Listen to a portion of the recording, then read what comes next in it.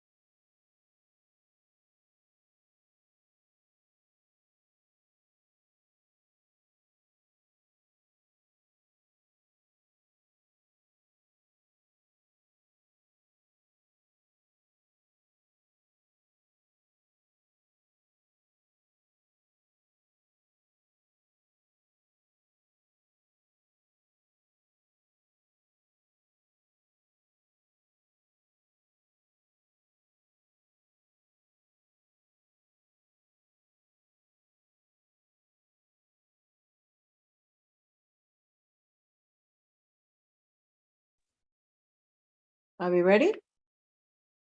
Experts say that actually contributes to pushing housing for. Yes. Yes, yes. Yes, yes, yes. Everybody's there? Kind of, yeah. This is All chewing right. and walking, it's at the same time, yeah. Okay, Don't talk with your mouth full, madam. exactly. Anything to happen to you. Okay, go ahead. Go ahead. You're okay, go. This is the Board of Standards and Appeals review session for April 13, 2021, the 2 p.m. session. Zoning calendar, new cases, item number 27, 2020 70BZ, 1903 Homecrest Avenue, Brooklyn. Okay, This is only review session. right, and it's a new case. We have proof of service of initial application to officials and of notice of hearing to officials and neighbors. Community Board recommends approval with 1 opposed and 2 abstentions. On the threshold question, the demo plans are a bit confusing, I found. It isn't clear which walls are to be retained, except that the diagrams below that clarify, but the drawings themselves don't show clearly which walls are to be retained. The dimensions on both drawings, the diagrams and the plans, should match, and the key needs to be clear what is an existing wall to remain, what's a new wall, what's to be removed. It also may be a problem with line weights on the drawings, and that's why it's hard to understand it, because the lines are very thin. Meanwhile, the additions are actually very modest at the front and rear, and it appears that the majority of the building is being maintained. I think there's an error on the zoning chart on the drawings. It shows a 23-foot side yard proposed, whereas the drawing shows 20 feet. Also, the drawing incorrectly shows the garage at the property line at 16 foot 10 inches plus 3 feet to the addition. So is slightly short of 20 feet and must be 20 feet, since we can't waive that, right? So we can't, and that's unfortunately an affectation of drawing by computer, where the computer will put garbage in, which is not intended. I actually worked on a lawsuit where exactly this happened, where there wasn't enough room left because the dimensions were done by computer, and so the rear yard didn't comply with the rear yard regulations. I'd like to know what is the condition at the attic that is not shown in the attic plan. There's the attic plan is only showing a section taken at a horizontal section taken at a certain point and leaves out the rest of the attic. But meanwhile, the section, the vertical section, shows the attic is 12 feet high. So if you're taking a horizontal section, you should be showing what the heights of the roof are at those places that are not bedrooms, etc. So, and again, with that technical policy notice from Buildings Department 13 of 88, we need to be clear that that doesn't qualify as floor area. That's pretty strict TPPN that essentially qualifies everything as floor area up at the roof. So they need to clarify on the plan all the heights at the attic level and compliance with TPPN 13 of 88. And those were my comments. Vice Chair Shanda? Thank you. So in the existing floor area, in the existing plan, the floor area calculation shown on E100 sheet, attic is mentioned. I think there isn't any attic in the existing building. It is actually cellar or basement, depending upon how you do the grade analysis. So the applicant should revise that and confirm that. Sorry, I'm confused. There's an attic or there's a cellar? I'm sorry. So the existing plan refers to in the floor area, it says attic floor area. Okay. But there isn't any attic. But there is a cellar, and it's not clear whether it's a cellar or a basement if you look at the grade plan. Okay. Okay. So those should be corrected and should be consistent throughout the existing and the proposed plan. Okay. In terms of, I agree that though the ask is modest, I do not have any FAR analysis or a neighborhood build of the neighborhood build context. Typically that is submitted just to kind of show that. And same thing with the side yard. But otherwise, I'm okay with it. Commissioner Otley Brown? I agree. I couldn't find the FAR study. It would have been helpful to create the character of the neighborhood. Mhm. And I just have to express my frustration. Why do we have to ask for this? This applicant, above all applicants, should know that we need these studies to support the ask. So this adds unnecessary amounts of hearings, and it's extremely frustrating to always have to ask this applicant to submit the obvious materials. I don't know how to convey it anymore. It's frustrating. It's unnecessary that we should have to ask. Okay, Commissioner Sheta. Thank you, Chair. Same thing here. I didn't see the FAR study, the side yard, the rear yard, and so I'm asking them to provide these and show us how they fit within the character of the neighborhood. Okay, Commissioner Shibeta. I agree with the statements I made earlier. Did we see I was looking for a layout of the block with the home on it. Did anyone else find that? I wasn't able to find that. You mean a site plan that shows all the other homes on it? That's right. Yes, normally that's we see that in a rear yard study or something. So I'm not sure I don't know. No, it's not there. Okay. Nothing further from me there. So those are, we call those figure ground relationship studies. Got it. Because the figure is the solids and the ground is the open space around, and you'll see it on the whole block, right? And I just want to be clear, typically the radius map that we ask for, it's for 400 foot, right? Yes. Okay, this one is for 200 foot. Okay. Not that it's going to make much of a difference, but.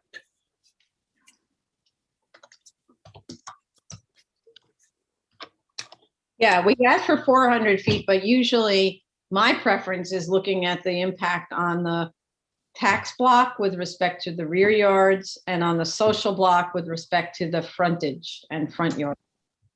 Because you can have such a different neighborhood character like 2 blocks away that's still within the 400-foot radius. But yes, it's true. We ask it. In fact, I think it says it in the regulations that the area studies are always 400 feet. Okay.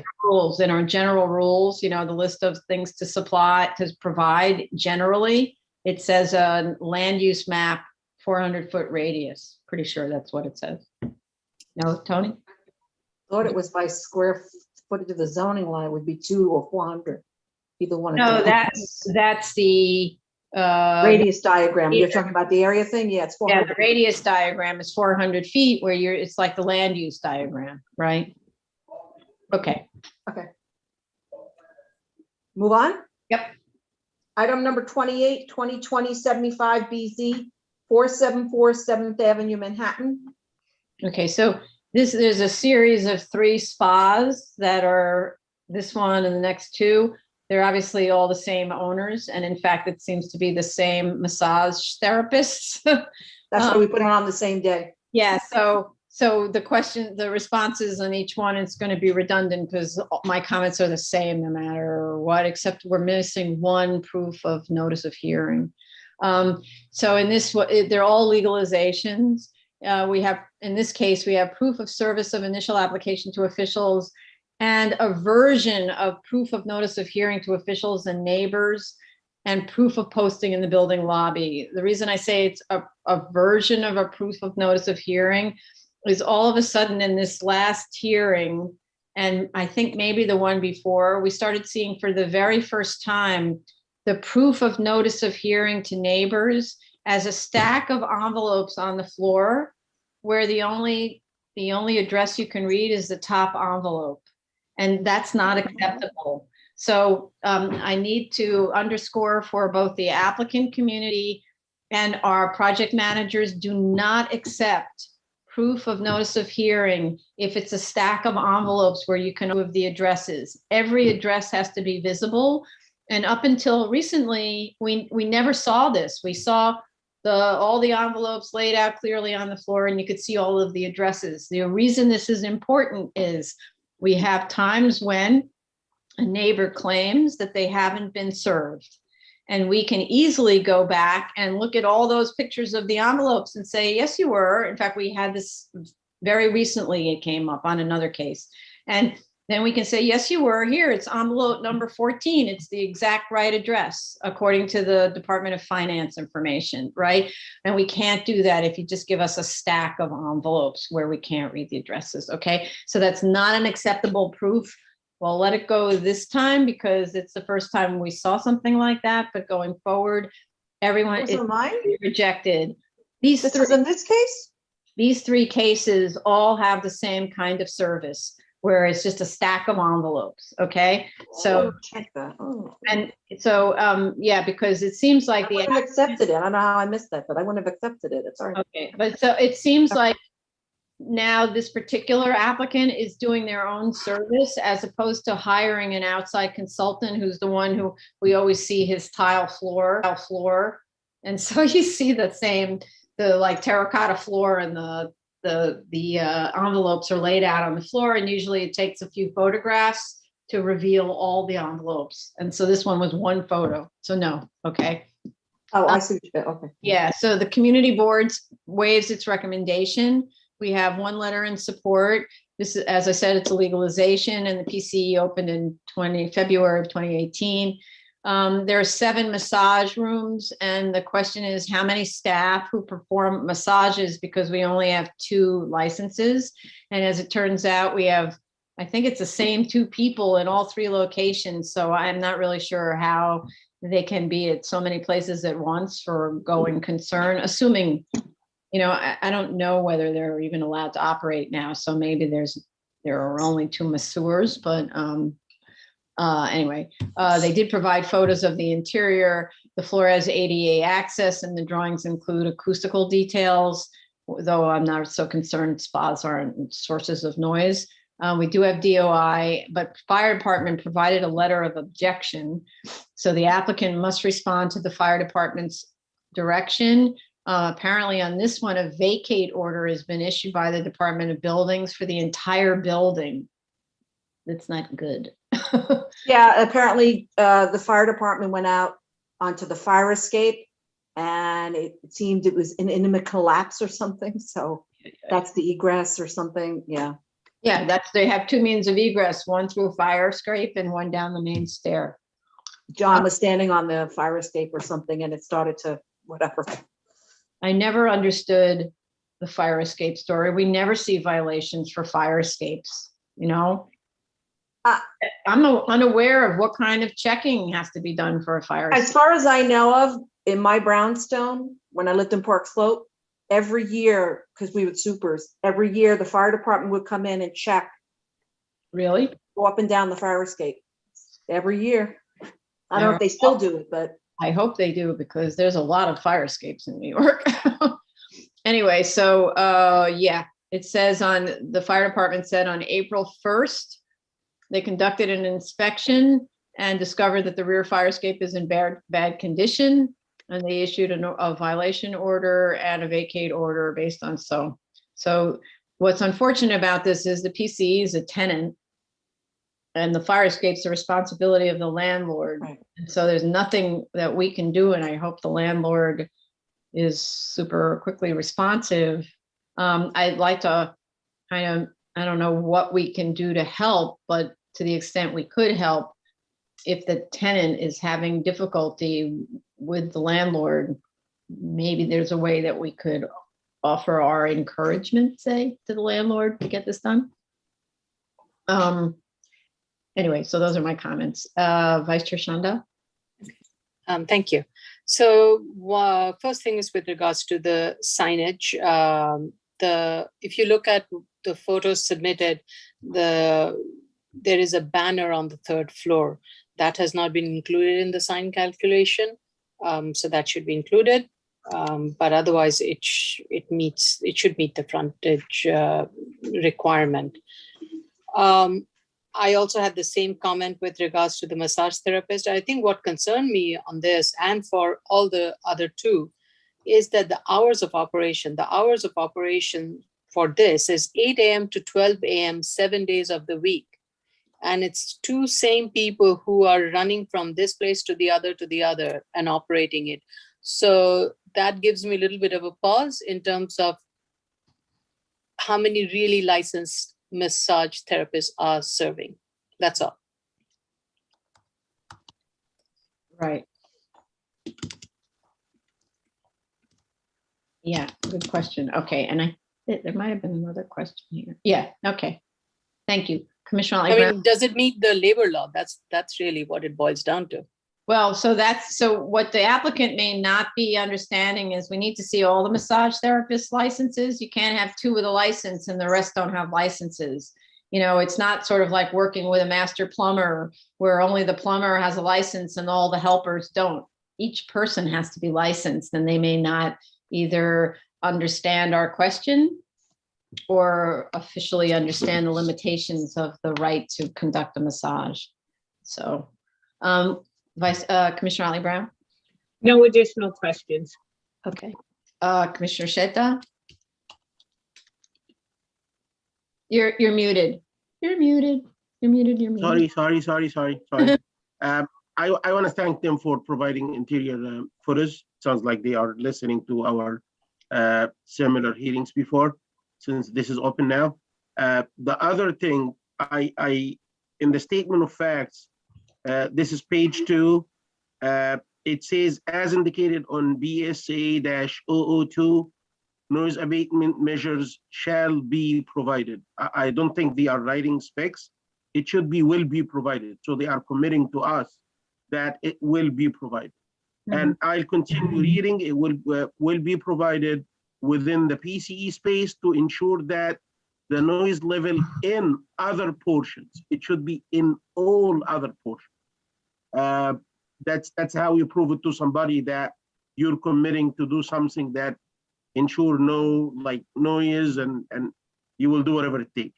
The other thing, I did look at the sound attenuation detail on the drawing BSA-002, and I got the impression that from the heading of the detail itself, this is not for the sound attenuation. Of course, after reading and looking, it says fire rating, so it's more or less related to fire. So that's all what I have.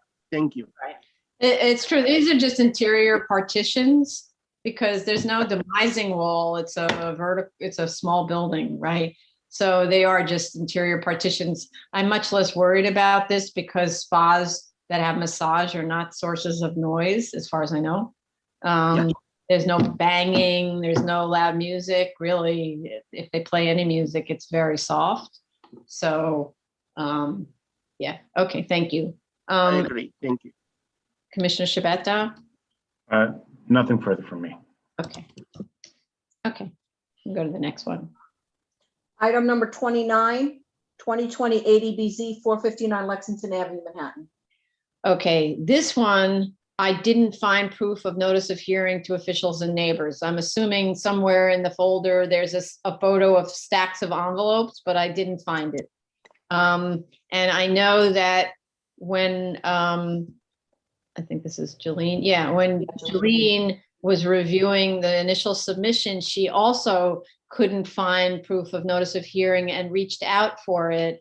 So I don't know whether, and I didn't see it submitted and I didn't see it sent by email. And then, so as far as I can tell, we can't hold a hearing on this unless we get them to submit right now their proof, which I know the project manager asked for. However, there is proof of posting in the lobby. Since it's the same applicant for all three, it seems like a mistake. Yeah, hi, Jolene, go ahead. Yeah, they did send proof of initial. It was after we received it 3:25. No, not emailed. initial. No, it's proof of notice of hearing, of the actual hearing. Proof of notice of hearing was received 3:24. Can you forward a copy of that if you can find it? I didn't see it in the folder. make sure it's proof of notice of hearing, because when I looked in the folder, there's hearing notice that we send to them. And then there's proof of service, and sometimes it gets put in the wrong folder. But it doesn't look like it got loaded. So if you can find it and send it, and then and if maybe the applicant, while they're listening, could just email it to us so we know we have it, so that we could proceed with the actual hearing. But we do also have proof of posting in the lobby, just like the other one. Community board waived its recommendation. Fire department did issue a letter of no objection on this one. We have DOI. There is ADA access, and the same question about the massage therapist licenses. We only have 2. It seems like it's the same 2 people as the prior one. How in the world can that work? And also, if they could expand on the reason for a 24-hour, 7-day-a-week operation, how does that work like that, actually? I mean, I'm aware that exists for instance, in Manhattan on 32nd Street. Those are often 24-hour spas, but they need to explain this more. Those were my comments. Vice Chair Shanda? Okay, so in addition to the massage therapy and the hours of operation question, again, this one also the signage area on the window covers more window areas than shown in the plan. And based on the applicant's own photos that were submitted, more coverage is there. So they need to analyze that. And there's also, according to the photo, now I go by this site often, but I cannot visualize it. But there is a sign located on the rooftop at the corner of the building for this operation. So I'm not sure if that is a permitted sign. And if it is, it needs to be all covered in the analysis. That's all. A rooftop sign, so they have to demonstrate it's an existing non-conforming. Right, yeah. Okay.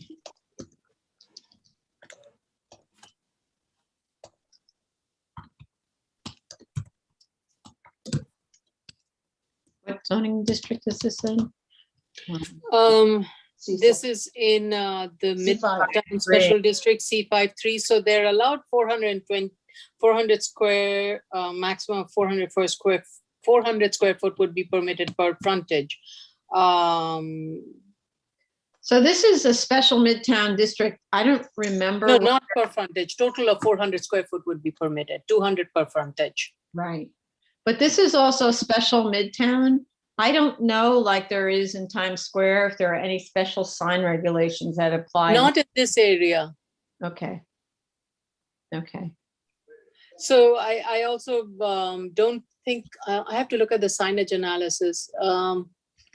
Yeah, the signage sheet says the permitted sign area is 420 square feet. I don't think it's 420 unless it's part of the special district. I think it's still the general regulation applies, which is 200 per frontage. Mm-hmm.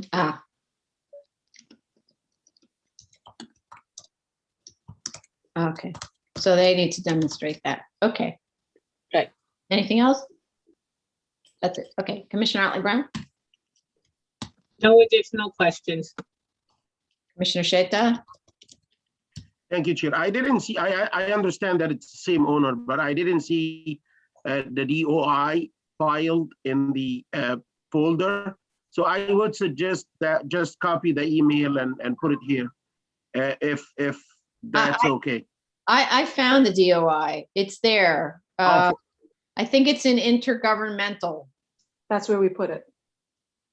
I think that's where it is. Okay. Maybe I didn't see it. Okay. Okay, and Commissioner Shabeta? Oh, no additional comments.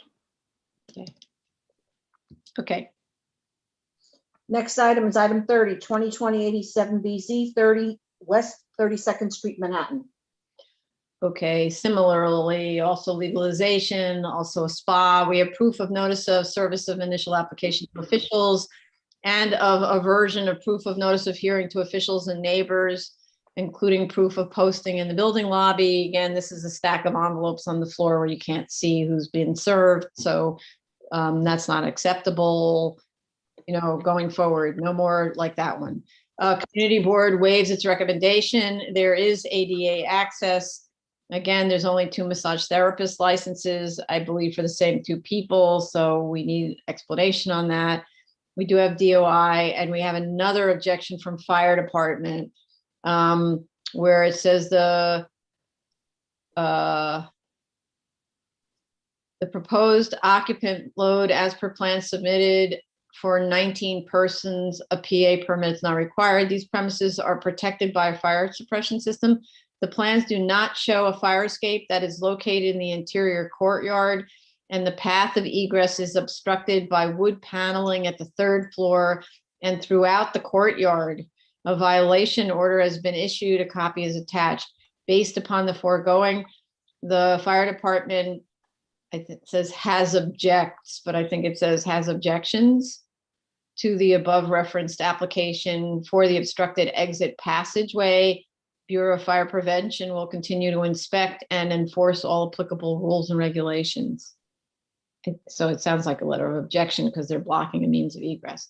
Again, I'd like clarification on the need for the 24-hour, 7-day-a-week operation. Again, how many employees are there in this PCE, and how many of them are conducting massages? It's the same issue. And also the status, there are open violations. What's the status of the open violations? Okay, Vice Chair Shanda. Okay, so in addition to the massage therapy issue, again, signage, I think the analysis is incorrect. The total surface area of the non-illuminated signage is incorrect and it will increase with the additional signage that is located at the ground floor entrance. So they need to revise it and need to include the signage at the entrance of the building at the ground floor.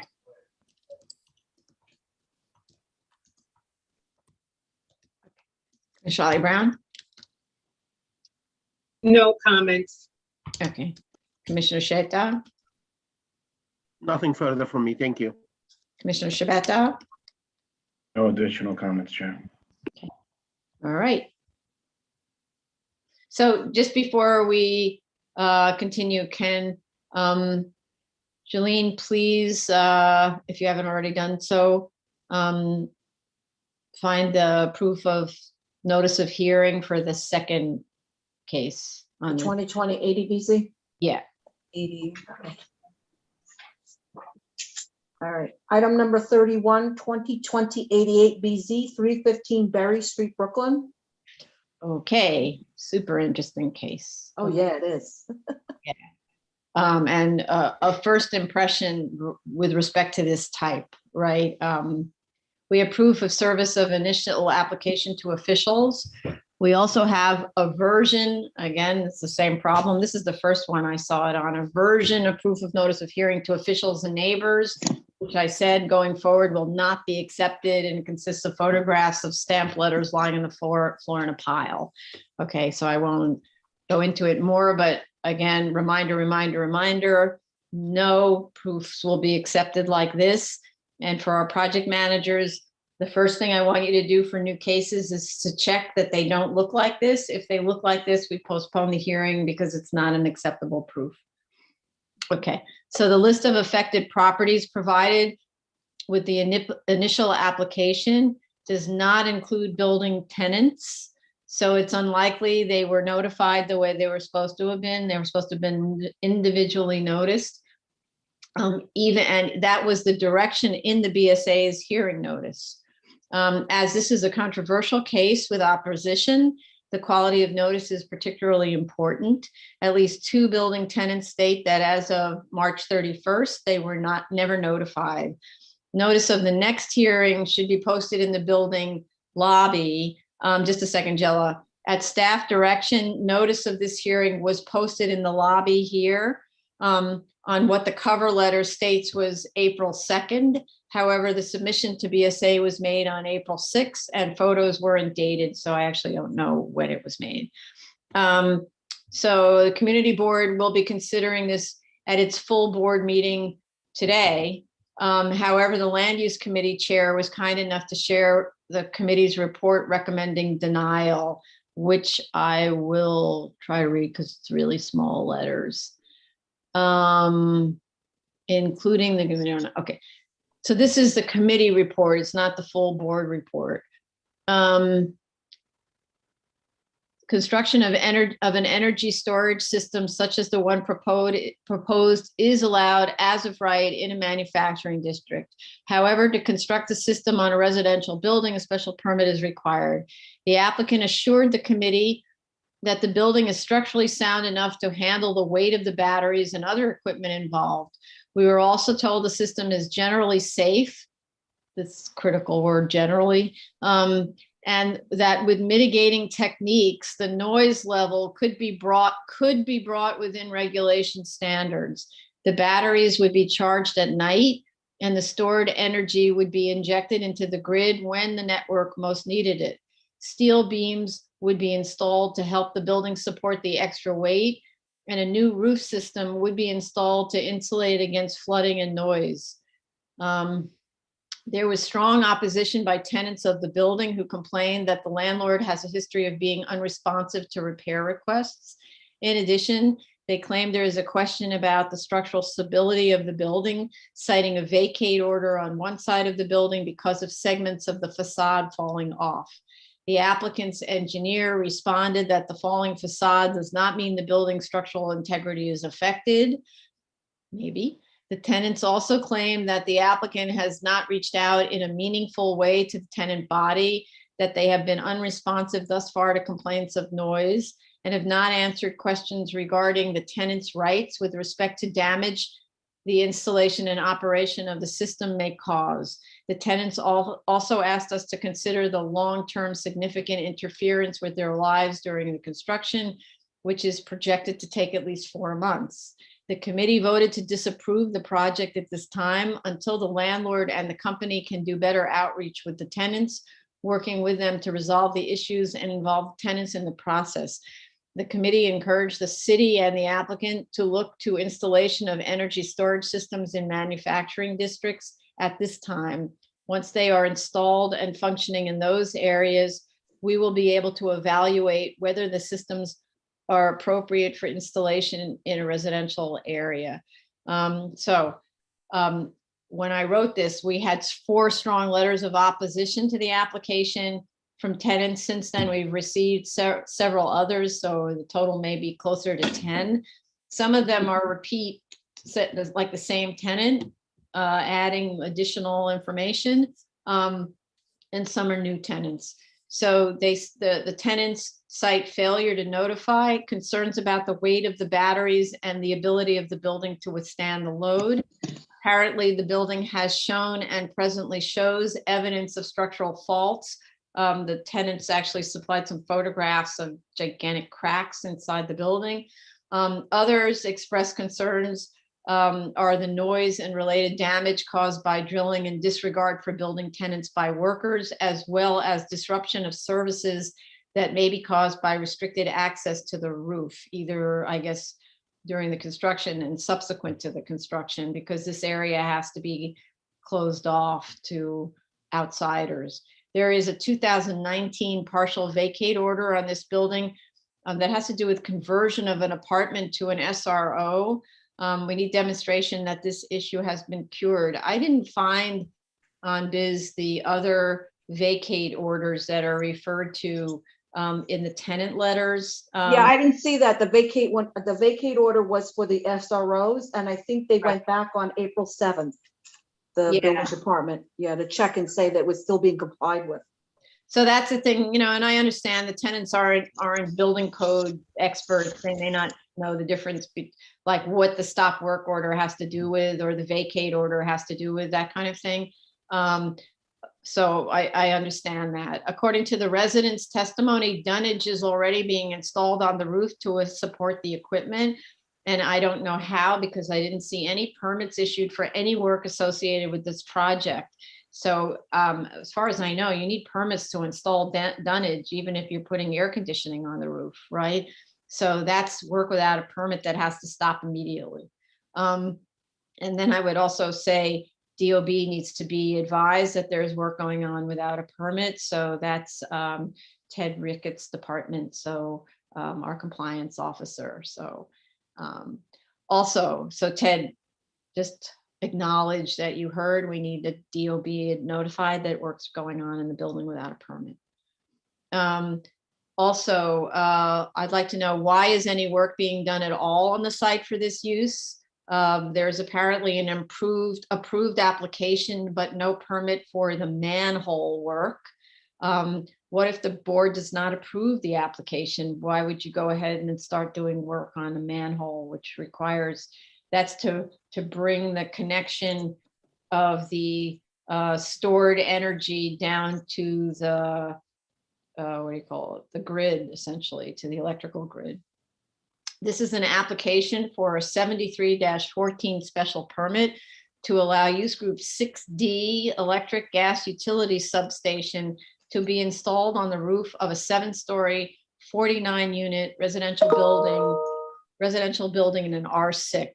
The threshold question before we even begin is whether the 73-14 special permit can be pursued in this case, since it is limited to a site with an electric or gas utility substation, which is a term of not more than 10,000 square feet. I'm not sure we can get around this first question. The site is 12,225 square feet.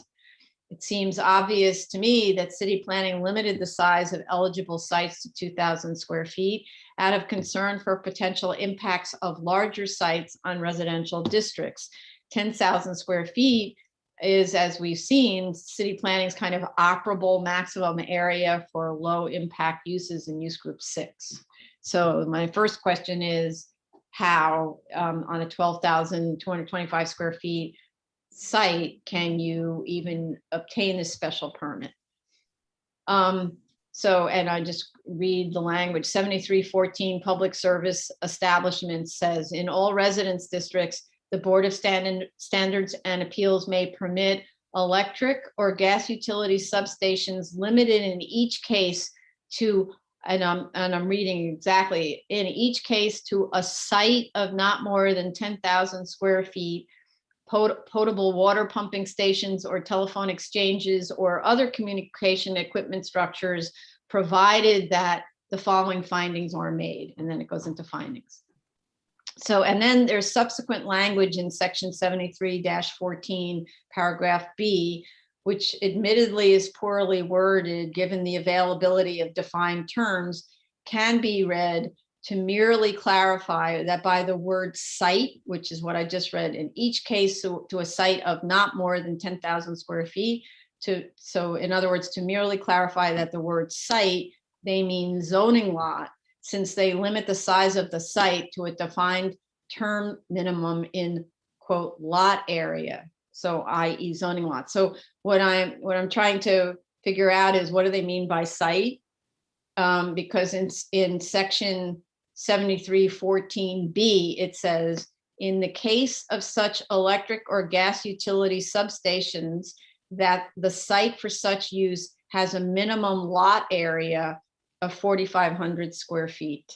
So it seems, and I really wish that when city planning is drafting language, they would take advantage of their defined terms. And if they want to use other terms, they define those terms. But it kind of seems that that they are, that site is being interchanged with lot and zoning lot. So a lot, so in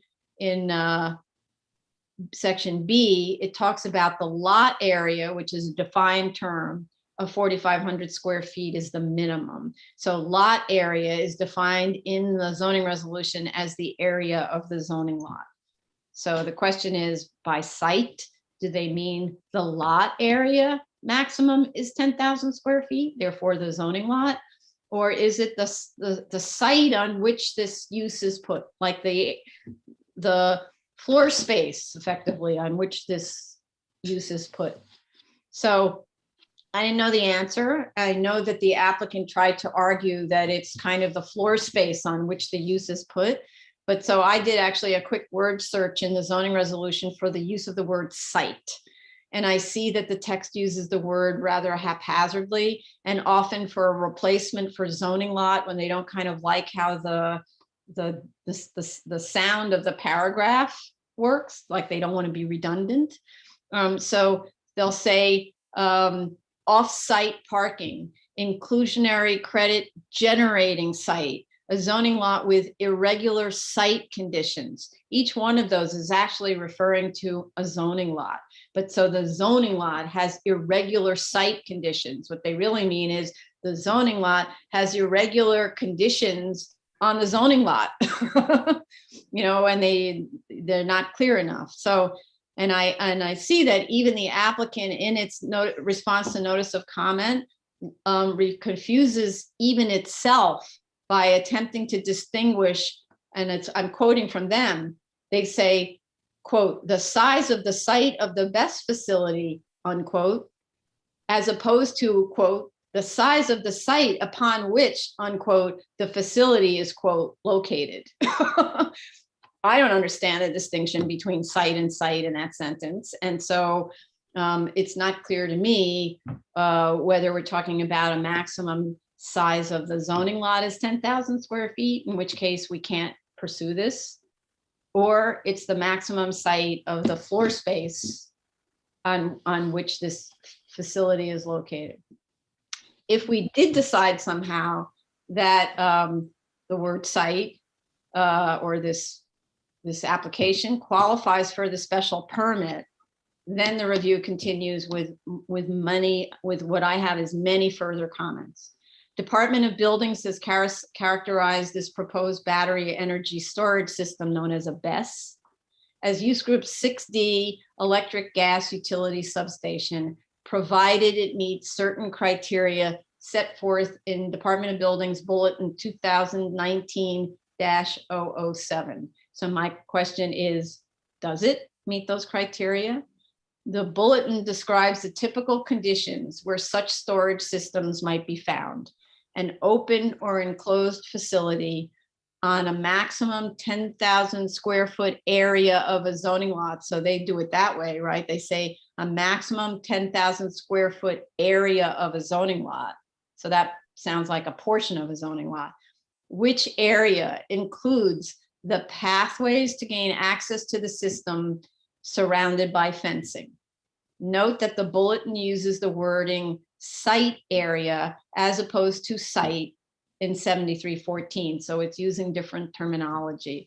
But notably, section 7314 does not refer to zoning lot or tax lot. Okay, so and that's part of the problem. So question number one is, can the applicant establish that section 7314's reference to, quote, site is not a reference to the size of the zoning lot, but to what I said before, the site area is described in DOB's Bulletin 2019-007. It isn't at all clear to me that 2019-007 Bulletin is setting parameters for the 7314 special permit, since the Bulletin applies to as of right sites. So I don't really think you can carry the Bulletin into our 7314 special permit, because the Bulletin was written for another location, for as of right sites that are not to be owned by us. So it's really up to us to decide what does that word site mean, and we can't defer it to DOB for a ZRD1 because DOB is not in charge of the 7314. I see the applicant's response to the first notice of comments that posed the same question that I'm posing now. The applicant should take care not to mix up the uses permitted by section 7314, because one of the arguments they made was that the board had already approved a telecommunications site that was larger than 10,000, where the zoning lot was larger than 10,000 square feet. So what they're doing is they're changing the wording in section 7314 for their own purposes. Section 7314 makes clear that the maximum So I'm going to say it, read it again. It says in all residence districts, the Board of Standards and Appeals may permit electric or gas utility substations, comma, limited in each case to a site of not more than 10,000 square feet, comma. That's the end of that thought. And it can also permit potable water pumping stations or telephone exchanges, provided the following findings are made. So the only sites that are limited to 10,000 square feet are the gas and electric substations. So that's where I'm like, okay, careful applicant, don't confuse telecommunications and what the board has approved previously with gas and utility substations. So, and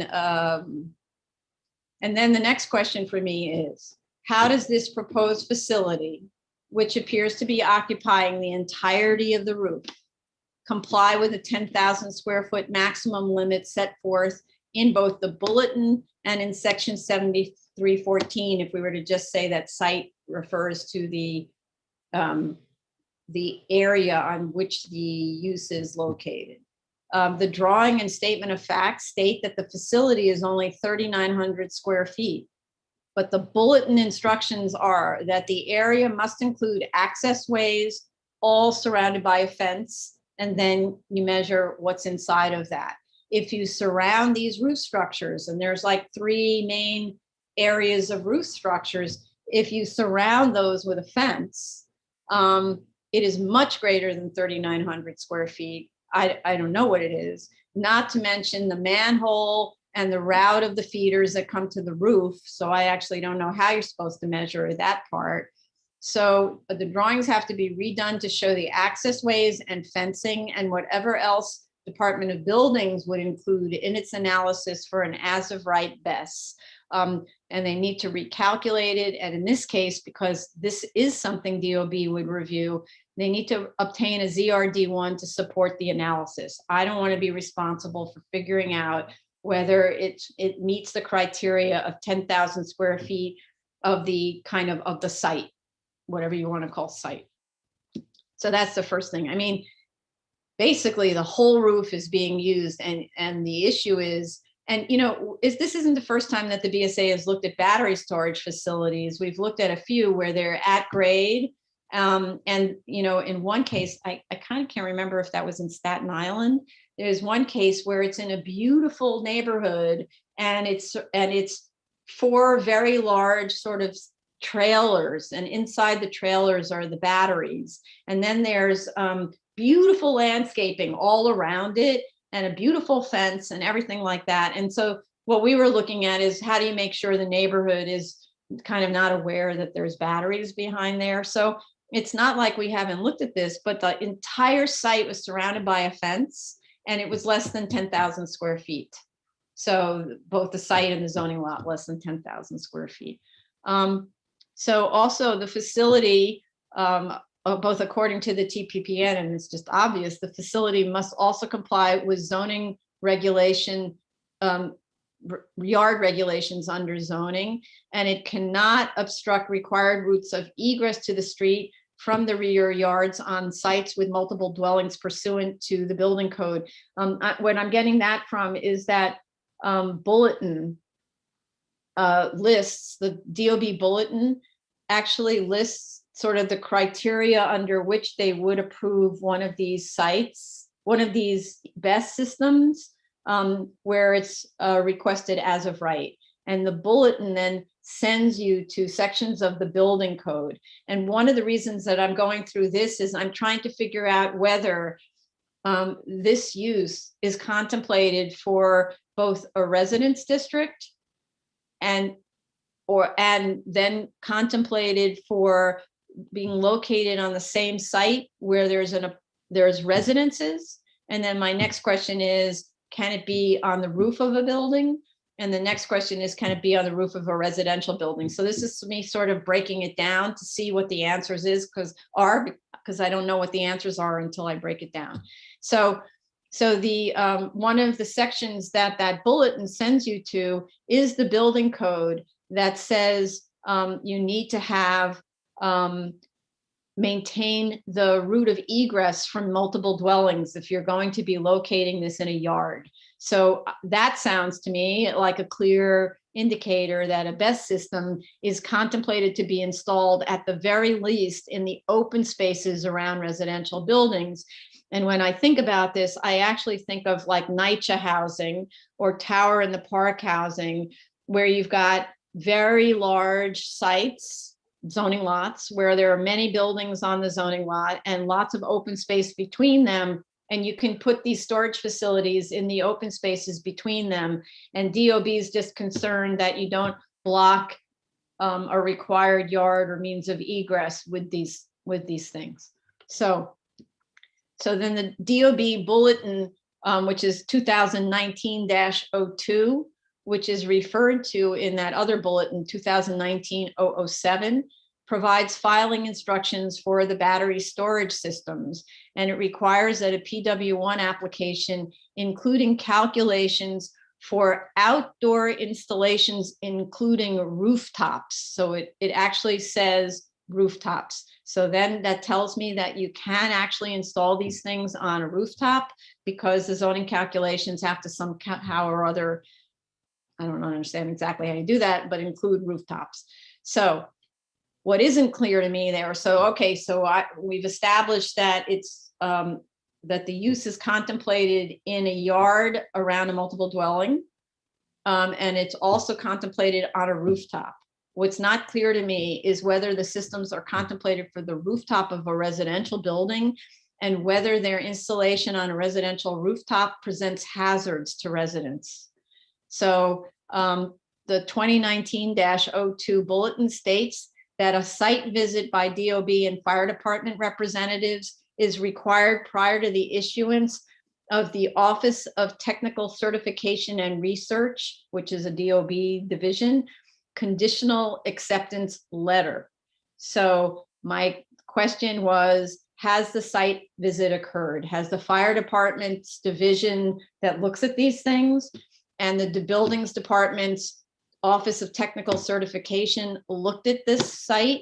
Because I don't want anything really to do with approving this until they've looked at it and indicated that they're either have issued a conditional acceptance letter or will issue in writing. They say to us, issue a conditional acceptance letter, because we can't review whether this is a danger to the residents.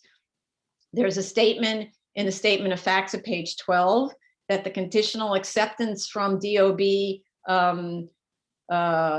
it's called OTCR, Office of Technical Certification and Research, has already been received, but the response to the notice of comments contradicts that and states that it has not and will not be received without BSA approval. So I just have to say, we need that letter, and I don't want to go forward without OTCR approval and fire department approval.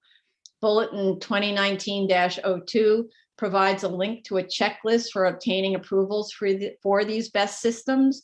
The checklist is very strict and extensive and requires demonstration of methods to mitigate potential hazards.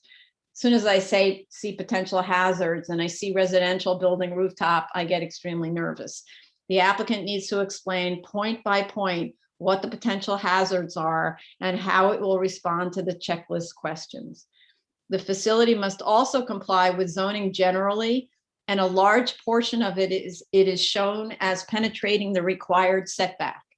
The claim is that the facility is a solar energy system, which is a permitted obstruction under section 23-62, but it isn't clear from the drawings, really. In fact, it isn't on the drawings, how much of the solar panels are on the roof of an existing bulkhead. I think the answer probably is none.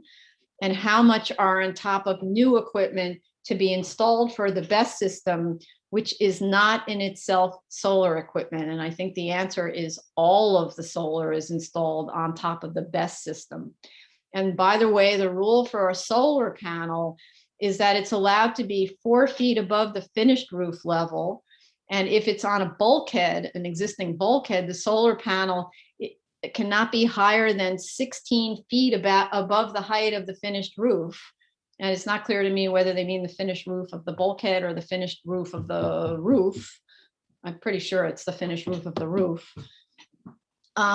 So the raised platform on which all of this equipment is being installed, because it's sitting on dunnage, starts off at 4 feet above finished roof level. And the axonometric diagrams that are provided, there's a lot of different ones, show no solar panels on top of existing bulkheads. So we need a ZRD1 on all of the equipment that's penetrating the setback, because as far as I can tell, all of it exceeds the 4 feet above finished roof, and therefore none of it is a permitted obstruction. And we don't have any authority to waive this under the special permit. They also need to, for the clarity on the drawings, which they didn't do, they need to overlay the height and setback envelope over drawing A102 so that you can actually see the penetration, but it's obviously there's a penetration of the setback. And while pursuing the ZRD1s in general, we need to be sure to have DOB confirm that this BESS has a solar energy system that qualifies for the permitted obstruction, assuming the obstruction is at a height that's below permitted. So, you know, doesn't exceed the permitted obstruction height. I don't think it's going to pass that. And my understanding of how the solar energy systems that are permitted obstructions work is they have to be providing the energy for the building on which they're located. This system provides no energy for this building. It provides energy to the grid, and the solar panels are collecting energy that are stored in these batteries, and then when there's demand, it forwards it to the grid. So this is entirely a commercial operation on the roof of this building, unrelated. So it's not an accessory use to the building, which I think we have a confusing city planning letter that talks about it being an accessory use to the building. It isn't. It's a commercial operation. The landlord gets paid just exactly like the antenna, the telephone, the telecommunication systems. They don't provide anything for the individual building. They're providing for a region, right? And then, sorry, I really dug into this. Okay, the statement of fact states that there was an exhaustive search for a complying location within the target area. As there are many MX and C districts surrounding the site, I'd like to understand what that search entailed and why were other sites not suitable. The statement of facts also states that the terms of the 20-year lease, which they wanted, had to be mutual agreeable. I'd like to understand what types of objections to such terms did other property owners have who did not want to make a deal.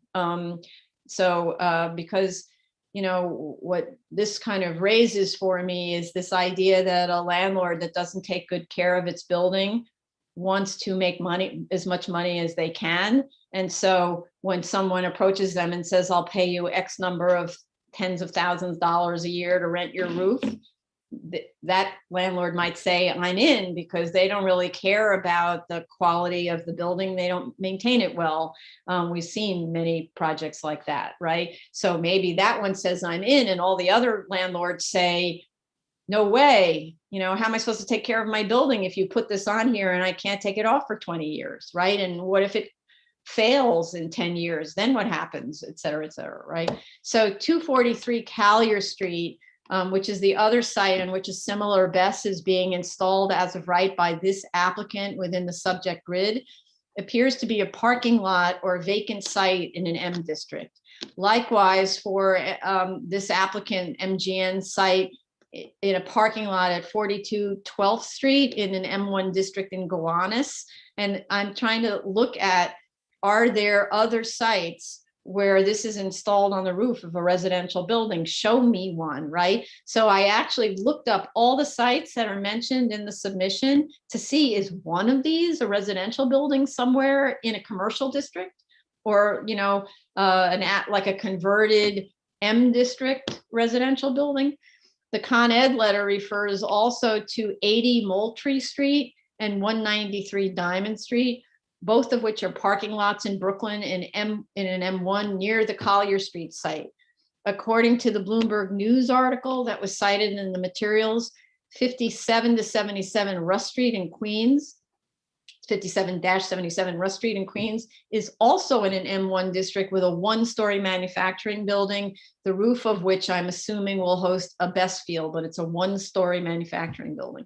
A recent article in the Brooklyner makes reference to the Marcus Garvey microgrid, but indicates that only solar collectors were installed on the roof of these buildings, while the lithium batteries sit in a container on an open area at grade. So that's the only residential site that I found. And that Marcus Garvey is a housing development with 3-story multiple dwelling kind of, it's really carpet housing. So, you know, with big yards and so on. And you can see the battery storage in an aerial photo. It sits right at grade, surrounded by a fence. So it's not on the roof of a residential building.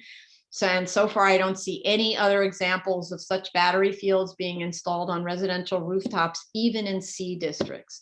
So I'd like to know, are the competitors doing this? You got to help us here.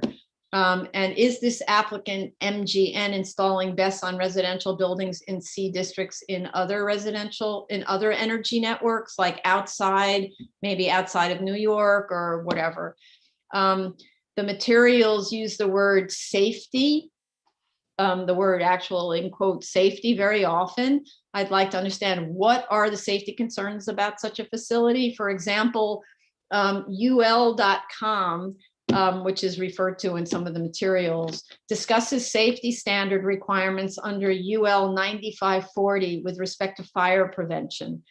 Have the systems proposed in the subject case been installed on residential buildings before, where risk of severe injury during fire is in certain ways more dramatic than it would be in a commercial setting? So obviously, and now I just want to remind everybody that these are lithium batteries. A lithium battery is what's in your computer and in your phone. And if you remember in the old days when we used to get on airplanes, they said no storage of your laptop or your phone in your checked luggage because they explode, right? And remember, there was that, whichever cell phone company it was, where all of a sudden all the batteries were exploding. And then that little what do you call, little scooter or whatever it was, it was a scooter, right? Where they said you cannot bring this on the airplane because the batteries explode. That's what we're talking about, right? These are gigantic lithium batteries, something like 64 of them on the roof of a residential building. And I personally am really nervous about the idea that they would explode in the middle of the night when people are sleeping and trying to escape from a very scary fire. So that's why fire department has to weigh in on this. I don't know why this needs to be on top of a residential building. So then there's also a mention in that same UL, or maybe in the discussion about safety, about something called incipient gas and dangerous gases that need to be detected as listed in the DOB OTCR battery operation checklists. What are the dangers of the incipient gas or dangerous gases? And what are the dangers of something they're describing as electrolyte leakage? I don't know what that is. Don't know what any of those things are, but if they can leak, why are they leaking on top of a residential building? And then any other risks associated with what's described here as a lithium iron phosphate. The drawings provided are schematic. We need to see a set of drawings used to demonstrate to DOB and fire department that the proposal complies with the fire safety and building codes, along with this UL 9450, which is one of the applicable standards. And what are the potential risks to workers who are not affiliated with the battery company, but are working on the roof or other building repairs? This is similar to the kind of questions we ask when we see the telecommunications equipment on the roof, when you have, all of that, whatever electromagnetic fields, and we're concerned about the workers who are just coming to fix the roof. what's the danger to those people because they're not familiar with this high-end technology. So how are they, what are the risks and how are they protected, et cetera. And so then the next question is, of course, what is the risk to the building residents? And the way that I ask that question is, would you, the engineers affiliated with this technology and this application, rent or buy an apartment on the top floor of this building for occupancy by your recent college graduate, in other words, your child, recent college graduate, or your mother to live in? Would you? And how is this roof being prepared so as to avoid the need to remove these batteries to repair leaky or decayed roofing materials, roof structure, or drains? So once these things are installed, how in the world do you get to the underside of the roof for repairs? Air conditioning dunnage, you can actually kind of creep around them. I don't know what you can do in this case. Like, how do you actually get to repair the roof here? And then the last question from me, apologies again for the length of my my pursuit. If Con Edison and the applicant terminated the contract, as is stated in the response to notice of comments later, to whom will the stored power be transferred? You don't have a client anymore, so I don't really understand how you build this thing. If you don't have a deal with Con Ed anymore, how can they connect to the grid without an agreement with Con Ed? Apparently the agreement fell apart because the project wasn't finished or something like that. But is Con Ed still interested in working with them on this, or you just have battery storage? And I don't know. I don't actually know how that would work. And then I did see one comment from Tracy about the ground disturbance. DEP apparently isn't concerned about the hazmat because it's represented that there's no ground disturbance. There is ground disturbance because they're installing a new manhole with feeders to the building risers. So DEP has to be alerted to that. You can't install a manhole without digging, subterranean digging. Yeah, DEP didn't comment. It was the applicant said there was no in-ground disturbance, I believe. So, but this is not a true statement. You can't you can't do a manhole and feeders underground without ground disturbance. I don't know what that actually does, but there's disturbance. Okay. And those, I think, are my comments. So I'll just give that to Vice Chair Shanda there. Okay, sorry. I may be somewhat repetitive. There's some additional information that I want to throw in. A lot of it has to do with the threshold part of it. As you mentioned, Madam Chair, per zoning resolution, use group 6D is not a permitted use in the residential district. Now, as I was going through the notice of comments, the applicant had stated per 15-022, which is, let me just go to the zoning section, 15-022, location within building. The applicant had stated that the dues converted within the provision of this chapter are not subjected to the provision of locations within the building, which is with regards to section 3242. And this is something I would like DOB to do a ZRD review. Also, can you say that slowly? Because what sorry. are you getting at? And so what do you want DOB to opine on? So dwelling units converted under the provision of this chapter are not subject to section 3242, which is location within the building. I think they are saying that this is not applicable. And I'm not sure why it is not. Because you have a commercial use. I mean, this would be use group 6D is a commercial use. It is located therefore above a residential use. So from that point of view, I'm not sure why it is not. So I would like DOB to clarify that in a GRD. Similarly, if you go to zoning resolution section 15-12, which is open space equivalent, that is also for developments that have gone through conversion, right? It Mhm. says open space equivalent. It says at least 30% of the gross roof area of a building containing 15 dwelling units shall be provided for recreational use. For each additional dwelling unit, 100 square feet of additional roof area shall be provided for recreational use. In this case, I think ZR 1512 requires open space equivalent to be provided on the site or combination of on the site, at grade and roof, which if this roof is going to be used for this BESS, then it does not meet the equivalent open space requirement. And that has to be actually up to 50% of the building. So that's pretty much most of the rooftop. So slow down a second. 50% of the roof area of the total lot area has to be. So basically it says open space equivalent to the roof for recreational use up to maximum 50% of a building containing at least 15 dwelling unit. 50%. Right? Okay. But right? What's the minimum? The maximum is 50%. If you want to do, hold on, 1512. I have to go to the section 1512, at least.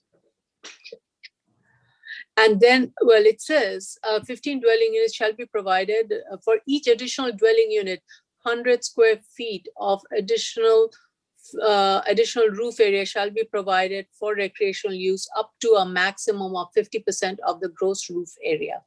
Okay. So 50% is the maximum. So it's the maximum, because if you need to have more than that because you have too many dwelling units, you can stop at 50%. Right. Okay. Now, you can modify it, and that modification is done by chairs, City Planning Commission's chair, minor modification. Again, this is another ZRD1 assessment that would need to be clarified. And if so, then a similar modification would have to be sought from the chair of City Planning Commission. We cannot grant that. So that gets to the base to establish that roof to be available for BESS facility. Now, I will get to the safety standard later on. It was confusing in the way the zoning resolution section, the special permit section is written, and in the way the DOB bulletin is written. But I'm assuming the DOB bulletin has been written with an eye towards how the special permit is written and how the zoning resolution is. So I think the 10,000 square feet is meant to be the zoning lot area, not the 10,000 square feet, the site area of a site, portion of a site where the best facility is to be located. It is 10,000 square feet is the maximum for a zoning lot, not 10,000 square feet of an area to be covered by such facility. And I think in this case, if you want a further clarification, city planning should be the place to seek that clarification. So as I was looking through the, if you look at the DOB bulletin, at the bottom, there is also a letter from the city planning, Department of City Planning, where both DOB and DCP considers best to be a non-accessory use classified as use group 6D, and provided it meets all the following conditions. One of the conditions, it says the provisions of yards pursuant to the New York City zoning resolution and section BC 1206.2 of the 2014 New York City Building Code shall apply. So that means it has to meet the yard regulations. And somewhere in the notice of comment, I don't exactly remember where, I think this question was raised by a project manager, and the applicant said, no, they do not have to because this is an accessory use. We cannot go back and forth. This is use group 6D. Use group 6D is not an accessory use. And therefore we cannot combine the two and pick and choose when it's accessory and when it's use group 6D. And if it is an accessory, as you mentioned, if it is an accessory, then this particular BESS system has to establish that it is primarily providing electricity to this building, and it's only the secondary that goes to the grid. If they can establish that, then they need to go to DOB and get through their whole process of DOB assessment, which I don't think they're considering that. If it is primarily feeding the grid, then it's not accessory to the residential building. I would like it if they could do both, but that's not how it is. So the way I read the bulletin text is that such use is not a permitted obstruction. BES must meet the underlying zoning resolution regarding height and setbacks and yard requirements. Since the subject building is a legally non-complying building, it seems it was, again, one of those, what you said, what did you learn? Hacka. Yeah, right. Not a hacker, the other one. Whichever, the other side, right. Yeah. So since it's a legally non-complying building, the degree of non-compliance cannot increase. Mm-hmm. Need to provide the building envelope with height and setback yard requirements and confirm that the proposed BES is located within that. In its cover letter from December 30th, the applicant argues that the proposed plan exceeds the height requirement and are permitted because it's a permitted obstruction pursuant to zoning resolution section 2360. Again, it's taking you back to that it's permitted obstruction in a residential district. It is not. So we have to be very clear in the way when it's being counted as an accessory permitted obstruction in a residential versus a non-residential. The DOB bulletin does not consider BES to be an accessory use and required that and therefore requires that yard requirements are to be met, though it is silent on the bulk. Then to assume that use group 6D to be permitted use is a contradiction. However, solar energy system up to 15 foot is permitted if the solar energy system and the bulk of the BES is primary to serve the subject building, then would it not be considered an accessory use? And would the proposed facility function as such? I would want clarification on that from the applicant, and from what you and I are saying, it seems the purpose of the operation is not that. And also from, and then as a separate thing, if it were to serve both primarily the residential and the grid, how would DOB characterize it? Would it then characterize it as use group 6? This is just more as an academic exercise that we should get clarification from DOB and DCP. Okay. Another threshold question is that the subject facility is proposed to be installed on a zoning lot containing another use, which is residential use. Now, when you look at the bulletin, in the bulletin, city planning's report, city planning states that while we note that the current text of the zoning resolution allows for such technologies to be installed as accessory use when they meet the requirements set forth in section 1210 of the resolution, we also recognize that the current text of the resolution does not explicitly provide regulations for instances where such installations do not meet the requirements of an accessory use, such as when installed on a zoning lot containing no other use. And then it goes on to say that to classify sites occupied solely or principally by fuel cells or energy solar system under the same rubrics as similar open or enclosed utility substation uses. Such sites are typically characterized by lack of noise, vibration emission, or other noise source. So it's a little confusing based on the wording of the city planning letter that is attached to the bulletin. It seems it was meant for an independent BES facility. And in this case, the subject facility is not. And so how this falls under this bulletin is also a question mark. So I think all of that should be clarified for our future purposes also. Mm-hmm. So with that, in terms of the safety factor of it, the applicant has said that the noise from the cooling system is not a big issue. Emission is not a big issue. Vibration has not been responded to, and that should be responded to. With regards to the safety standard, I was looking at I agree with you. They should go through each one of the punch list of DOB and FDNY and make sure that they prove that they meet all the requirements. Now, this is what is called lithium iron phosphate chemistry battery, LFP. And the main cause is a fire or explosion due to excessive overheating due to charging, which causes a perpetual reaction called thermal runaway. The thermal and the structural stability of LFP are supposedly among the highest of all the current cathode material, verified in actual safety performance standards. Based on the articles on the website, it seems LFP has battery safety properties and is being considered for home battery pack. However, what is being proposed is not a typical home battery pack. It will be much larger than that, and therefore it is likely to, it is like a large battery plant that are designed with safeguards to prevent such thermal runaway from inflicting damages. And I would like to know how that is being addressed. What are the things? And those are those requirements that DOB is looking for? And is DOB and FDNY looking into these safety standards to prevent such thermal runaway inflicting damages? So that's all I want to add at this point. That's a lot. I just have one question to clarify as I was trying to take notes on this. You were talking about the permitted obstruction on the roof of 15 feet. What is that? This is the solar panel.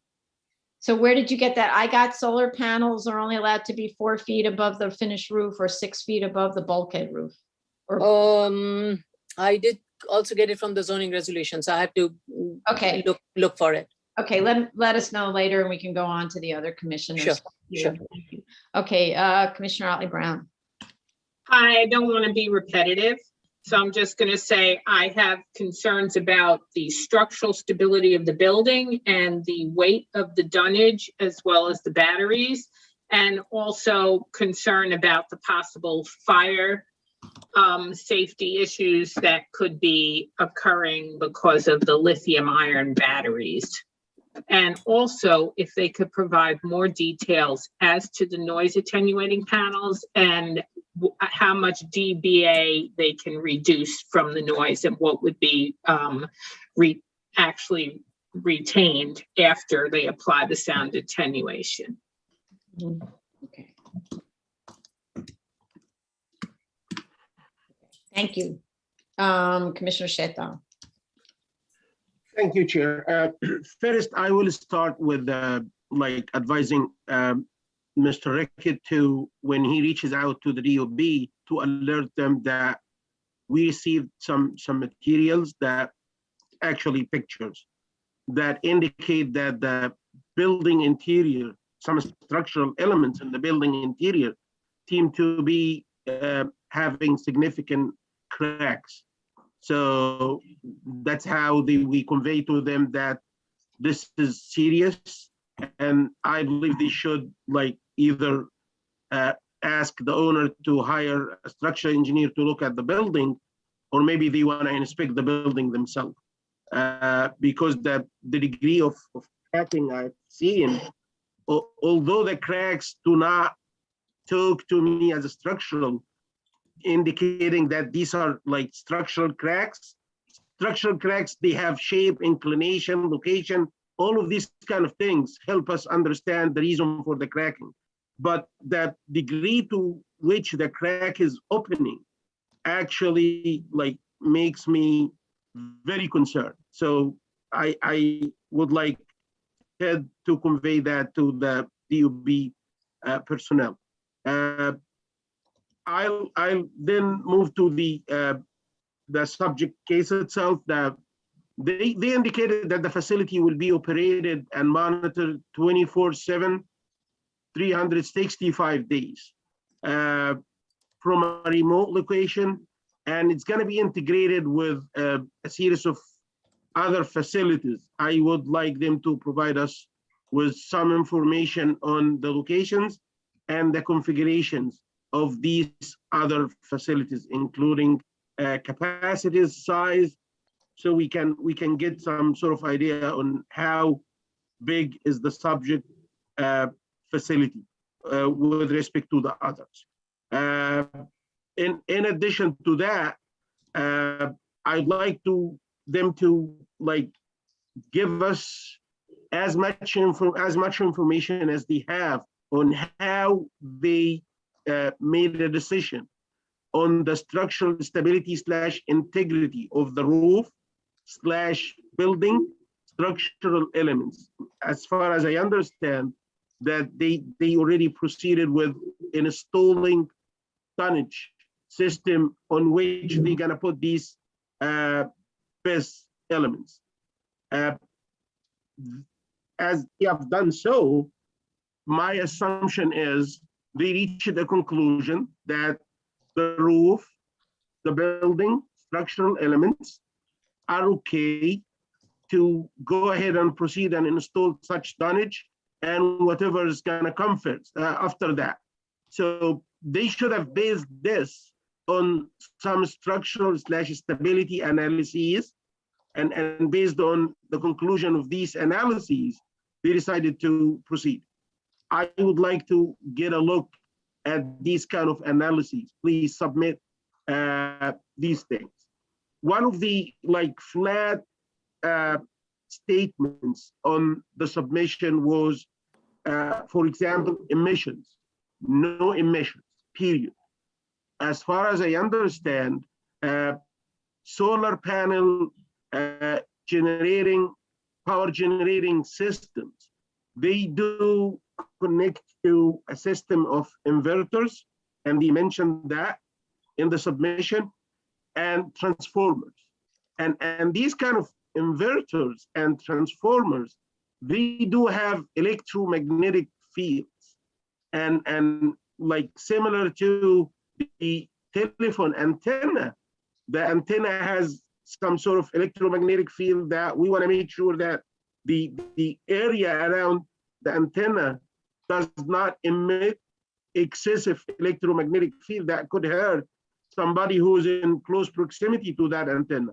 Same thing here. If you have this system of transfer, and my understanding is that the inverters in this case are not like 2,000 watt or 4,000 watt.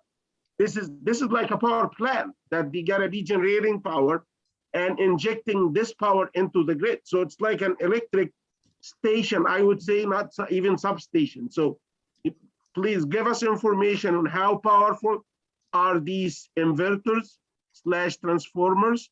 We need information on how much electromagnetic fields gonna be present, and if the intensity of these fields increase or exceed the allowable limits to which a human could be exposed.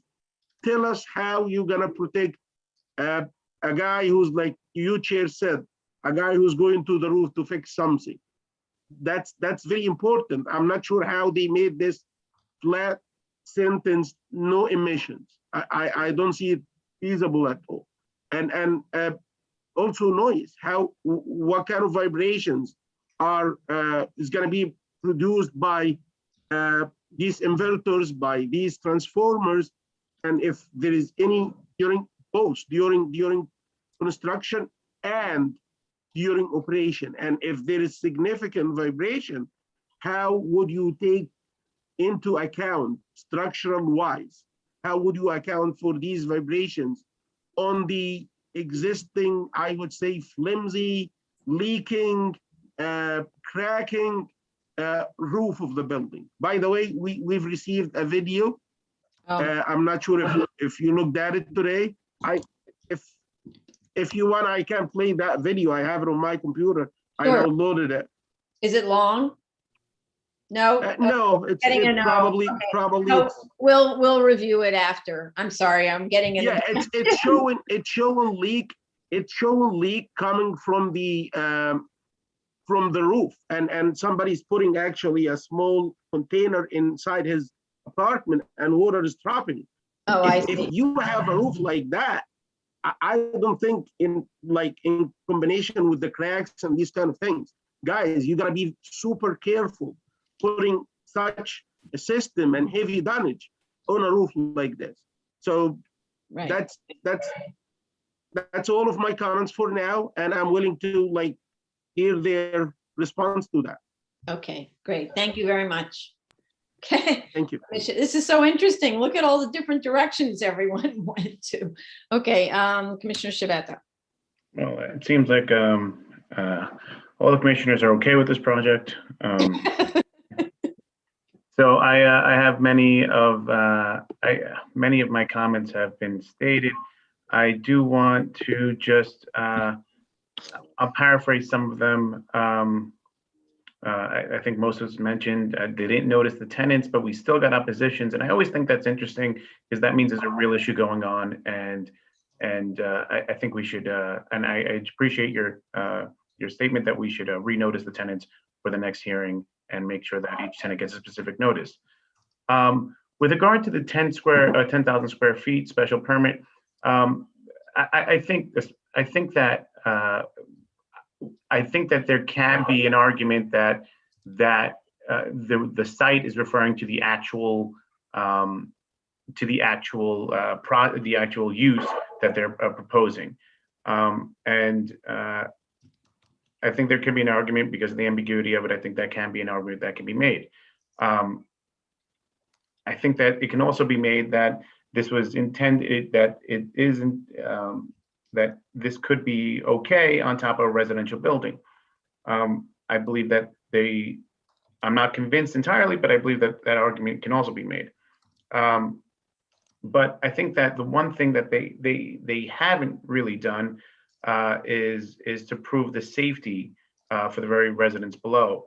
And I agree with the statement that I believe has been repeated by all the commissioners that they have to go through they have to await our sister agencies' issuance of OTCR and fire department approval. Now they use this term generally a bunch. They use it to say there's generally not a lot of noise, vibration, or emissions, but we need something a bit more than that for a number of reasons. One of which being vibrations can cause more structural damage.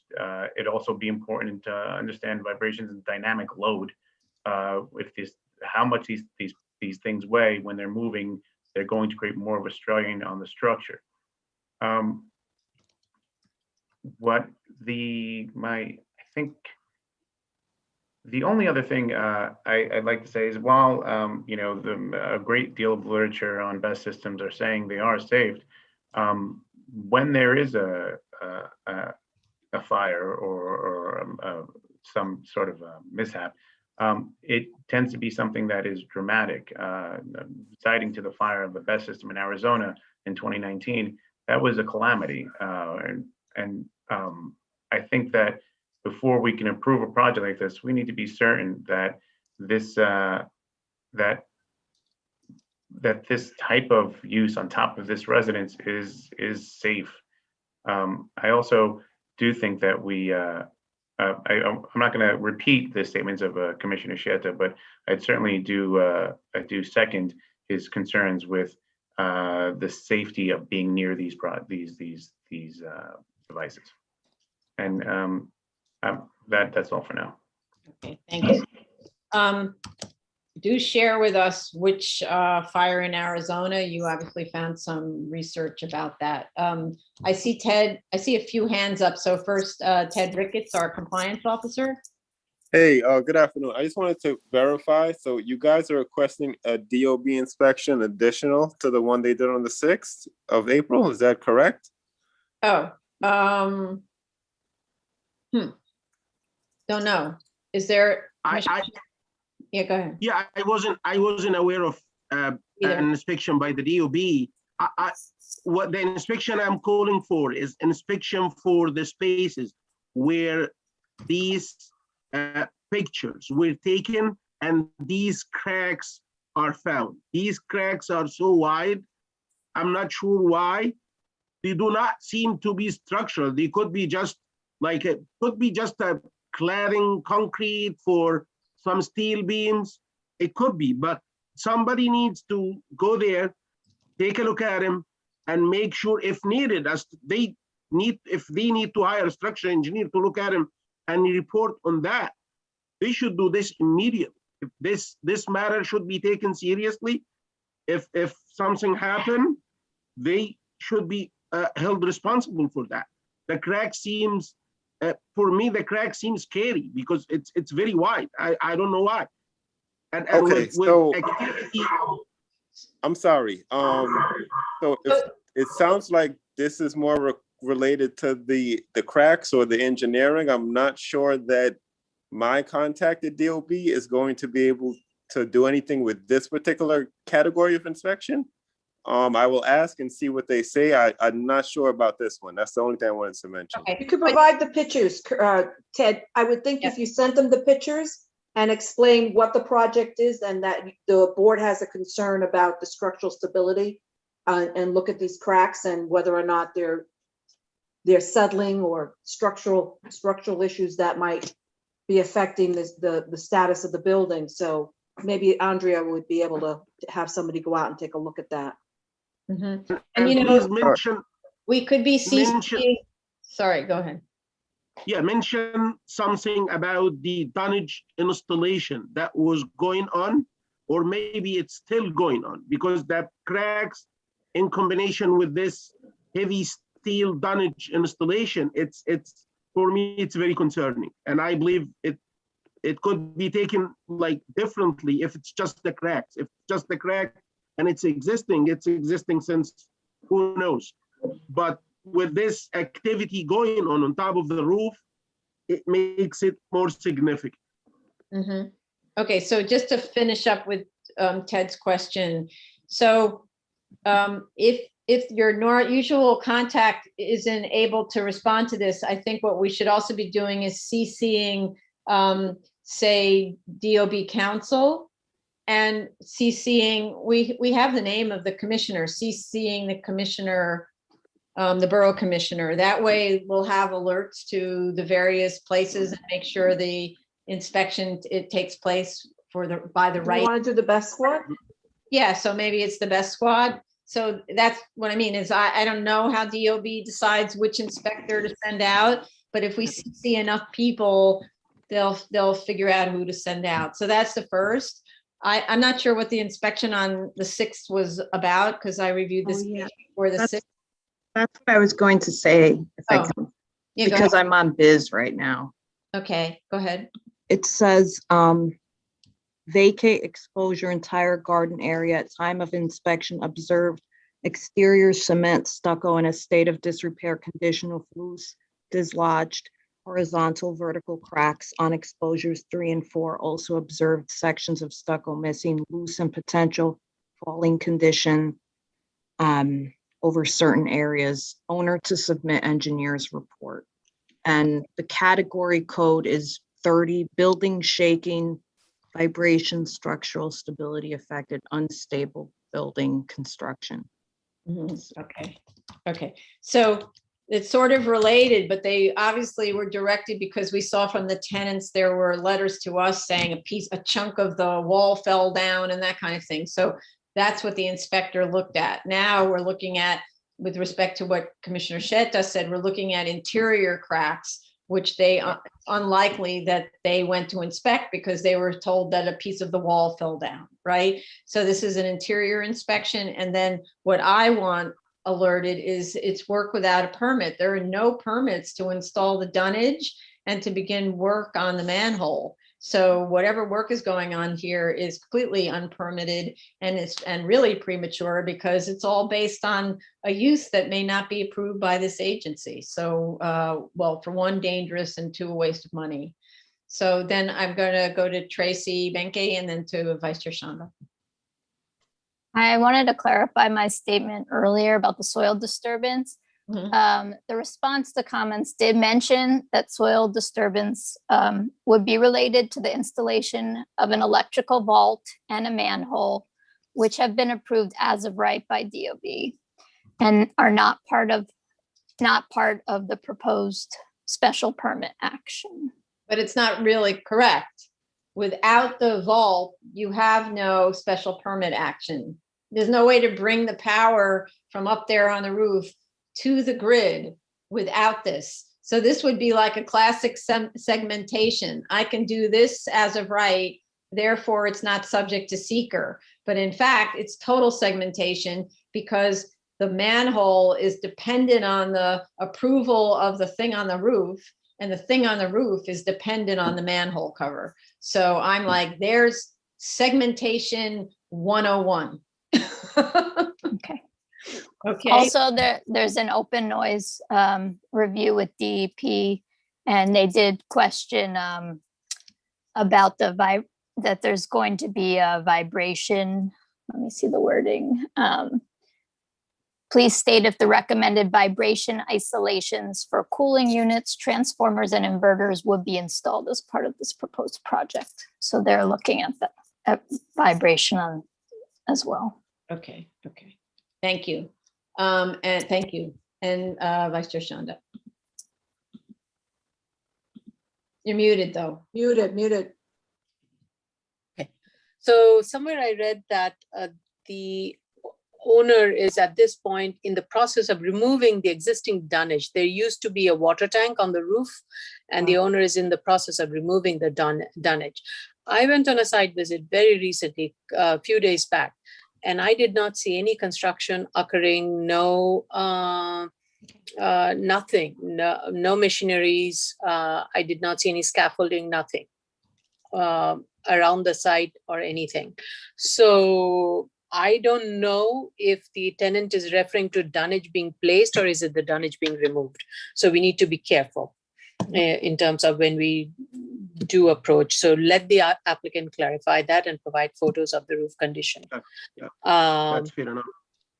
The other thing is, so Madam Chair, you asked me where I got that information. So this is in zoning resolution section 2362, permitted obstruction, sub para M, solar system, para 2, II, it says in R6 through R10 district, the solar energy system height is 15 feet.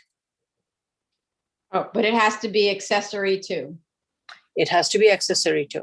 Okay, I'll take a look at it again. Okay, Yeah. thank you. And because of the zoning districts, it's 15 feet, whereas in a lower density, it's 6 feet. Okay, And probably 18 is for commercial. okay, I'll take a look. Thank you. Can you send me a link to that? Sure. Sure, thank you. Okay. Who do we leave out? Done?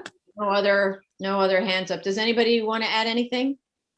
No, okay. Okay, so this concludes the public review session. We will now commence with the public hearing. Mhm. Madam Chair, can we take like a just Yes, five we can take a 5-minute 10-minute break? we can take a 10-minute break now, and then we Okay. would go for the next 2 hours after. Is that okay with everybody? Yeah. 10 minutes and come back at 4:25, okay?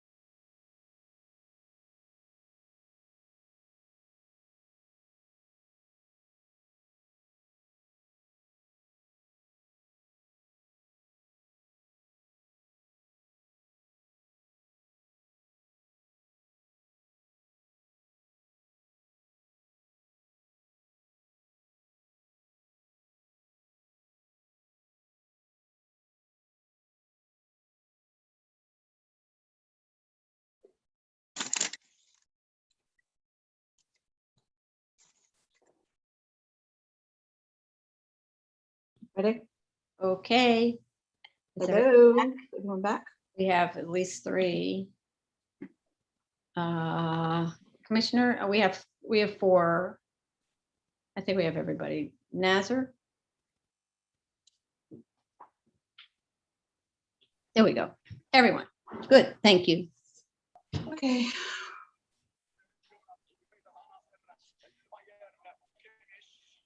Somebody turn off their background. Nazar, I think Ready? you. You have background noise. Thanks. Okay. Good afternoon. It's the Board of Standards and Appeals public hearing for April 13th, 2021, 2 p.m. session. We'll begin with the first case, zoning calendar. These are all new cases. Item number 27, 2020 70BZ, 1903 Homecrest Avenue, Brooklyn.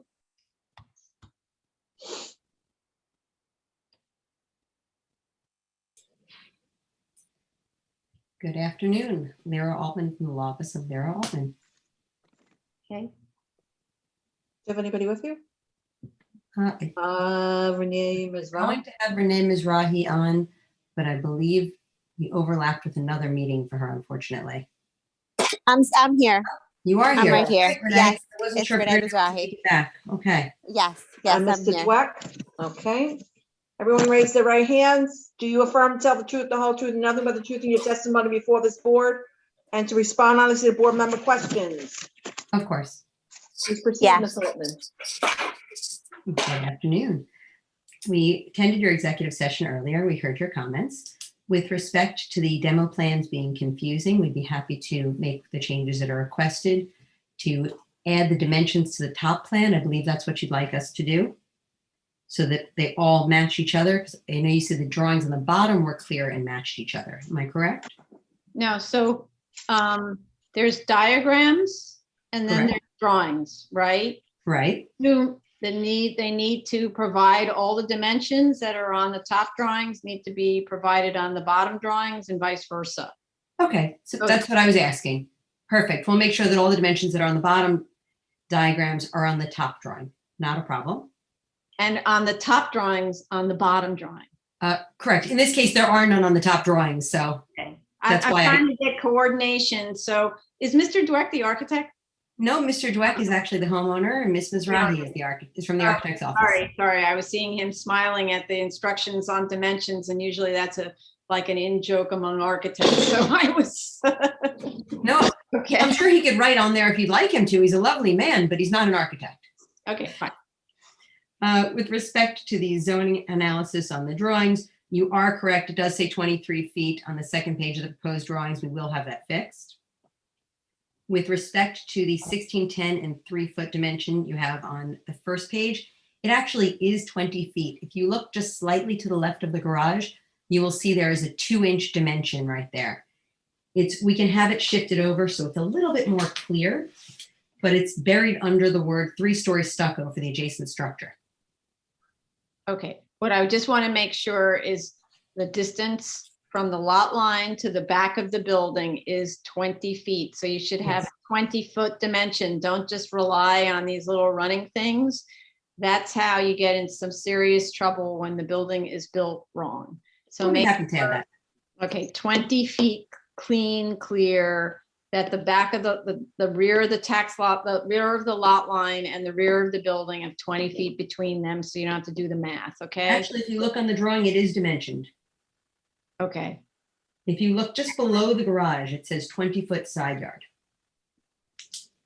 okay. Do you see that? No, I'm not looking at the drawing. Okay, well, it is on there right below the garage. Okay, just make sure it's clear, okay? Absolutely. And it does say side yard on it, just for the record. Okay. With respect to TPPN 13 of 88, Renee and I have already spoken. She will gladly show compliance with that for you. And regarding the existing plan, the question of the attic. The reason that she had written attic was just to be consistent with the proposed plans. Both said first floor, second floor attic. If you notice, it says attic 0 square feet because there is no attic. That was why she had done that, for consistency. She could certainly remove that if you would like. Yeah, I think it would be better to remove it because you don't have an attic. So just don't, but you do have a cellar or a basement, whatever you want to call it, and that should be shown. Well, it doesn't count as floor area, which is why it's never shown on the floor area calculation. That's- I know, If you'd like it added, we can. I want to say that's not how you show floor area analysis. A floor area analysis shows all the floors and it indicates which floors have floor area and which have gross area. You do not leave a floor off of the chart. You show everything and then you conclude whether it's floor area or not floor area. That's why there's always two numbers, gross and zoning. I'm sure Renee would be Right, happy to do that. And in these special permit cases, we always see cellar/basement floor area indicated. And then it says total gross floor area and zoning floor area and all of that. Yes. I Glad to do don't- it, not a problem. Yeah, and but going back to it, I also am not sure if this is cellar or basement. So I think based on the grade analysis, it probably is a basement. So that needs to be verified. We'll be glad to do that. Which, and by the way, which affects the total floor area. If it's a Of basement, course. counts as floor area, right? You are correct. We will be glad to confirm that it's a cellar for you in writing. And when I say in writing, I don't just mean in my documents, I mean through the architect. Yes, I'll add a gross floor area breakdown, a gross area and floor area breakdown so you can see the difference with the cellar and all of that added. Okay, but when Vice Chair Shanda talks about based on the grade elevations, it's a cellar if more than 50% Yes, is below grade. So you have to demonstrate that more than 50% is below grade, otherwise it's a basement, okay? yes, I'll show that calculation. Okay, Perfect. And lastly, regarding the floor area ratio study, we've actually already obtained it in anticipation of this hearing and you requesting it. We will be providing it to your board, but just for the record, the immediately adjacent house in Avenue S has a 1.76 FAR. Two houses over on the corner of 13th and S, same block as ours, block 7291, has a 1.22 FAR. And there is a BSA approval on Homecrest, opposite side of Homecrest, about 6 houses down, that has a 1.49 BSA approval. okay. We There also are a number of said, other large homes on the block. a side and rear yard study. Well, there is no rear yard. This is a corner lot. Well, side yard studies, right? Well, you would like a side yard study on that? We can obtain one of those. This one, we did not have one as we were just doing a straight line extension of a pre-existing non-complying on one side, and we have a 20-foot side yard on the other, so we had not obtained a side yard study. Okay, Madam Chair, I think in Yeah. this case, I'm not sure if a side yard study is warranted because 20 yard is as a side yard in the corner is permitted as of right. yes, the right. Oh, okay, that's true. Correct. Okay. And the other side yard is a straight. line. Anything, it would be front yard studies, but we're not in charge of the front yard anyway. Okay, Right. Right, We're not and nothing asking is for a being waiver. added. There's no increase being, anything is as of right. okay, go ahead. Okay, so we've agreed just the floor area study, correct? Yeah. We'll be Mhm. glad to provide that. And I believe those were all of the comments. Okay. Any other comments from commissioners? Okay, so let's go to the public. This application is 2020 70BZ 1903 Homecrest Avenue, Brooklyn. The phone number is 646-558-8656. The Zoom webinar ID number is 990-9061-0587. Passcode is 335427. And if you are calling in, you can press *9 to raise your hand and *6 to unmute. If you are in the Zoom room already, please raise your Zoom hand to speak. Right. Okay. We have lots of people in the Zoom room, but I don't think any of them, nobody's raising their hand. So how much time do you need for Ms. Mizrahi to make the changes to the drawings?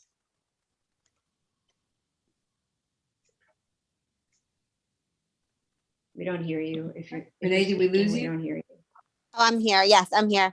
I can work on them as soon as possible. So in terms of the dates of it, I can work on it in next few weeks or so. How many weeks? So I do you need a little to more give them the information. information. 3 weeks? 3 3 weeks? weeks. 4 weeks? 3 weeks. 3 Okay. weeks. Okay. All right then. So thank you very much for attending the hearing.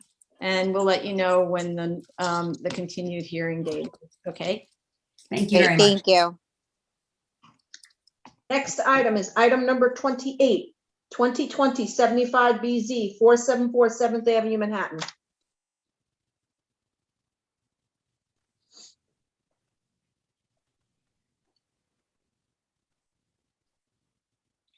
While we wait on the applicant to join, did we get clarification on proof of notice of hearing? There should be an Angela. Do you see an Angela? A-N-Z? I don't see her. On 2020 80 BZ, yeah, they sent something, Jolene sent you an email. She did. Yeah. Angela? Yeah, if she can, it's not a big deal if you don't see her. I don't think she'll have to speak. See it in the list of participants. Jolene sent us an email a while ago and we sent her the proof of service back on the second application. No, but I Oh. may have sent it on the second, but I don't have it in my folder, so that's why I wanted you to send it now. We did send it and she said, excellent. Yeah, I emailed it to you and I Just now, today, this Oh, morning? at 3:02. emailed it to you just as you finished reviewing No, hold on a second, maybe I need to reload. Okay, hold on a second. 3:02. Nope.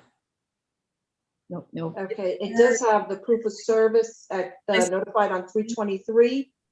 And unfortunately, of course, the envelopes are So you see a picture of the stack of envelopes, right? right, yeah. Okay, Bad, so bad. if you're saying service is okay. So, Ms. Fullader, you got that message. No more stacks of envelopes. I want to respond, but do I have to be sworn in first? Oh, sorry. Okay. Slip in there. Do you affirm to tell the truth, the whole truth, and nothing but the truth in your testimony before this board to respond honestly to board member questions? I do. Elise Fullader from Eric Palatnik PC. Your staff actually notified, it's the same proof people that do proof of service. Your staff notified them on April 1st. This unfortunately was before April 1st, and they have not been doing that since April 1st. Okay. Yeah, we notified Ian on that. Okay. Oh, that was Ian who did that? That's very surprising. And Mira, Mika, Mia. sorry. Sorry. But starting April 1st, it was corrected. So this just got caught in that middle. Okay. Right. So, okay, so that's the first thing. And then I know a lot of the comments were similar for all three of these. Yeah. In terms of the fire escape, as you noticed, it is a tenant, not the owner, but we're going to work on trying to notify the owner of this problem because I did speak with the fire department. Inspector Daly called me on the phone. So we're trying to get in touch with the landlord to correct this problem. Okay. And we can update the board in our next submission. So is this spot actually open? Yeah. Didn't we do interior photographs? No, what I mean to say There's a vacate order. No, Oh, okay. no. Wait, let me finish my sentence. I know there's a vacate order as of a minute ago, but before that, did this spa open under the current COVID restrictions? Has it opened for business prior to the vacate order? So I don't know what happened in the COVID times. It was open. So in my next submission, I would like to talk to the owner, and that's part of the operations of their operations. They probably only had 2 employees because they were probably closed for a really, really, really, really long time.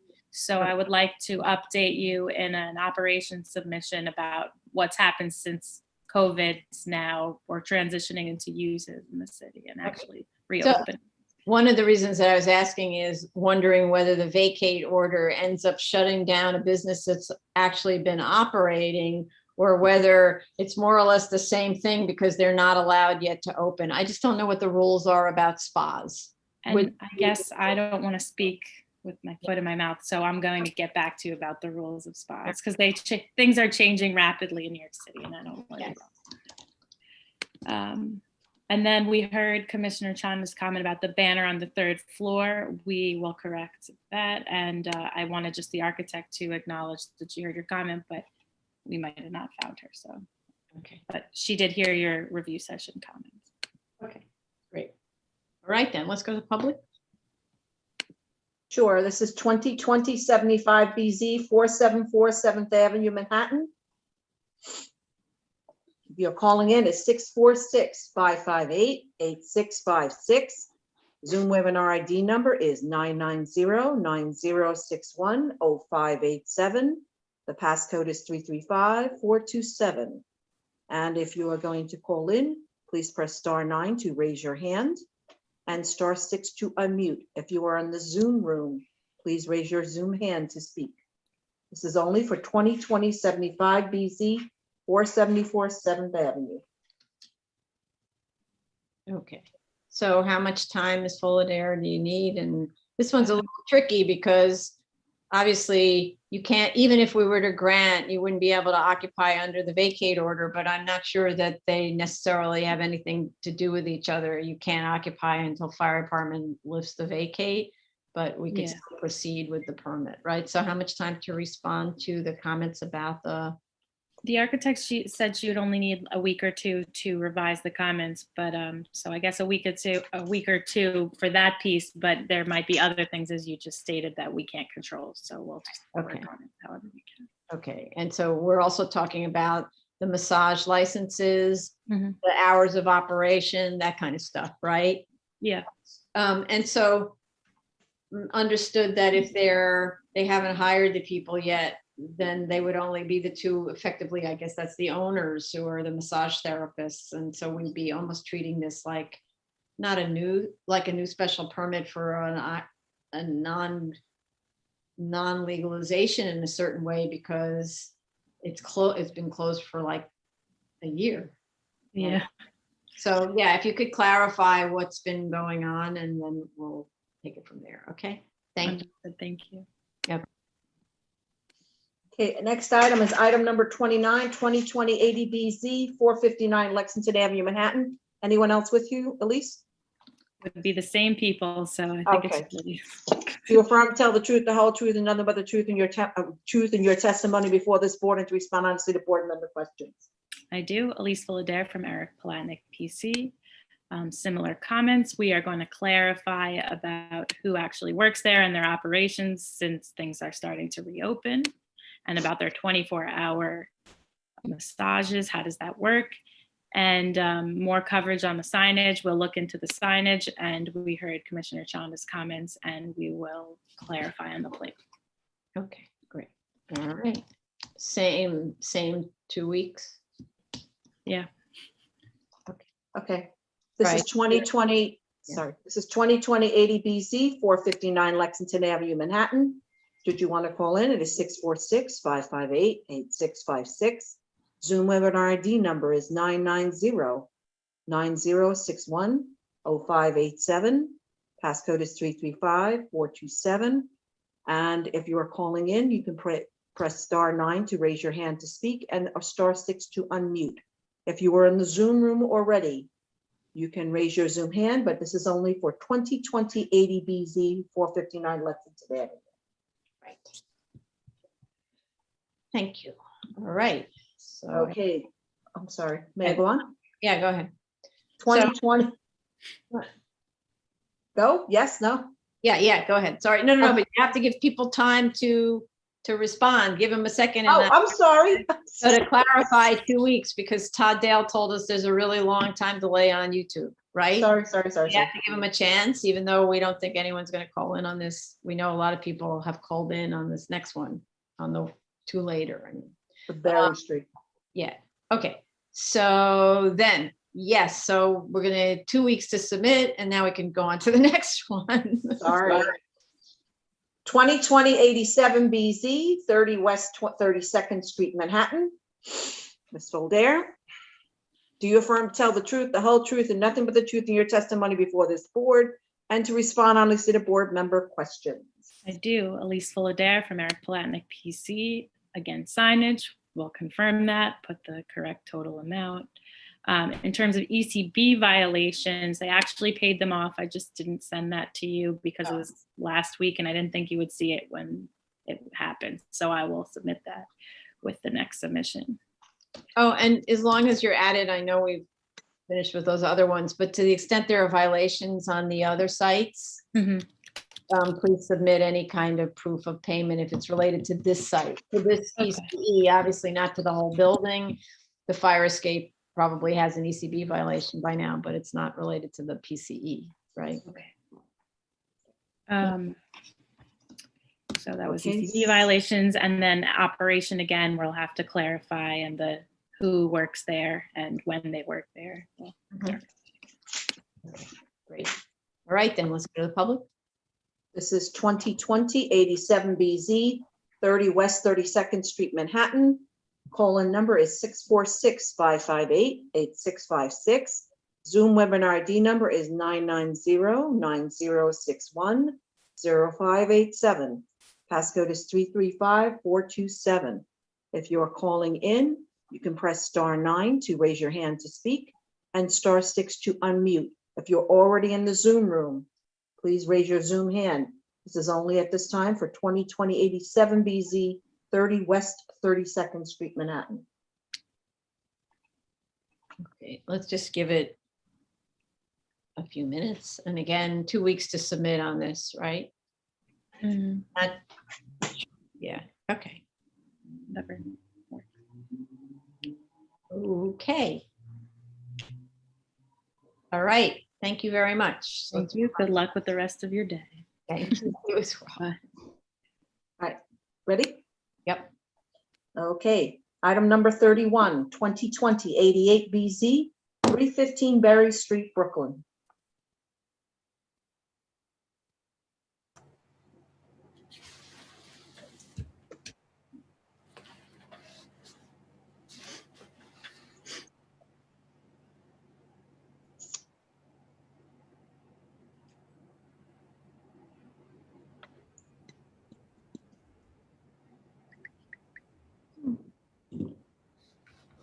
So we have one hand up.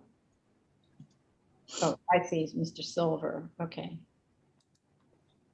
Allowed to talk. So all the people who are raising their hands, you should be part of the team first, not the tenants, okay? So if I can see one tenant has her hand up, so only the team will speak first, and then tenants will speak after as part of the public session, okay? Who do we have? We have Susan Hinkson, Yeah, I don't, Tim, Susan. so we have Amanda Ionati, Rebecca Barr, is she part of the team? Yes, she says yes. Susan Hinkson, we know is part of the team. Monty Barron is part of the team or a tenant? Yes, Monty? Okay, I'm here. okay. And Tim Tim is al- Doubleton? Tim's also part of the team. I'm part of the team.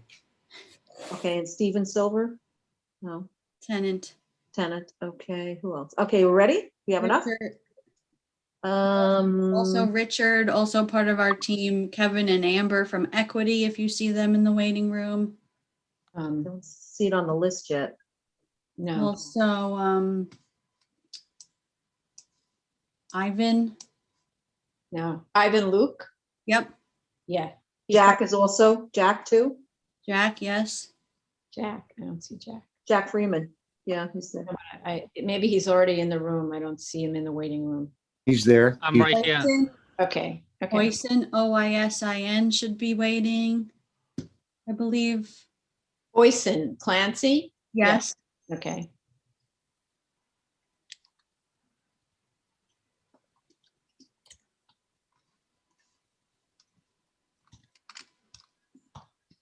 Okay.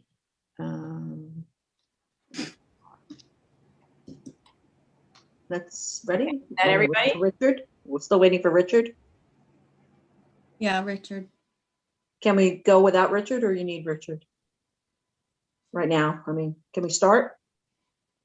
Well, he would need to be sworn in Oh, too. here's Kevin, he's in. And Kevin and Amber, yeah, right. Amber Okay, is Kevin. not in yet. Kevin, Kevin's in. okay. Oh, I see Jack Freeman, okay. Okay, so I think we should just begin and we'll re-swear Richard in if he needs to speak, okay? Okay, everybody raise your right hands. Do you affirm to tell the truth, the whole truth, and nothing but the truth in your testimony before this board and to respond honestly to board member questions? I do. Unmute so I can hear you. I do. I do. I do. I do. Sorry, just one moment. Richard's asking me for the link to this hearing, and I'm going to first forward that.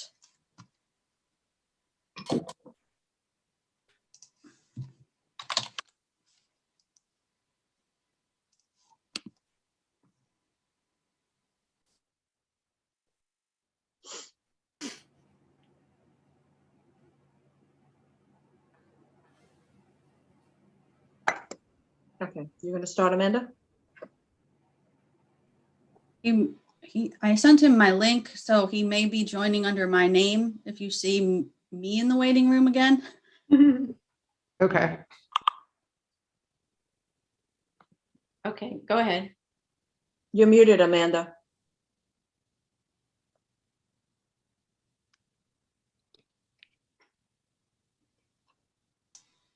Okay, sorry, he's coming.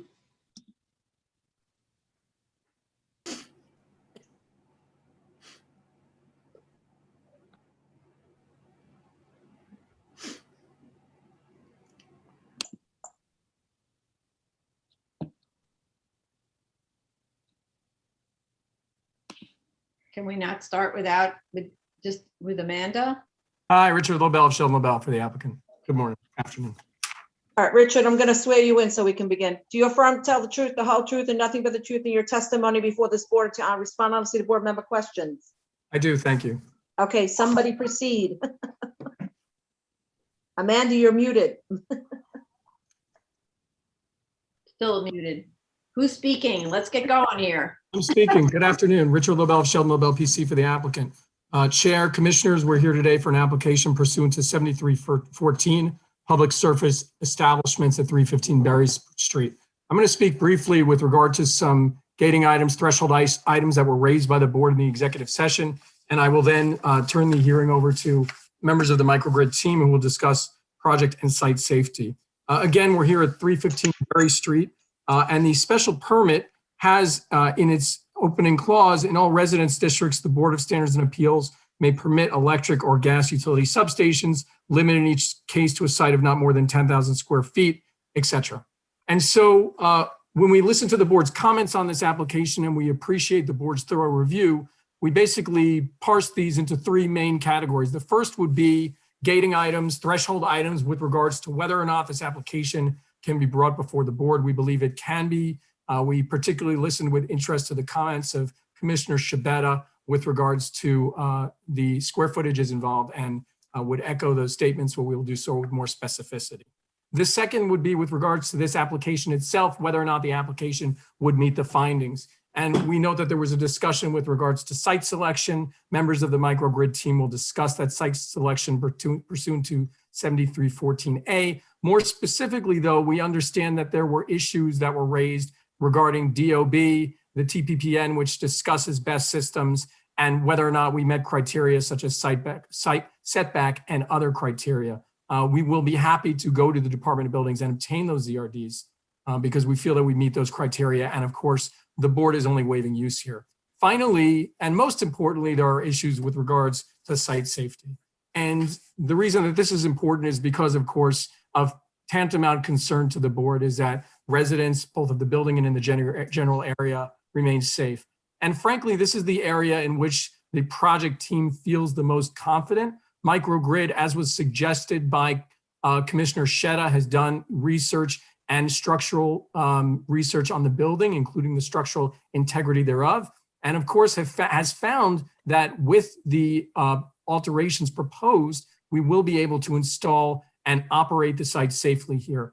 We will be able to discuss some of the misconceptions that the board raised with regards to the technology being used and that it is safe, and satisfy the board to a 100% degree that should we be allowed to proceed with this application, the site will remain safe. I start with a discussion of the square footages involved. And I would note, and we're happy to also address this upon our subsequent submission, that the 10,000 square foot discussion in the open paragraph says of a site of not more than 10,000 square feet.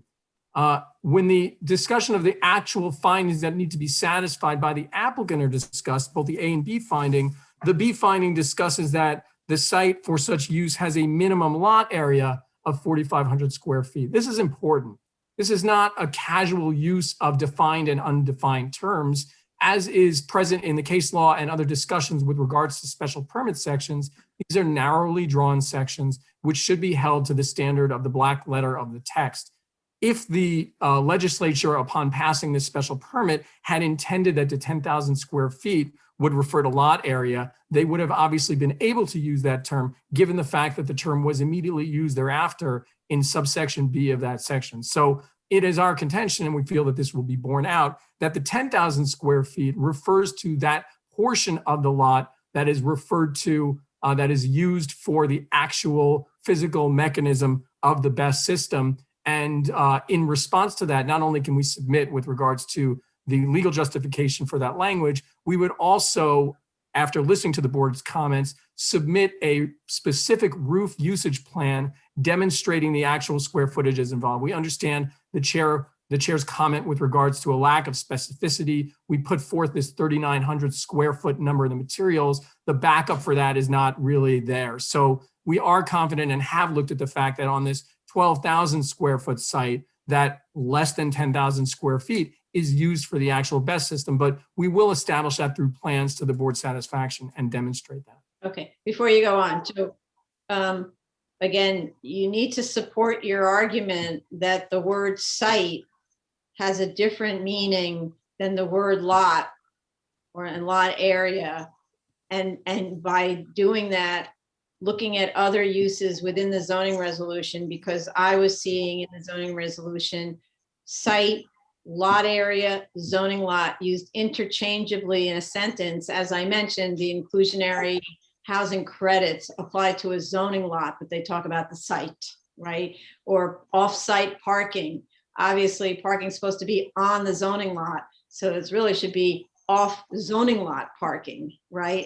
And that section actually clarifies what they mean when they say off-site. They're talking about it needs to be on the zoning lot, so it's not, if it's off the zoning lot, it has to be within 600 feet or whatever, right? So there are many, many places in the zoning resolution where those terms are unfortunately used without rigor. And you need to show me enough examples where it's used very intentionally not to mean the zoning lot. Okay. Understood, Chair. In my practice, I've had the benefit of discussing the definitional sections of the zoning resolution in both the lower courts as well as the appellate division.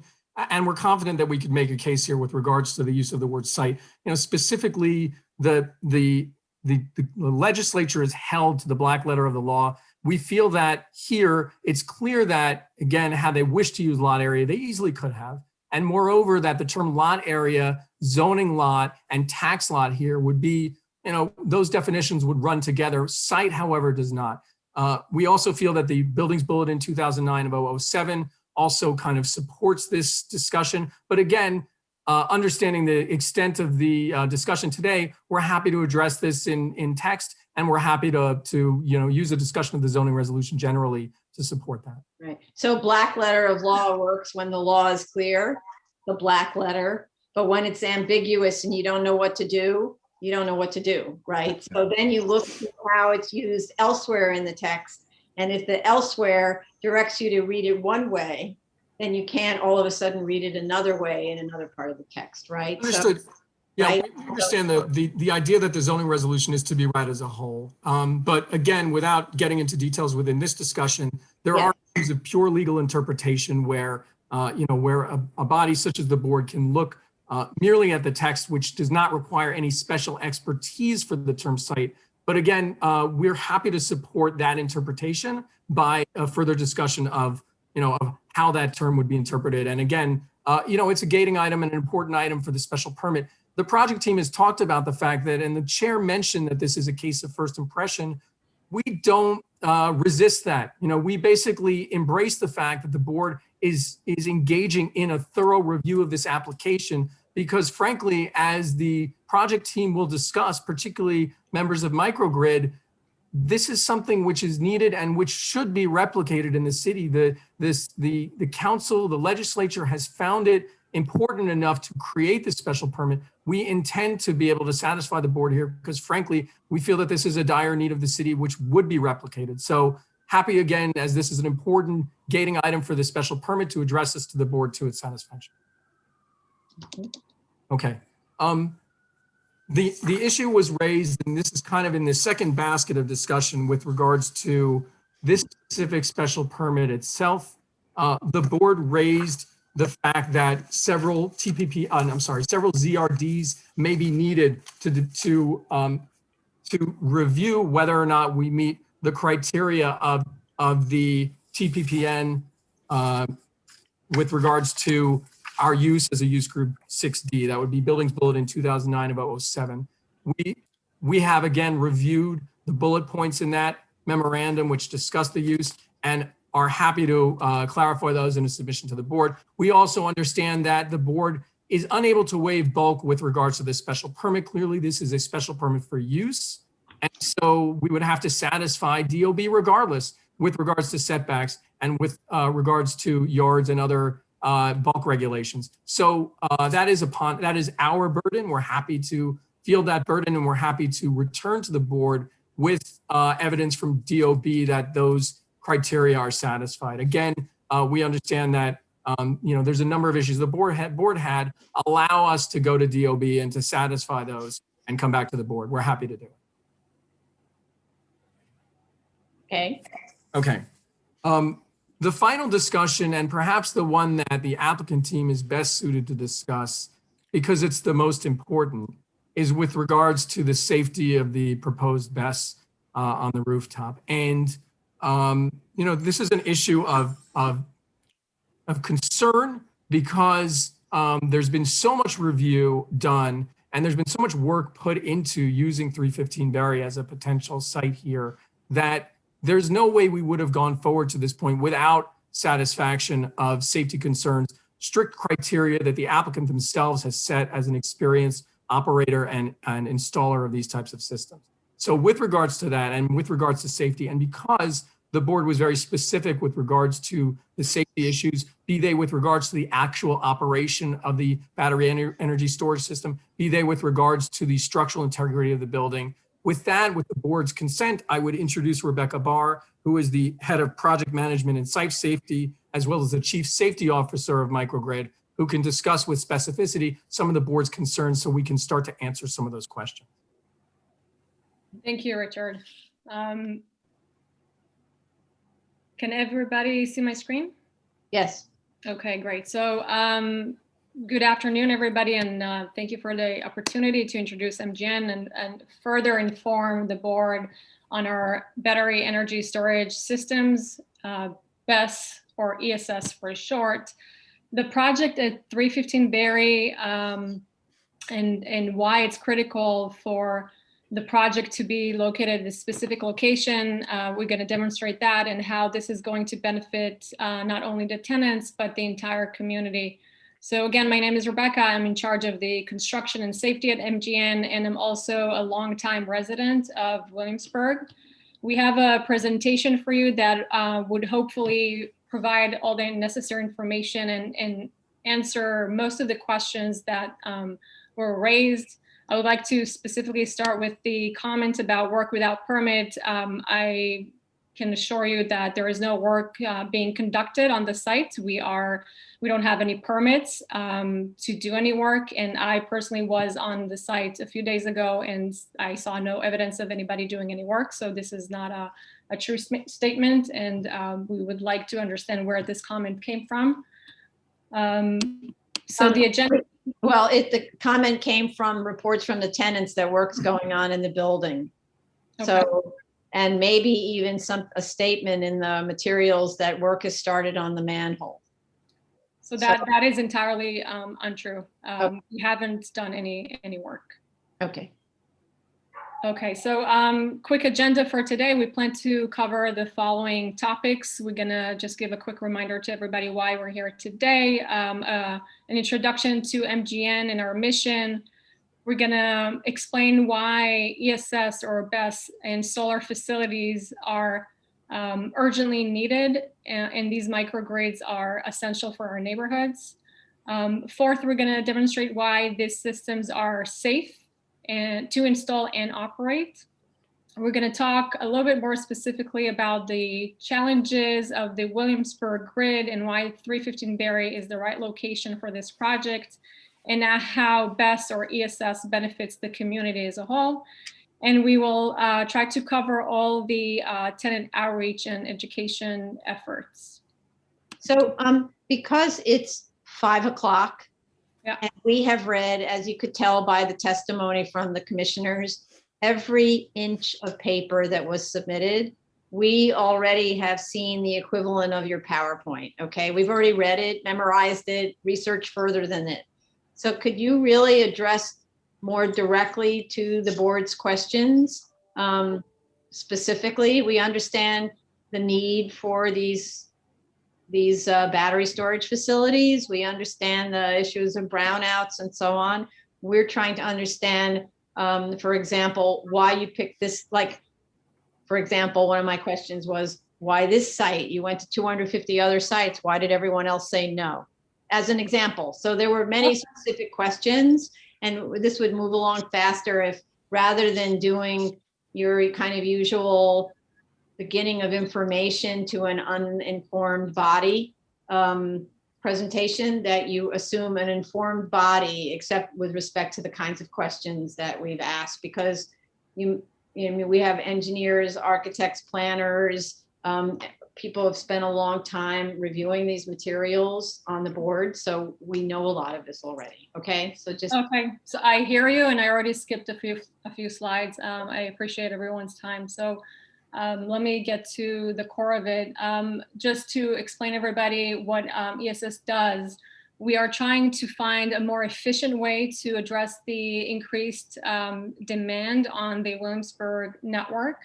And this is a highly congested area of the Con Edison grid. What we're doing is directly displacing peaker plants that are polluting and saving the ratepayer money by avoiding having to go through very expensive infrastructure upgrades, which means placing new cables in the ground. I'm gonna just go a little bit into detail about the network that we're talking about and the location of 315 Berry. You can see on this slide specifically the location of 315 Berry within the Williamsburg network. This is a heat map of Williamsburg electrical grid, also known as the Water Street network. At the top of the map is the Greenpoint area, and the bottom is Fort Greene. The substation is located at Vinegar Hill by the water, therefore the name Water Street. The feeders, which are the main cables that are providing all of us the energy, run north on the coast and distribute the energy to the entire neighborhood. This area spans over Community Board 1, 2, and 3. The orange and red areas mark the most overloaded feeders, which are again, the main cables that bring us the electricity. And again, this network is one of the oldest and the most at risk in the Con Edison network. The demand is already exceeding the capacity, and by each year, the under capacity will reach, by next year, it's going to reach 30 megawatts. At the center of this network, you can see two dots. One of them is 315 Berry. The other one is the Kent Street peaker plants, which is a polluting fossil fuel plant that is making our air obviously less healthy for everyone. To your specific question about the need for this site to be located at 315 Berry, again, we surveyed hundreds of properties in the Williamsburg area in order to find the capacity which Con Edison was urgently asking developers to solve. our long and extensive search yielded only 2 suitable sites, one of which is 315 Berry. And those represent a significant step forward to achieving the energy resiliency that Williamsburg needs. Now, I think it's critical. Let me interrupt you right there. My question wasn't why 315 Barry? Yeah. My question was, you reached out to, you said 200 other sites, and everyone else said no. So I would like to know, what are the terms of the deal that you presented that they said no to? Because I'm taking a wild guess that the amount of money that's associated with this use on the roof is not insignificant. Otherwise, why would a landlord agree to it? And what were the terms that you presented that would be so disagreeable to 199 other sites, or maybe So 198? it's important to understand that we're not at any point, we didn't say that 199 sites said no. There are other criteria that go into the qualification of a site that will disqualify it before we even get to the point of proposing a deal to a property owner. One of which is the need to be of a certain size. A building has to have a certain structural capacity. But also these type of solutions, they have to be located in very close proximity, not only to the feeders, but also to the service area. So you can't go and install this in a neighborhood in Ridgewood, for example. If you want to serve Williamsburg, it has to be implemented within the area. And also the specific question about the landlords is that these type of facilities take very long time to develop, and therefore they require longer than normal lease terms. And most property owners within the area that we surveyed are not open to these type of lease terms. So this is, I think, the specific question that you were asking, and I hope that's that And answers. if I could add, just for clarification, it's the tenure of the lease that it was the main obstacle from the landlord. The physical qualification criteria, the number one reason why a site that fails to qualify in our quite extensive process. Secondly, the landowner, these are long-lived assets. They have the long lives of 40 years. So they're intended to be there to provide long-term relief, and they're intended to remain there. So many landlords in this particular network are looking towards other opportunities to monetize their properties or develop their properties. So the second largest factor was they're not willing to sign a minimum lease term of 20 years. And we prefer lease terms of 40 years. So those are two primary factors. Physically, the site, after conducting formal and quite costly due diligence on it, didn't pass the physical criteria. The second was the landowner was not open to the length of the lease term. The lease rates are all very simple. We're paying market rates, so we go to the comps. So there's really very little negotiation in that part of it. It's really market comps for that kind of surface area in the specific area. So there's really nothing there that's out of the usual in terms of the rates they're getting paid, but they are getting paid very bankable, high credit quality rents over long term. So that's attractive to many landowners because not only does it add value to their underlying property, but it's financeable. But it can't be that attractive. Otherwise, some of them would have said yes. Other ones would have said yes. Yeah, the primary factor in Williamsburg, because remember, we were doing this through the craziness of the real estate boom there. So the primary factor was, that most landowners were having visions in their head dancing of finger towers being built on their property. So the primary rejection factor from the landlord's perspectives was the length of the lease term, 20 minimum years. So on those other locations that I mentioned during the review session, how long are the leases for those other locations, Collier and those 14? We were in some case, well, in one case, forced to accept 10 years with extensions, but it's our standard to require a minimum of 20. And that is the primary reason why we don't get a transaction with landowners, because many people aren't comfortable with that kind of long lease term. Right. But you did make a concession to another one for 10 years with extensions. Yeah, so in this case, that was because that particular landowner has multiple properties in our portfolio. So we are willing and able to negotiate if there's some other mitigating factor, and on the understanding that we're highly likely to get an extension. So we have a minimum term of 10 years is our only other exception, with extensions beyond 20. Okay. And to go back to the point of the proximity to the feeders, like, this is kind of a more zoomed in image of the grid, and you can see that in pink is the area that the feeders are highlighted, and you can see exactly that Berry Street is sitting not only in the center of the network, but at very close proximity to those the main feeders of Con Edison. Con Edison, and this is also to kind of answer one of your questions about our contract. We already have another deal with Con Edison, so we do have a client, and we can provide you with that information too.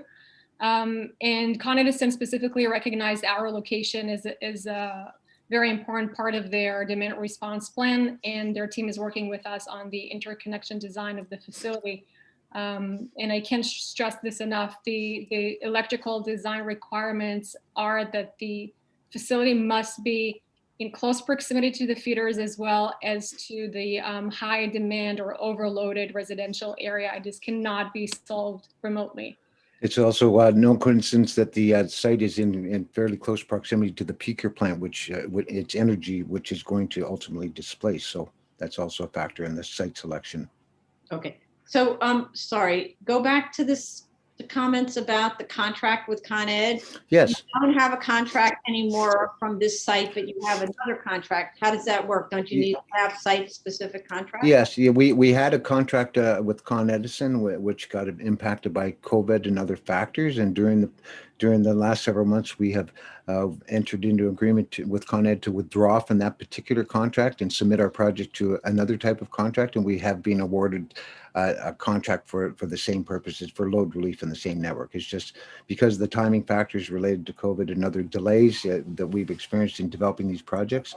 We moved from one contract that had a certain deadline to another that had a later deadline. That was the primary reason to move from one contract to another. But this site is under a similar contract to its original contract, and I believe we have provided a copy of that revised contract as part of our package, although I'm not sure what that's been provided to you. We've been told that the contract terminated. So far as we can tell, there's no contract and no rights to tell the. Okay, so We'll be happy to provide that information to you. Yes, of course. If no further questions, this is a very quick graphical representation of how the Williamsburg area is experiencing the increased demand. And just to orient everybody on this graph, the middle represents noontime. To the left, you see night and morning, and to the right, you see afternoon and evening consumption. And it's kind of clear to see that with every year that goes by, the demand is getting higher. And also, if you look at the night and morning hours, there is clearly an area where the capacity is not being utilized. And this is kind of where ESS comes in. We make the network more efficient by tapping into this previously unreachable area of the capacity, and we make it accessible for the neighborhood. So it's kind of a very elegant and efficient way to deal with the crisis. Is this specific to the area under study? To the area around the proposed? Yes. So this is, if you see the title of the slide is Water Street Network. This is the name of the network that services Williamsburg specifically. So yes, this is okay. And the network capacity here is in what? Is it kilowatt hours or what? It's load, so it's megawatt. It's megawatts. This is a reflection of the instantaneous demand. So kilowatt hours are measured the duration of the power you're using, and kilowatts and megawatts are measuring the amount that they have to send down the pipe at any given time. So what you're seeing there is the amount of energy that's being demanded that's going to run up against the physical constraints of the network. But I don't see this graph is supporting your position at all. If you're gonna count on this graph, you see this area here, like you see where it says network capacity? Yes. Between that red line and the curve, if you take this and just translate it to the other side, instead of storing at the proposed location, you could store that load and use it during the afternoon and the evening. Oh, So I I see, don't I see see. how, Oh, I see what you're thinking. So I that, don't yeah, see that's, how this graph supports your position at all. well, let me explain then, because I think there's a misunderstanding. So what you see here is a forecast of the load in the coming years on that network that's going to incur in the afternoon and evening hours. We're agreed on that, is what it's depicting? It's, in fact, it's showing the load at every given time of the day during the 24-hour period, from midnight all the way through to the 24th hour, back to midnight again on the far side. So this reflects the actual and forecasted load on this network. The red line depicts its physical carrying capacity of electrons. And what normally would have to happen under the traditional solution, Con Ed would have to add substations and dig up the streets and add more cables, and they would have to import more electrons from generation stations located far away, and they would have to import those electrons from those generation stations across their entire long haul network and across their local network to reach your socket in the Water Street network. Now, what we're doing now is, instead of upgrading the network to carry more capacity, we're now at nighttime pulling electrons in from pulling electrons when the network is not busy, has plenty of capacity, and electrons are very inexpensive. And we're storing them in the local network so that when that demand occurs, we're supplying that electricity into the local network. So Con Ed doesn't have to import that energy in the first place. It's already present. We're moving supply to demand, first of all, to solve the congestion problems in the network. And basically, from the ratepayer's perspective, this is very economical compared to the cost of upgrading this giant network. And then if and when the network goes down, and the network is increasingly going down, because no network in North America is designed to withstand these kind of extreme events, the idea behind these systems is, when the network does go down, then there's power available in the immediate area to serve important purposes, like keeping elevators running when people need to get evacuated from the building by emergency personnel, or to provide light, or run critical pumps, or to provide places where people can charge their cell phones when the power is out, because that's the first thing you're looking for, is a place to make sure your phone stays up. So the idea here is this graph, in fact, perfectly illustrates the purpose of our facilities and what it does. It essentially moves that yellow space that's over and above the network capacities, and it stores it in the local network, so we don't ever have to import that energy. And more importantly, that yellow space is the space where they fire up these dirty old Foster peakers, because they can start rapidly and supply energy in an urgent situation. And every kilowatt hour that we inject into the network during those periods is a kilowatt hour that doesn't have to be generated by dirty old fossil plants. So it sounds like I was talking about generation and you are talking about There's the only generation in our conveyance, mix. right? Yeah, we're talking about energy storage. We do have a very small amount of solar energy, because as renewable energy developers, every time we see a look at the southern sky, we regard it as our duty to harvest those renewable electrons. So those electrons are being gathered because it's our job to harvest electrons from the sky wherever we have a clear southern view and wherever we meet the zoning criteria to do so. Yeah, so I think it's critical to understand, because this is storage. So Yeah, what there's no generation here except solar.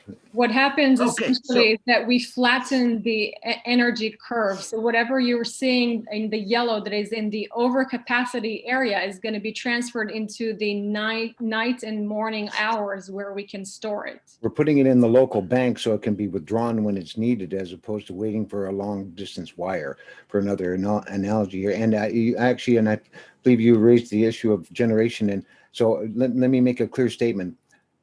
These are solid state systems. There's virtually no moving parts except for the chillers that are present to keep cooling systems going.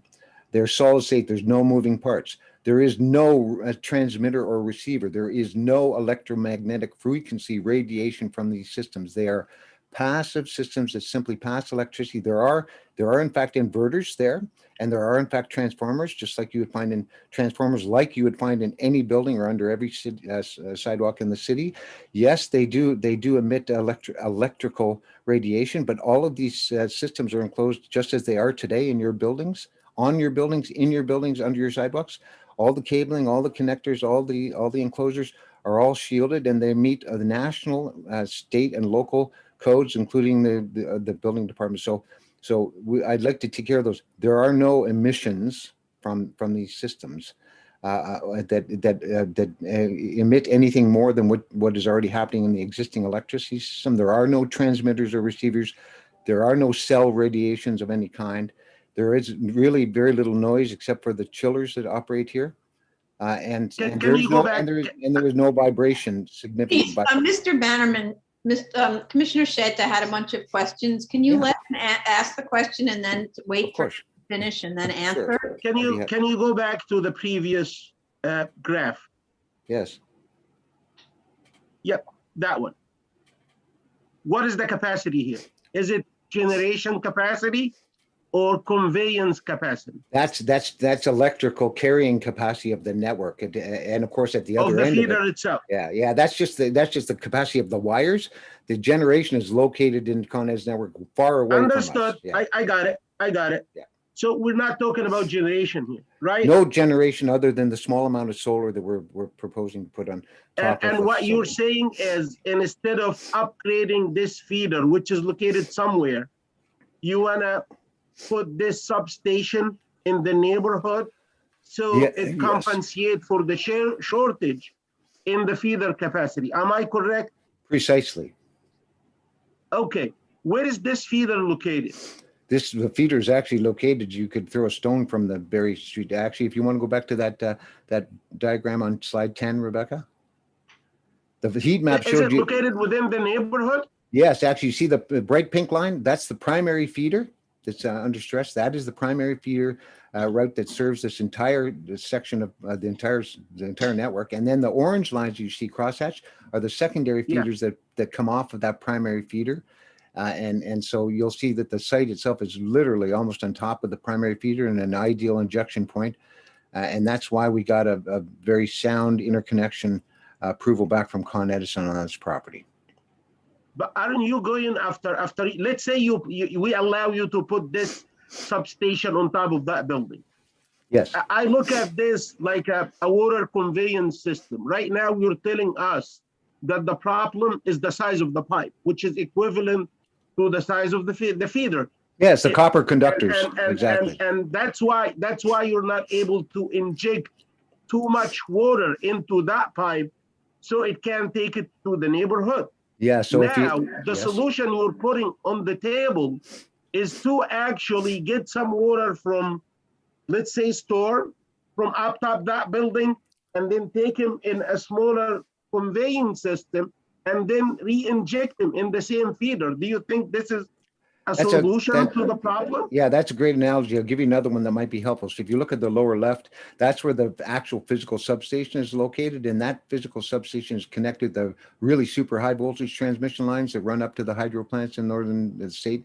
And so those electrons come all the way down the state on high voltage transmission lines, and then they enter this substation, and then they fill up that feeder. They fill up literally like a hose. They fill up that feeder with electrons.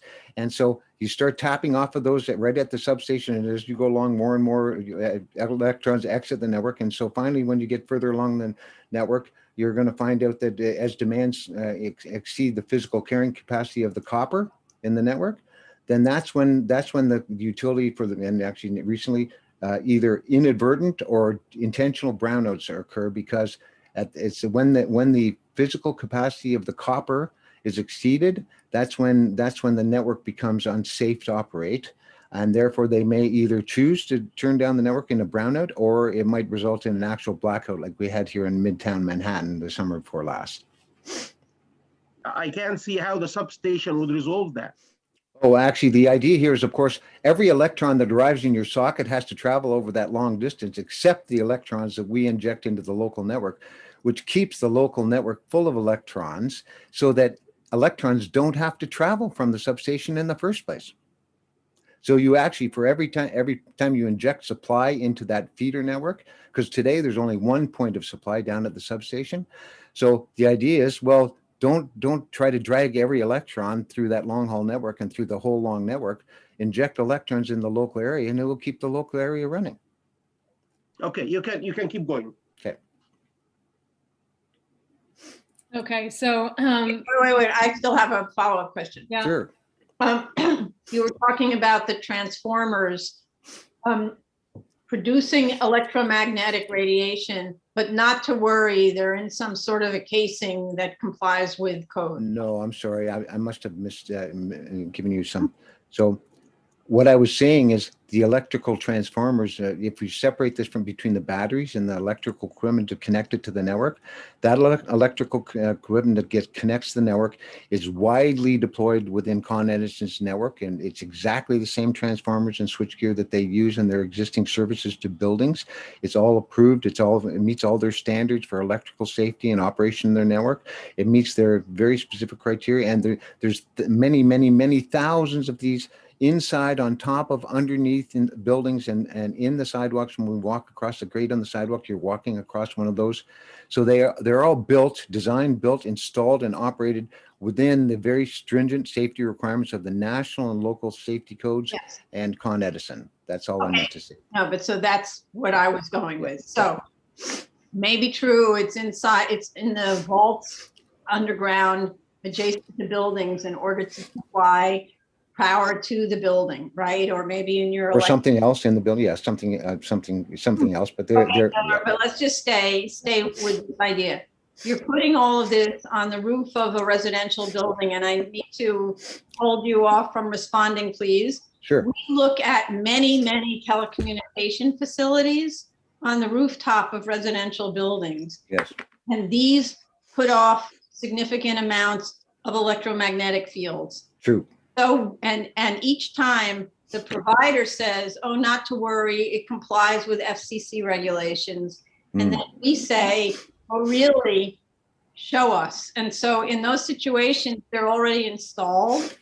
When we have them go and actually measure with meters, and we find out the fields exceed allowable. And so then we realize, uh-oh, now we're presenting actually a danger to workers who go on the roof because the fields exceed allowable even under FCC regulations. So the question is to you is not, don't tell me not to worry. I worry. That's what we do here. We worry for the safety of the residents and for the neighbors, right? And we need proof. We need you to demonstrate to us what the production is on each one of those batteries, and then the cumulative production of all of those batteries. And so what kind of fields are we talking about? And then we'll also talk about the gases and so on. What kinds of contaminants and fields are we talking about on that roof? Even though they're meeting standards, they're meeting all the standards, but what's the result? I hear you loud and Understood. And we are committed to providing all the information. And I just want to make clear again, the parts of equipment that are in question are the transformers and inverters, like Mr. Shetta was mentioning. The batteries they're in solid state. They're not producing EMF. So we will provide all the information that you are asking for to demonstrate that there is no negative impact on the residents. And we 100% understand your concern, and we're going to provide that information to you. If I could add, please. We don't want to get that. I want to make this clear. We don't want to get that on the unit level, meaning that I don't want to get a spec sheet for just one inverter. I don't want to get the entire one spec sheet for the transformer. It's going to be an assembly of transformers. It's going to be an assembly of inverters. I want to know the collective impact of these inverters and transformers as an assembly. Yes. We're happy to address that, and we actually, and Madam Chairwoman, please forgive me. I did not mean to imply that you should just trust me. All right, we're scientists and engineers here. All right, so we're gonna demonstrate this through data and fact. All right, and professional study. And secondly, we're intensely familiar with of those telecommunications systems and their radiation, which is very different. So we're also, you can just count on the fact that we can come to the table as being experts in that area as well. So we intend to satisfy all of your concerns in this area, because we regard we're doing this not only for ourselves, we're doing this for our community, and we're doing this for our industry, because we regard these as important.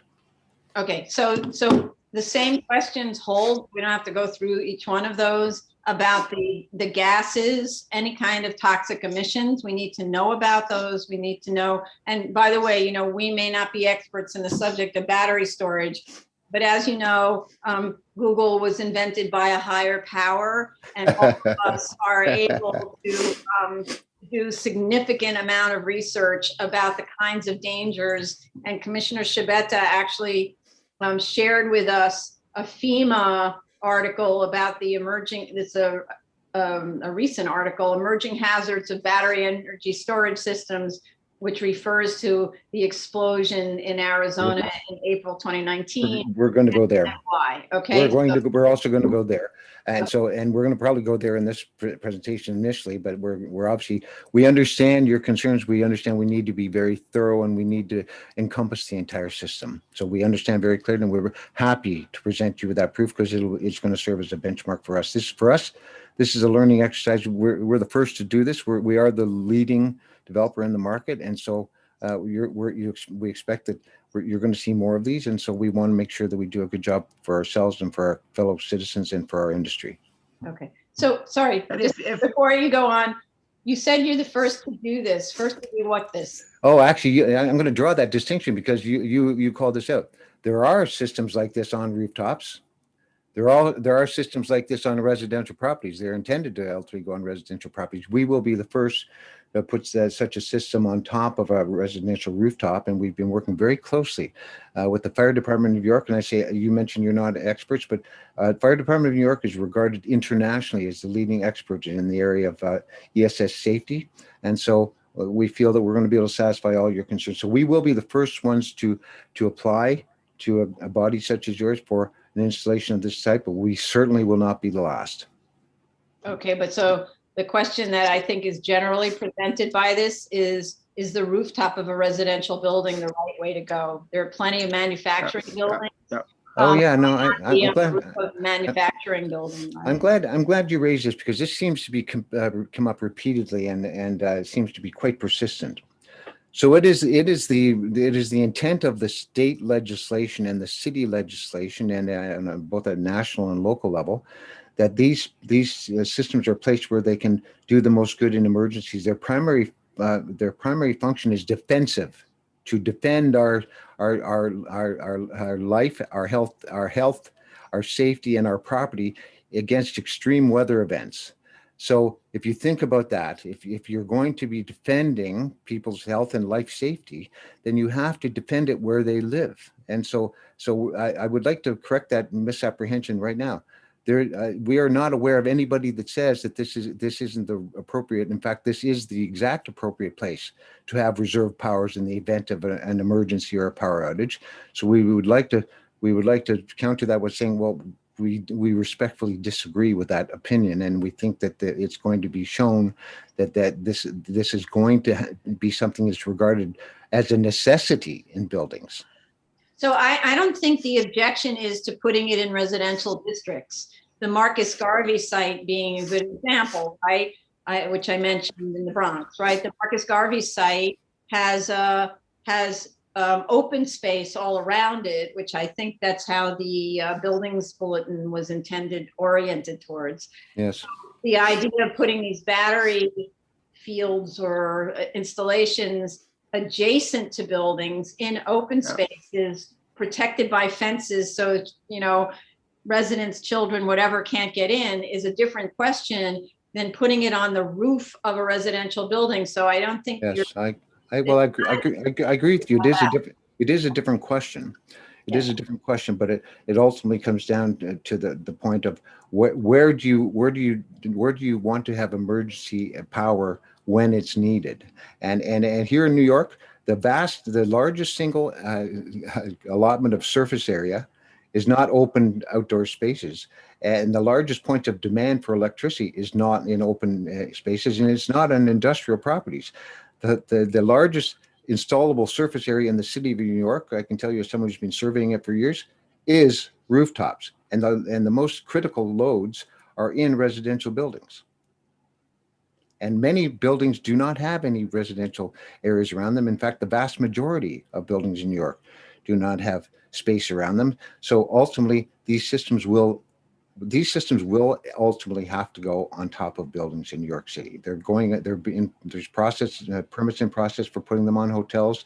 As I said, there's already, so I guess my view is that unfortunately, I shouldn't be. We are specialists in being the first at doing these things and satisfying these questions. So we're going to do our best to demonstrate the case that these are a crucial item for the defense and safety of New York City, and that the ideal place for them is on top of residential buildings when they power critical things when people need them. You just said, I think we also want to say that these systems are going to be needed all over New York City in manufacturing and residential areas. And again, the only way to solve the problem is in close proximity to where the issue is occurring. So right. Yeah. If I could add one further thing, from our perspective, it's much less costly and troublesome to install these in M districts on open lands, on industrial properties, and our rents are lower, our installation costs are lower. We're not doing for this for the pleasure of it. We're doing this because we believe that this is a necessity for residential buildings in New York City, and so it isn't just. And you pointed out that there's only one in our portfolio. Well, that demonstrates the fact that it's much easier to find a site that's on a manufacturing district or where you have open lands to do it. But there are very large areas in New York City where open lands are not an option. And those people also deserve backup power. And they also deserve the ability to get the benefits, these systems, the environmental benefits and the economic benefits and the energy cost savings that these systems provide. And the bottom line is, if you really look at the state's requirements for our move to renewable energy, these assets are central and crucial to achieving the statewide goals. They are central and crucial. These organizations in the state have all stated that clearly, and so we're just really executing on what we believe is necessary according to the legislation that's been put in place, the direction that we're getting from the market and from all the authorities involved. So, from our perspective, this is a very serious initiative on our part because we believe that residential buildings need these assets.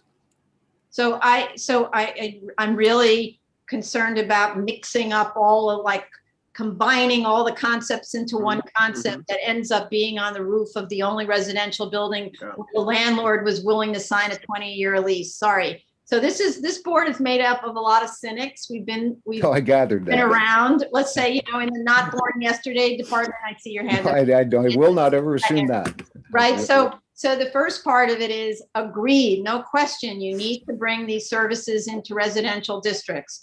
However, in the district, for instance, that you're in, this is a mixed use district that has lots and lots of different kinds of buildings in it. And your, let's say, preference for however many batteries are being installed here may not be the only way to go. You could do with smaller fields that go on smaller roofs of non-residential buildings right in the area. And by the way, for you to say that there's no open space in New York, that's quite strange. No, in certain neighborhoods. Residential neighborhoods. In residential neighborhoods, there are rear yards behind nearly every single building. So for example, why wasn't this proposed in the courtyard of this residential building as opposed to on the roof? Why not propose it in the rear yards of collections of houses all the way along, and you put it in the center of a block of residential buildings? Short answer, no one wants to give you a 20-year lease unless you sweeten the deal, right? Well, but that's not really, I don't think that's true. Well, I don't know. I guess as we said, not every building qualifies. So from a physical qualification criteria and the proximity to network and the other characteristics, we have proven, we have plenty of data to show that there's a huge fallout rate just from that one alone. So it has to be physically in a very specific location. In certain areas of the city, there are no open spaces available, and this happens to be one of those along the shoreline of Williamsburg, where all this development is going on. There's either a shortage of developable space, or there's an intent to develop for a higher purpose, like residential or commercial, which we don't. And again, you're conflating the issues again. Let's not keep doing that, okay? We're not saying you need to find a vacant lot, which you did find in some other places. Yeah. We're saying there is other open space that exists on the sites of other buildings that are either not residential buildings in residence districts, in districts where there are residences that need to be served, or there are residential buildings that sit with significant amounts of open space onto which you could place these kinds of things like we saw at Marcus Garvey, which is really not a very big installation. It's like the size of one semi-trailer. So what you're doing is several semi-trailers on the roof as opposed to one. So what if you scattered them and only put them in the yards around residential buildings? So there is a minimum size requirement to make this system work, and most yard sizes, not only that they're not of sufficient size, as far as I understand, and maybe Richard can add to that, they're not allowed to be in those yards for zoning reasons. So it's I would add there's another factor. I think we all know how, I mean, we're all New Yorkers here, so we know that every square inch of New York is contended. Just because there is some physical space next to a building doesn't matter that anyone's even interested in leasing them. So we have, in fact, in some cases, we have elevated our systems to preserve parking. So we try to accommodate, we're trying to fit these into available spaces that aren't competing with other human uses like commercial or residential real estate, or from, some commercial zoning. These are supposed to fit into the neighborhood and kind of blend into the background, right? And Chair, understanding that, this is a special permit application, findings of the special permit need to be met. And also, moreover, in the event that the special permit would have been limited to putting in an open space around a building or in another area, that would be one thing. The special permit clearly does not so limit the placement of the best. So, I understand that we have our burden of proof here, but just as far as moving along, it's clear that the special permit does not exclude rooftops, and so that's why we would. We're not sure it includes rooftops is the point. We're not sure it was intended to include the rooftop of a residential building. And the only indicator we have that it's intended for rooftops at all is that buildings bulletin, which is not about the special permit. It's about as of right uses. And that bulletin implies it can be located in the yard of multiple dwelling. It nowhere states that it can be on the roof of a multiple dwelling. It states it can be on a roof, but we're not clear from that. And a lot of this has to do with public policy. We don't know what the public policy is of the city. Do they really want these things on the rooftops? And now I'm going to just go to Commissioner Sheta because he's had his hand up for a while, and then I'll ask the question. Thank you, Chair. And thank you, Richard. You just mentioned that this is a special permit, and it's a general requirement for special permits that you prove it to the board that the benefits of granting this special permit to that neighborhood is more than the damage or the disbenefits. So I have a question. Why wouldn't be like tackling this feeder that's not enough in size to convey the energy to that neighborhood, to the required capacity or whatever? If you upgrade this feeder, this is solution one versus the current proposal. Why wouldn't be upgrading this feeder?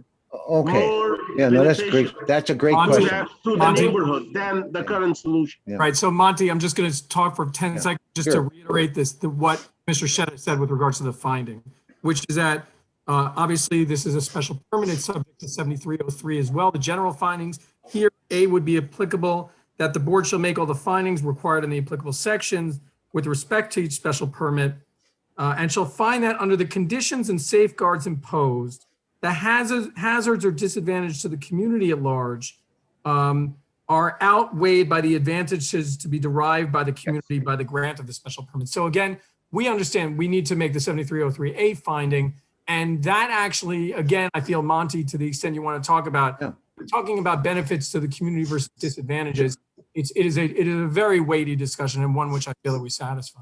No, but don't forget who the community is in this situation. You have two different communities.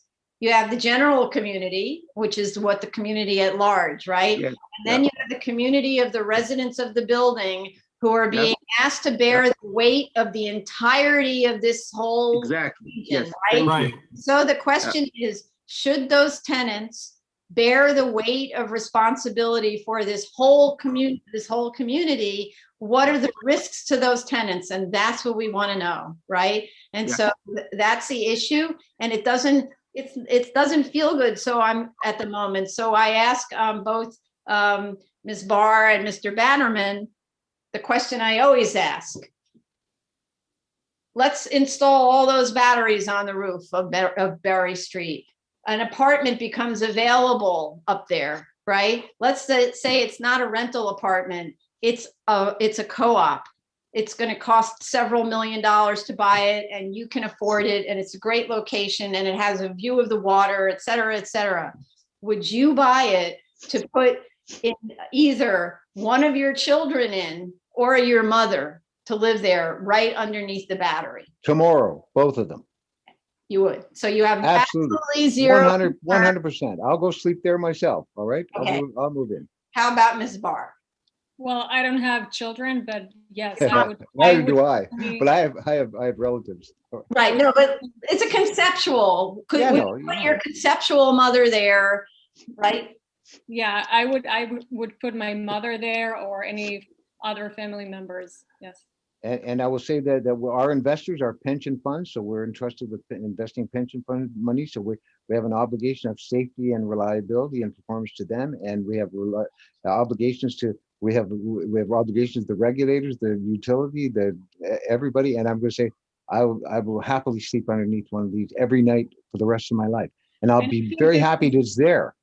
I think this is a kind of a good segue to, the safety topic, and this is kind of where we are in this presentation. And I want to just dive into it because there were a few questions about this. So we already talked about some of the Brooklyn projects that we're all familiar with. We also wanted to bring to your attention that around the US, there are various projects where these type of BESS or ESS are not implemented just on the rooftop of the building, but actually inside apartments. So you can see in the picture, it's basically like another appliance, another fridge that is implemented inside the living area. So this is becoming kind of the norm and the future of development. In terms of the specific battery that we're talking about, and there was like a lot of discussion about lithium ion and lithium iron phosphate. And we just wanted to kind of make some distinctions. Lithium ion is kind of a more general term or category of batteries. And the batteries that we're using are actually very different than what you would have in scooters or laptops, computers, or phones. They are not the same chemistry. It's very different. And these specific batteries are the most advanced and safe that are available in the market. They meet all the global, national, and city safety codes. And the UL certification that you mentioned before, the 9540 certification, which is very rigorous and hard to obtain, is something that we already have. And as part of this certification, there is also lab testing that goes on the specific batteries that are being used. And this is the UL 95 A testing. And this is something that we already also have the certificate for. And what this type of testing specifically showed is that these type of batteries do not explode and catch fire like other more generic lithium ion batteries that you mentioned. So it's very critical to understand the chemistry of these batteries and the specific lab testing and data that is available on these type of systems. And in addition to that, unlike your laptop or phone or scooter, which are just kind of, batteries that are Cheaply manufactured. They're kind of like standard, battery installation. These type of larger batteries, like you said, these are much larger batteries than a laptop battery. These are very smart systems. They are not just sitting there and collecting issues over time. They have very smart data monitoring system that collects literally thousands of data points per second. And this doesn't necessarily have to be monitored by humans, but it is in addition to having the capability for the system to self-shut off if any type of irregularities are detected. This can be anything like voltage or temperature or whatever type of issue. Within seconds, the system is shutting itself off, which is limited only to the cooling system that keeps the entire system safe. So when an issue is triggered, the system is going to shut off, but it's still going to maintain the temperature by supporting the auxiliary power to the liquid cooling system. So like we said, in addition to the data and the triggers that will trigger the self shut off, we have a team of trained engineers that are specifically knowledgeable with these systems that are going to be notified if any significant issues are being detected by the system. And those engineers, in addition to a dedicated certificate of fitness holder that is trained by the fire department, are going to be dispatched to the site to address any type of issues. In addition, in terms Hold of— on, just one second. Yeah. What type of issues? I'm sorry, what type of issues? It can be, the system can detect voltage irregularities, for example, which can lead to temperature increase. At that point, the system will self-shut off. So there are multiple layers of detection, and this can be any type of off-gassing or temperature or voltage, anything like that will cause the system to self-shut off. Like off-gassing of what gases? I see Commissioner Shabetta's hand up. So we're talking mainly about CO gases that can only happen in the event of temperature increase and like we said about other batteries where they can catch fire. So this is something that is a kind of a standard UL 9540 design requirement. And the system has smoke detectors in place, even though the lab testing showed that those are, let's say, unneeded. It doesn't mean that we're not going to have them. You have to have them. It's part of the regulation. So even though these specific batteries showed no propagation, there are 2 gas detectors that have to be installed inside, as well as a temperature sensor that are both of those systems are connected to the auxiliary power of the battery, so they keep operating even when the system is shut off. Yeah, so if I could add, there's literally thousands of scan points inside the system. The electronics constantly monitor those scan points, and when they detect an anomalous situation, and that could be just as simple as somebody left the gate open around the fence. Our security cameras are connected into this, and it all homes back to a global network operations center, which is operated by one of the biggest electrical systems manufacturer and provider in the world, Siemens company. That global NOC watches over our systems when we're sleeping at night, and if they detect something that needs a human to be dispatched, they dispatch both a local technician and they contact our local safety officer, and they're both instructed to go out to the site in the event of an anomalous condition. So these are watched continuously and very carefully by highly skilled and trained personnel under very well-established procedures. That the fire department is coordinated with the fire department of Newark, and by the way, our alarm systems are also connected to and coordinated with the fire department of New York by requirement. Commissioner, go ahead. Yeah, I just so I'm reading your second point that your own lab testing showed that these batteries do not catch fire.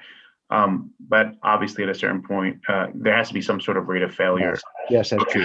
Yeah, so actually he's underwriter laboratory. Please don't interrupt him. Let him finish the sentence and then you can speak, okay? Thank you, Chair, but I think he understood. I think he got where I was getting at. So what is the rate of failure? There's a known temperature rate at which anything will combust, everything will combust, obviously, right? So if you traditional lithium-ion batteries, there's a known combustion rate at which point a heat level or application of a current will cause the system to enter a fire condition. They call it thermal runaway. So these batteries have undergone full lab destructive testing, in which they can continually apply heat to the point where they do combust and establish that it's well above the safety codes. And they also at that point measure when they do combust, what off gases come with that. And so that all that analysis has been provided, conducted by internationally certified labs, submitted to the fire department under their regulation and the OTCR. And so these batteries are well established, and the fire department would be happy to confirm that with you. These batteries are the safest. They typically do not combust until past the possible temperature that they could reach. In other words, they had to force it into thermal runaway. And I think that your question kind of, leads to the next point is, we all know that even if a lab testing showed, no propagation, we always need to be ready for the very unlikely events because safety is our number one concern, and we don't want to be in a situation that we just, go based on the lab testing and say, okay, that's not an issue. We have other mitigation strategies that are showing, some of them are on this slide. So for example, we have a redundant fire suppression system. Why have a fire suppression system for a system that doesn't catch fire? Well, I understand that you have to because of regulations. My concern is if you could provide us with at least the specs, some idea, because we don't have that information about what temperature. I understand that it seems like you're saying that this particular battery will disperse the heat before it gets to the level that it catches. It would become combusted, and you'd have to force that. That's correct.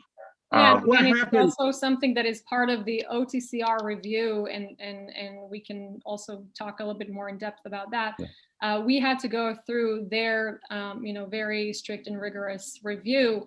And at this point, the only item that they're waiting on is just the fire department approval. The fire department approval at this point is at very final stages. So in terms of the OTCR review and all the safety hazards that we have to comply with, and this includes off-gassing, and it's including, the leakage question. All those items were already addressed by the OTCR review, and are also, they go through a third-party peer review process. So these are items that we already satisfied with the DOB OTCR. We'd be happy to provide you a summary of this information. I think it would be Was this also impact tested? Yes, the enclosures are tested for impacts. These are all what are known as NEMA rated enclosures. So the enclosures themselves have to go through a certification process. So yes. I bring that concern up because there has been some question about the structural integrity of putting all this weight on, this load on this roof. Oh yes. So shall we go there and talk about that? Yeah, but I also see Commissioner Shanda's hand up, so go ahead. No, my question was with regards to the thermal runaway.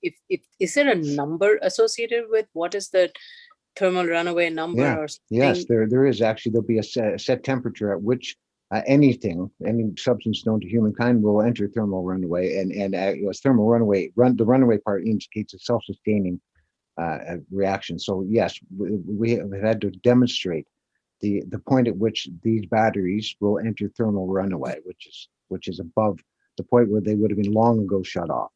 But so this thermal runaway point is, as far as I understand it, it's like a temperature after which, if the battery hits that, it switches off, right? It's burning. Yes. After you hit that point, the battery is burning. So the idea is never to reach that point. How about if the battery got exposed to an exterior fire?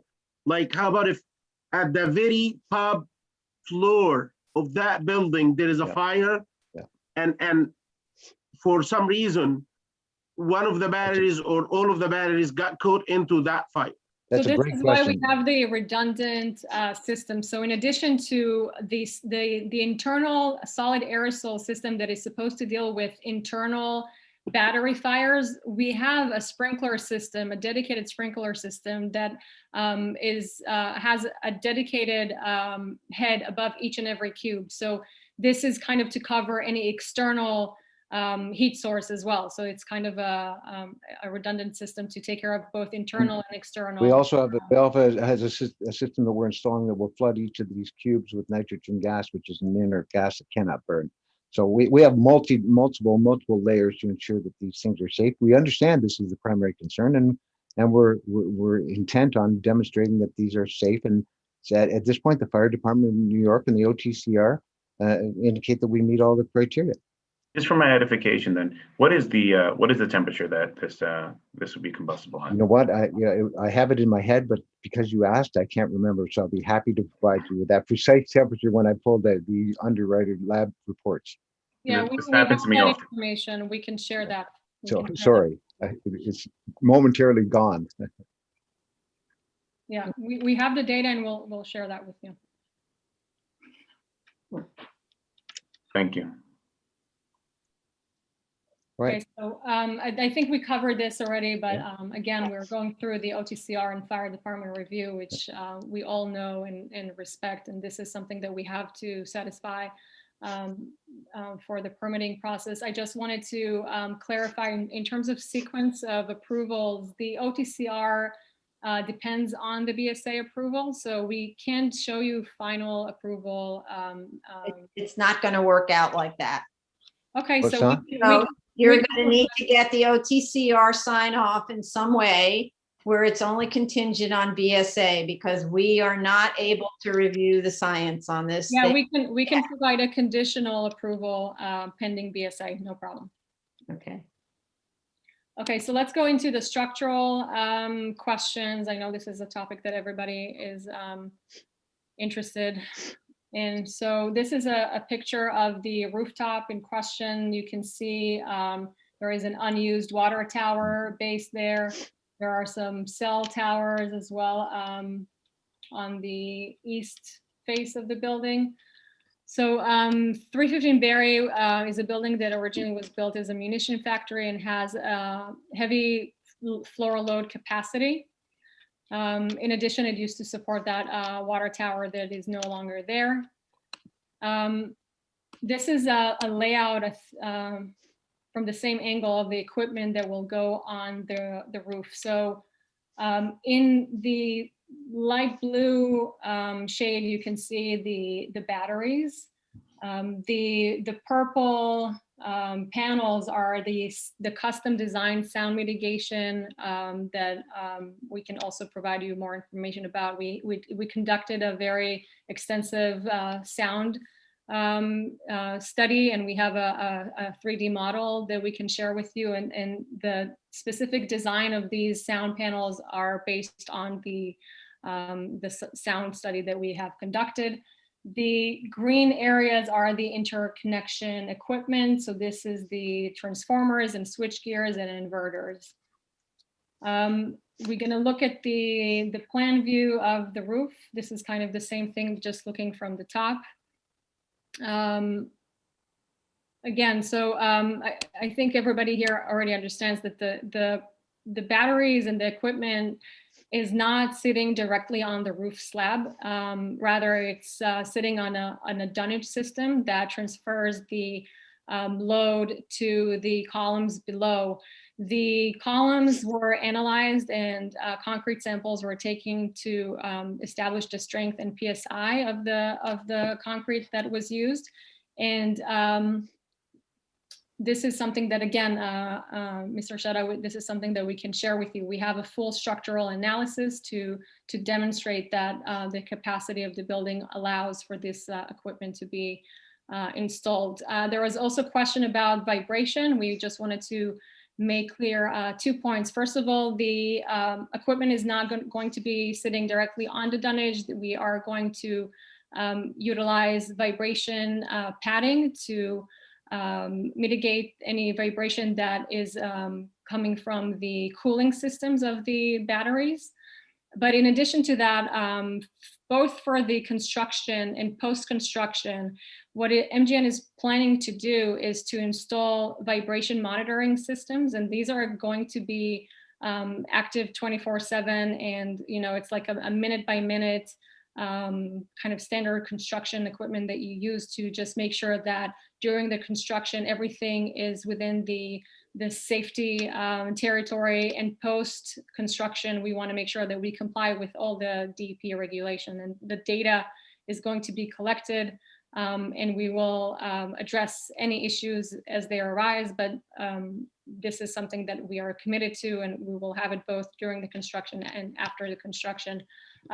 Also, we are planning to replace the old and leaking roof with a new insulated roof system that will improve the building energy usage, especially for the top floor tenants, as well as noise insulation. The installation of the system obviously is reviewed by city engineers, and it meets all the structural codes. We have our structural engineer also on this call, Ivan Luke, and if you have additional questions about that, we can go in deeper into it.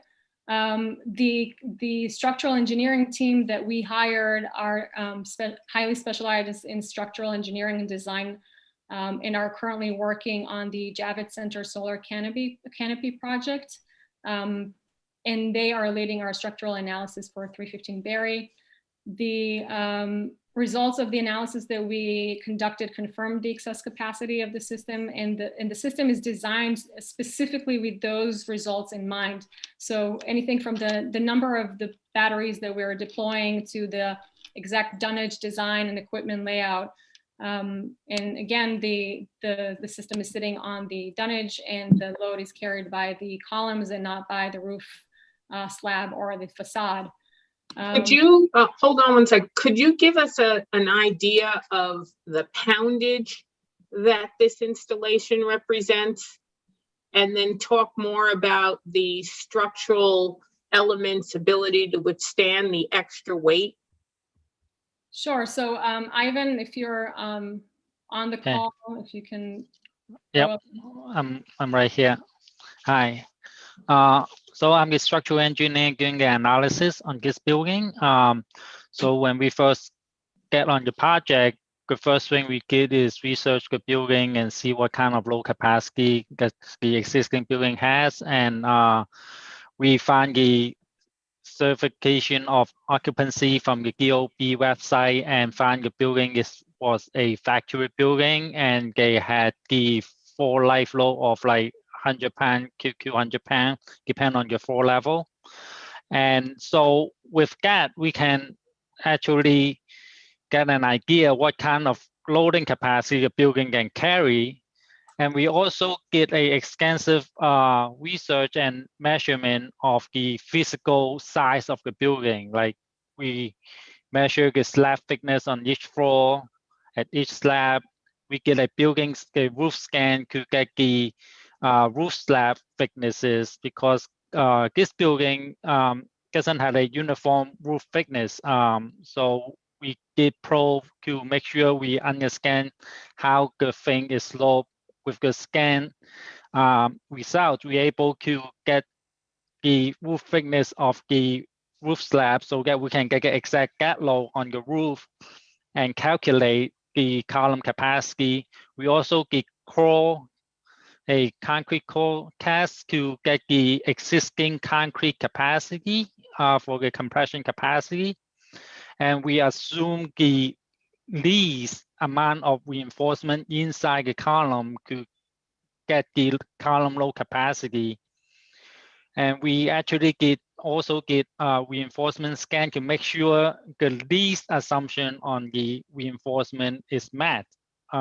So it's going belt and suspend the system to make sure we completely understand the existing building load capacity before we determine what kind of load we can put onto the roof. We also get a seismic analysis on the existing building. I'm sorry. Are you putting any load on the roof? Yes, we are putting on the columns. On the column. We are not putting load on the roof, but we have to understand how much existing gap load on the roof. And that's why we get all those studies to make sure we get the correct weight of the building so that we can get our true analysis. What kind of a structural system is this? This is a concrete frame building with a two-way slab, the column with a column capital. So we analyze this as a column moment frame on this building. So when we get a first study is just the existing building without any added load to it. So we know the base shear, base moment of the existing building, and then we add the equipment weight at the top of the roof, so it's like a lollipop. And then we calculate the seismic load increase, and we find the base shear increase is less than 10%, which is acceptable by newest building code. Newest building code allow for 20% increase, and we are only 10%, and 10% is also acceptable nationwide for existing building operation. Increase. 10%. What is the 10%? I'm sorry. What is the 10%? Base shear increase due to seismic. Okay. What kind of foundation is this? The building foundation. We don't know the building foundation. With the load that we calculated, I believe this is on timber foundation, but there's no way we can verify unless we dig below the foundation and actually undermine the building foundation. But we did the calculation to understand that what we add on the roof will not increase the load that the existing building was designed for. And actually, the load that we apply for is already less than the original building designed for the life load capacity by like at the 4th floor. So in no mean this equipment will overload the existing foundation, even with the increased Mr. Luke, let me interrupt you.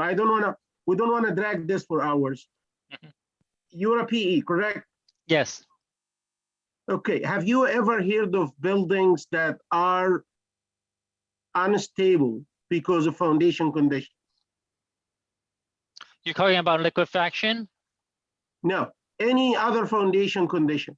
It could be liquefaction, it could be insufficient dimension of foundation, it could be deteriorating foundation, it could be anything. Have you ever heard of something like that? Besides timber foundation, I don't hear anything that the foundation will be getting reduced in capacity. No, he's talking. Oh, really? He's talking about this. He's talking about in general. Can you? I'm talking about general, yes, not this building. Have you ever heard of buildings that were determined to be unstable because of foundation conditions? Well, I'd like to interject here. That's such a general question. I think you were talking to engineers. Yes, so and I'm really asking you, well structural engineer, that kind of general question. What's wrong with that? Well, you have to give some better scenario than that, because I will, otherwise, but just bear with me. Okay. Mr. Luke. Yes, foundation could erode. Yes, I have heard that. And in general, a building foundation could erode and could have problem with the foundation problem, but I don't see any sign of that happening on this building. What kind of signs you want to see? What kind of signs, if you see, you would say that this building might have foundation issue? Like what? Like cracking?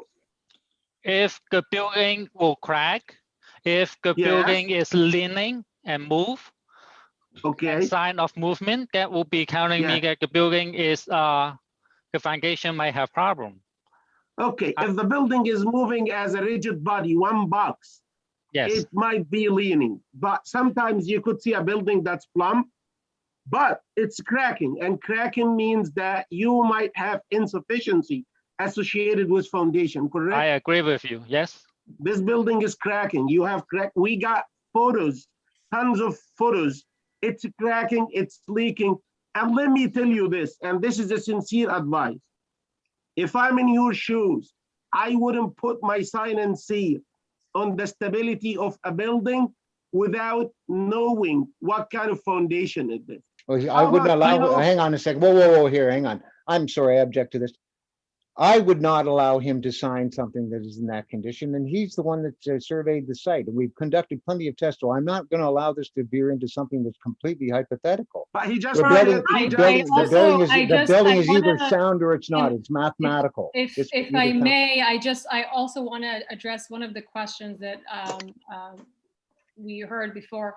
We're also conducting a pre-construction survey, and we already had an initial walkthrough with the engineers. This is irrelevant. I'm sorry. No, Do not I'm waste sorry. our time. It's Wait, it's wait, not wait. relevant. Stop, everyone Hold stop. off.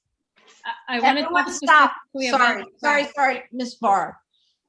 We can't have everyone interrupting each other because the recording cannot hear any of you, okay? So Commissioner Shaita was the last person speaking, and last I realized he was trying to make a point, and you're not letting him make a point. So he needs to make the point and pose his question, and then the appropriate person, who may be the structural engineer, responds to it, because Commissioner Shaita is a structural engineer, so they're speaking the same language, okay? Please. Thank you, Chair. So Mr. Luke, you just mentioned that you don't know the kind of foundation that building is supported by. Am I correct? Yes, you are correct. That I cannot verify the foundation. This is on pile unless I do some destructive casting on the foundation. So there's no way I can find out what foundation this is on pile or this is on spread footing. And based on my analysis, Wait, don't interrupt him. Sorry.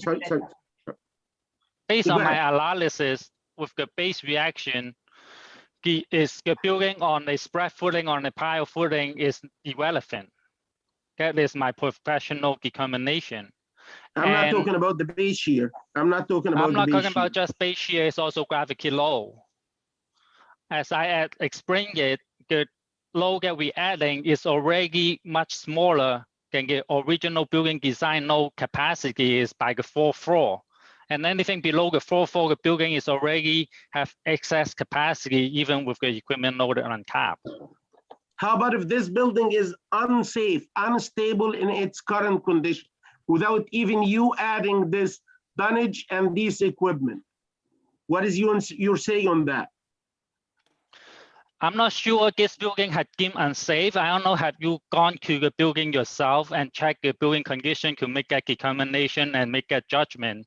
You are hearing and seeing picture of crack, and that is what you base your judgment on. And I think that's unfair because I have been into the building physically, and I have heard there's a facade crack just actually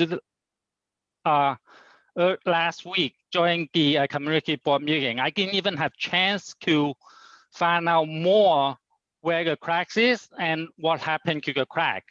And I have looked into the building department website. The building has no violation besides the recent facade violation back to 11 years ago.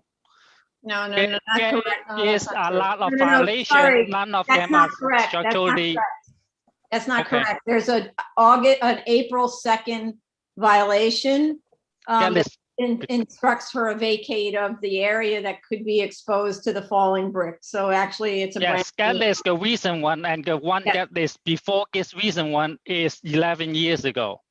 So I haven't able to find out more information on this April 2nd violation, which I would love to find out more and see it myself to make a determination. So you're right in the part that I didn't go to the building and check it. And yes, I didn't do that because this is not my job.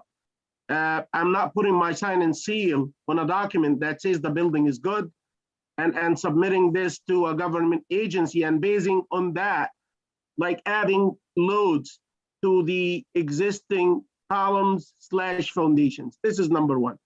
Number two, that best case scenario for the structural team who's looking at this building is that this building might be on piles, not on shallow foundation. If this building is on piles and these piles are just well designed, that let's say the pile capacity is 50 tons and you're adding this tonnage and the capacity is 50 ton and you ran your study and you know the foundation system, and you know everything about this building, and for the existing condition, each pile has 50 tons, and you kind come and add this dunnage system, plus the batteries, plus the transformers, plus, and one of the piles goes to 50 ton .1 per the building code. Is this an acceptable condition to the building code? That is not acceptable to me on my study if that is the case. Like I say, we have measured the building dimension to make sure we have the right gate load that we can do an analysis on. We had get the certificate of occupancy to know what the building was designed the life loads for. So unless you're telling me the original building had an under-designed foundation, then no. We have no evidence of that. there's no evidence of that. This many years been working with under gate loading condition, and if that is the case, then that will be something that I think is already been shown during its factory key. The building will be under designed for the load. But you knew that the building is cracking, right?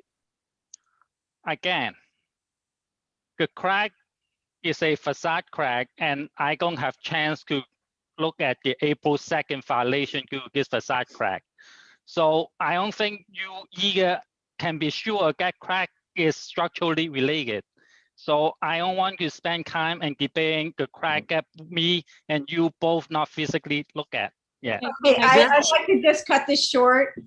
We need you to submit all the material that you, Mr. Luke, all the materials that you use to come to the conclusion that the building could sustain the additional weight and what the additional weight is and the bearing capacity on each column, et cetera, so that Commissioner Sheta can look at it. So more debating like this isn't getting us anywhere, but we do need to see that.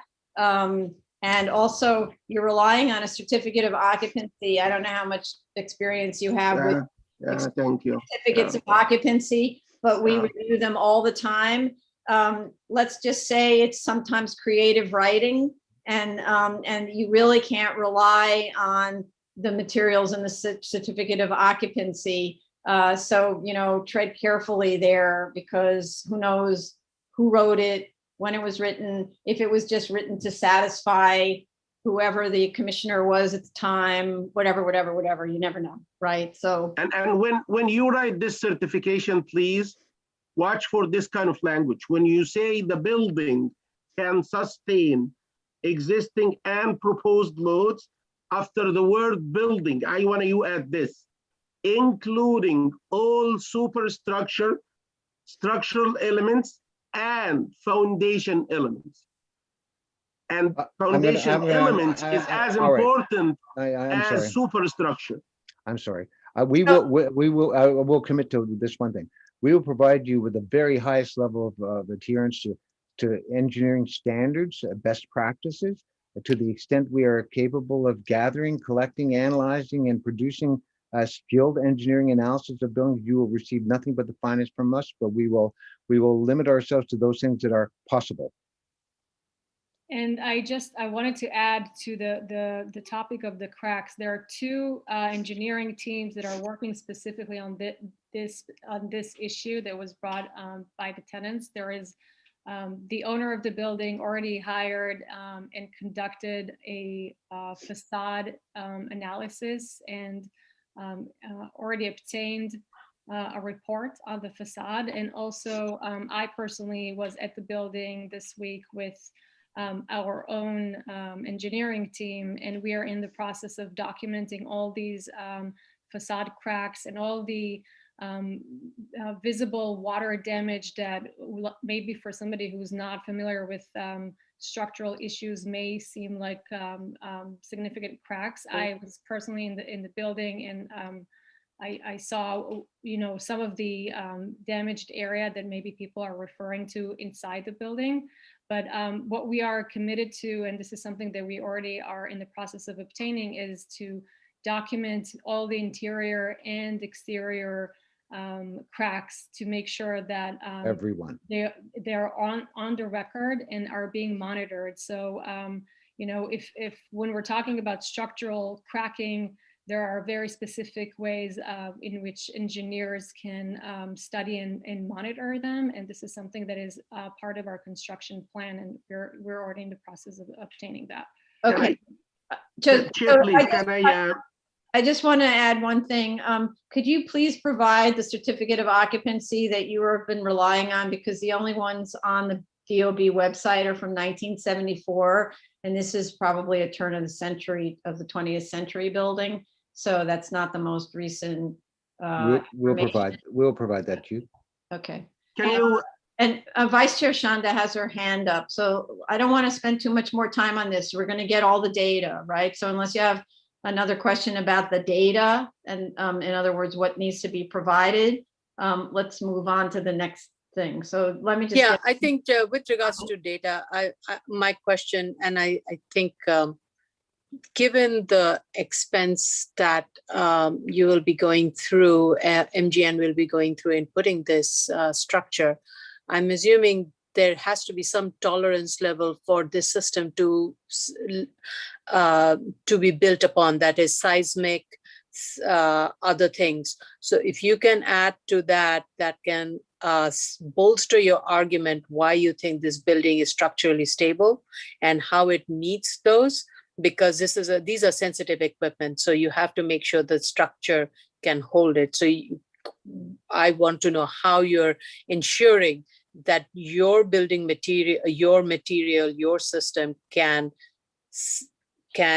not only not harm the building, but can also, it's so sensitive that it has to meet all those standards. As we understand, we have to meet the standards on the structural. It's clear that this is a very, very severe concern, and we intend to address it fully and professionally. Okay. Commissioner Sheta, did you have anything you wanted to add, only with respect to deliverables? I don't want to get into more debate, okay, on this subject. No, I hear all the talk about the cracking in the facade. I just want to mention that there are interior crackings. I'm looking at a picture right now on my computer. I'm not sure if Mr. Luke looked at it, but if not, I would ask our project manager to forward the picture that we got in the email for the beam inside the building. That's significantly cracking. Please do, but as Rebecca has noted, every crack in this building is going to be audited. We're not going to talk anymore about cracking, please. Let's go on. We want to know how you analyze the building, provide us all the data, okay? I just want to have a question about, again, the area of this facility on the roof. The way it's shown now is the access to the facility is easy. There's no fencing that's preventing access from one to the other. That's not the way it's supposed to be done. There's supposed to be a fence all the way around, including the pathways. So you go up the flight of stairs, and at a certain point you enter into the battery facility, and no one else can go through that. And so what you've got is, which is quite difficult for workers on the roof, you split the system onto two sides. So in order to protect the workers who are unrelated to this BESS system, they would need to go through the BESS system fencing to get to that side, that part in the upper right-hand corner that's not part of the BESS system. So I guess my question is, why is this located on this side as opposed to the other corner? Like, why can't you slide it up to the corner so that you can create a really isolated area that does not require building workers to go through the BESS system in order to manage the building? So this goes back to the structural analysis. There is a reason for why each piece of equipment is located where it is. There is no other way to do it. It's kind of a requirement for the structural analysis that we conducted. And I just wanted to also highlight the fact that there are two entrances to the roof, one on each side. So in fact, you don't have to go through the BSS system if you want to reach the other side. Who has control of this screen? Can you point to where? Could you put the roof layout? let me see, maybe here we can see it. So here you can see this is the first bulkhead, Yes. which is located on the north. You didn't show the bulkhead on the other drawing. There's no bulkhead on that other drawing. Yeah, I mean, yeah, we can provide additional drawings if you need it, but this is, these are. No, your other drawing isn't correct. Go back to the other drawing you just showed me. Good, this is, That drawing doesn't show the other bulkhead. yeah, this is the dunnage system and column layout, but we But have. you're showing a bulkhead also, right? You're showing one of the bulkheads. We're showing the area that protrudes beyond the line of the parapet. So that this bulkhead is more visible because it's not in line with the rest of the parapet. The other bulkhead is included within that corner, so you don't see it. We can certainly add that to the next version, You Rebecca. can't have floor plans where you don't show off the floor. You know, I plan. understand. That would be This is floor one plan. about accuracy, Yeah. so I think we No, need to no, it's correct right. that inaccuracy. Okay, so here you're showing the pathway from the bulkhead to the systems. All of that has to be fenced in. You cannot have general people wandering around in the region. That's the pathway to work on the best. That's the basic rule for all of these systems when we work on these battery fields that are on vacant lots, which we have done. It's the entire system enclosed in a fence. We've even got one, I think it's in Staten Island on a school site. So, We're quite familiar with it. I'm sorry, go ahead, Rebecca. okay, so you need to fix this. It's No, not. this is, we have multiple drawings, and this is a conceptual drawing to show the equipment. We have a fencing system around the No, no, no. So I need to stop you because I don't like these kinds of responses. The drawings that you supply to us show no fencing on any floor plan around the system. And then there's a claim that it's only a 3,900 square foot installation when it can't be, because the TPPN or the bulletin says you have to include all of the area, including pathways and fences. So please don't respond by, it's a different drawing. You have no drawings that show this, okay? And this is the part where I start to get nervous that we're being sort of double talked, and please don't respond with like, yeah, it is, but it isn't, it is. All the drawings have to be consistent. They have to look like each other, and they have to tell the same story. And to the extent that you're showing us sort of children's drawings, don't show us children's drawings. Show us the drawings that you're showing to fire department and OTCR. We know how to review those, okay? So please. Okay. We will provide that. Okay. Other comments, other things you wanted to add from our comments?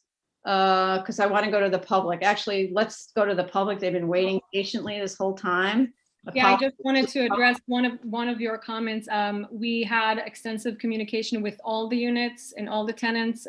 In fact, one of the tenants, two of the tenants who live in the same unit that wrote multiple comments and letters to the BSA. We actually have been in communication with them and offered multiple meetings. And we also already reached an agreement with those specific tenants. So our lawyers spoke to their lawyers, and to say that we haven't had communication with them is a misrepresentation of the. Okay, but let's not go there. Okay, we're going to listen to the tenants and we're going to listen to what their concerns are. All right.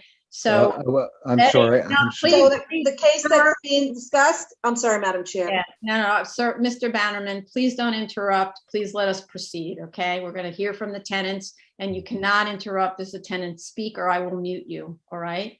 Okay. Okay. So The case we're discussing is 2020-88BZ, 315 Berry Street, Brooklyn. You want to call in at 646-558-8656. Zoom ID number is 990-9061-0587. Passcode is 335427. If you want to speak, you can raise your Zoom hand by pressing *9 and to *6 to unmute. If you're in the Zoom room already, please raise your Zoom hand. okay, so we have only two people who raised their Zoom hands to speak, and they're already, or actually three who are in the room already. And there's some others. Oh, I see another one raised. So there's only one person who called in with their phone. Just to clarify, if you would like to speak, you have to press *9 on your telephone.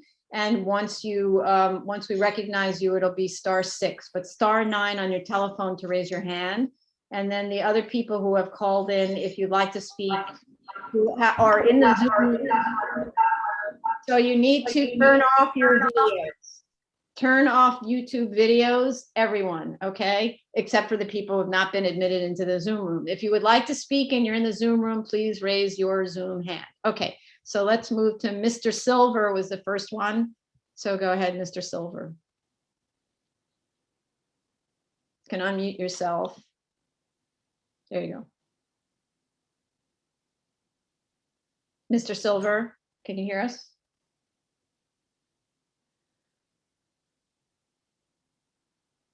Maybe you can't hear. Mr. Silver, unmute yourself, please.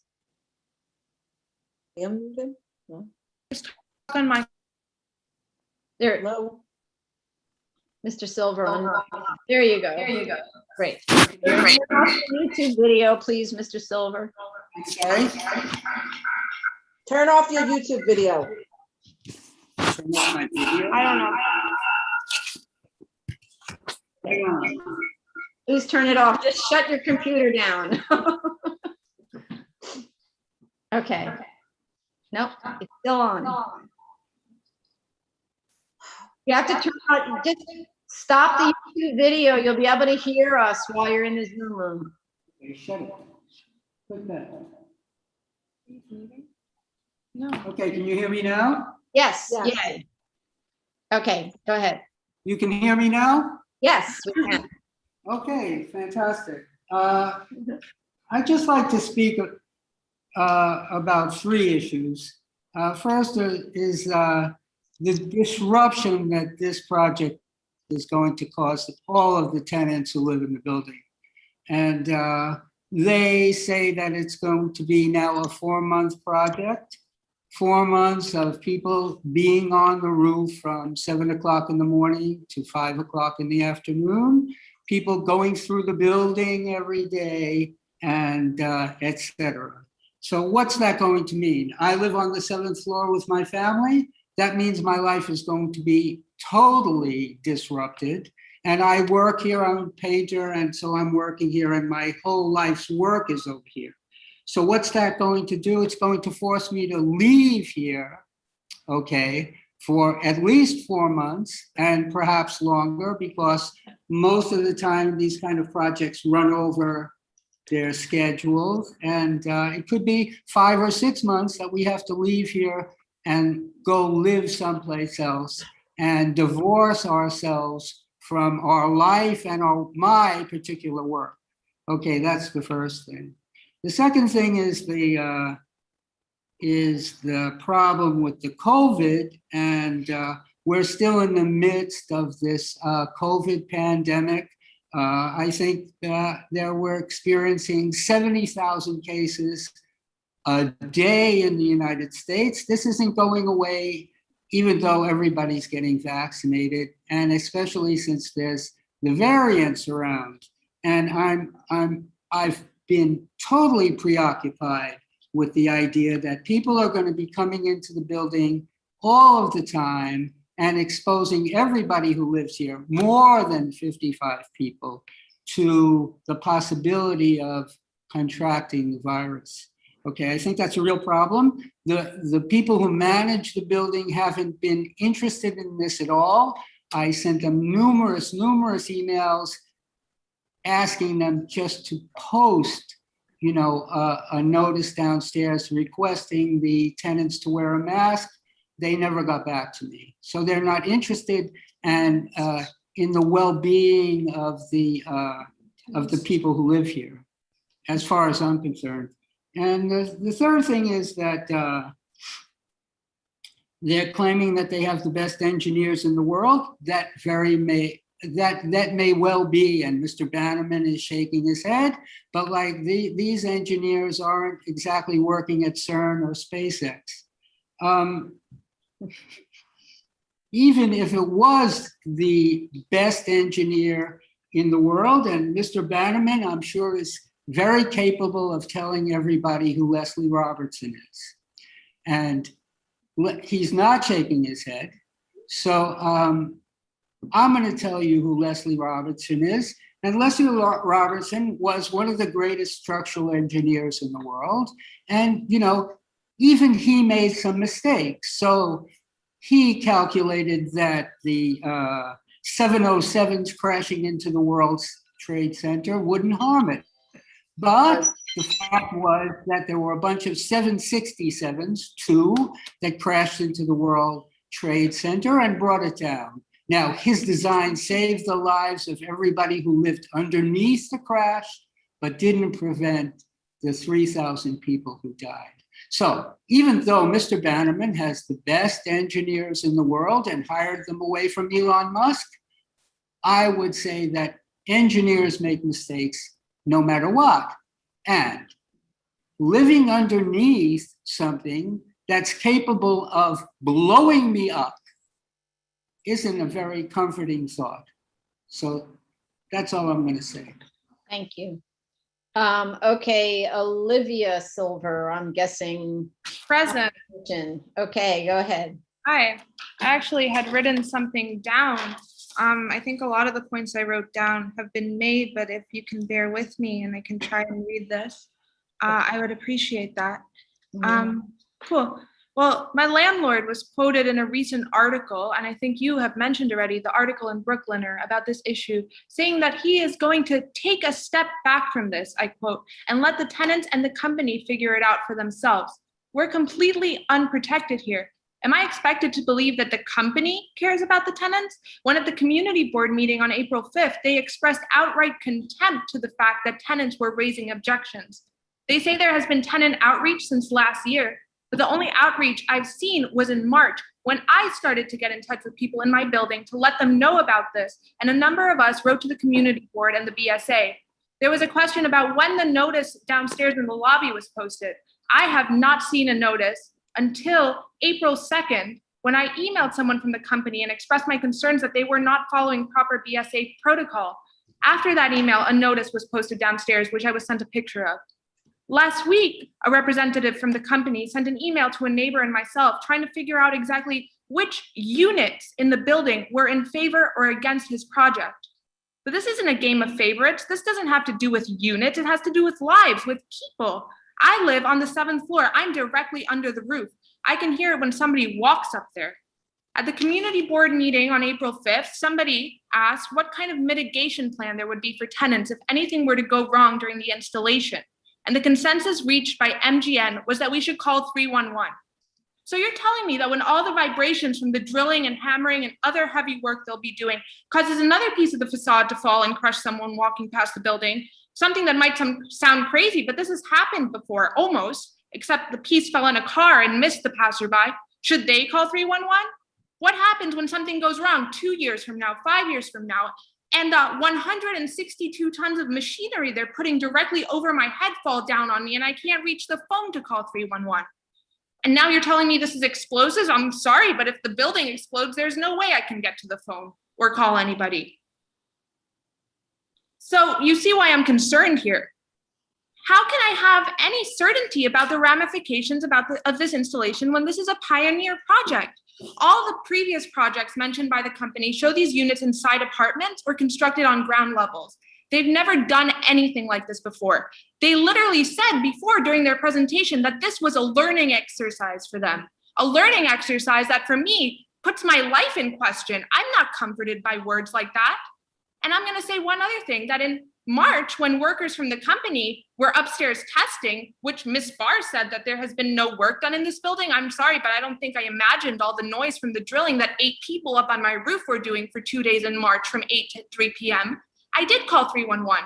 And what did 311 tell me?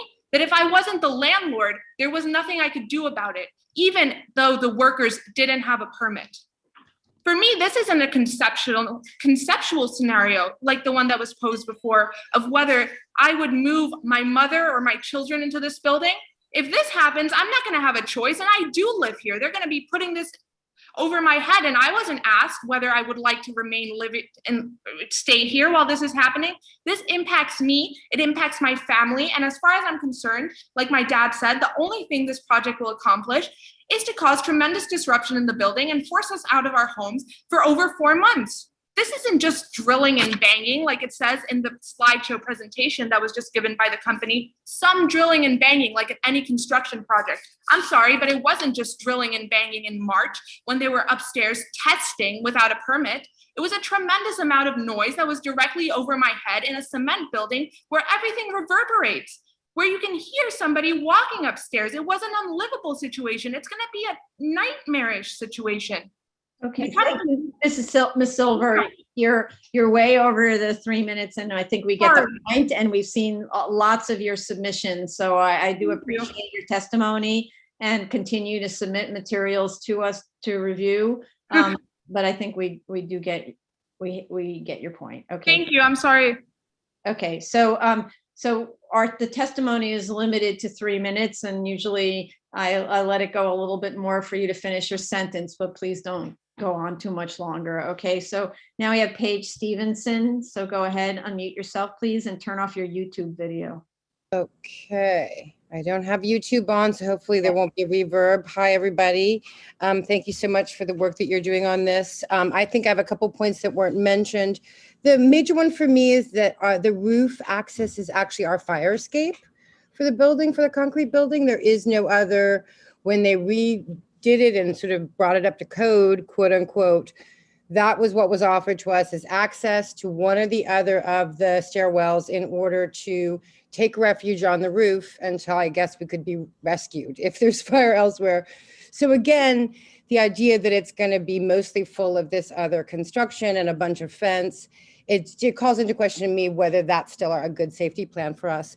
The other thing that I just want to mention briefly, because they had, chipped in at the very end and said that they had reached out to tenants and made an agreement with the one tenant, but really it was just on the basis of who had written letters to you guys. And that's when we were reached out to. None of us had any. We got an email from the building saying, we're going green, which didn't really explain anything about it or say.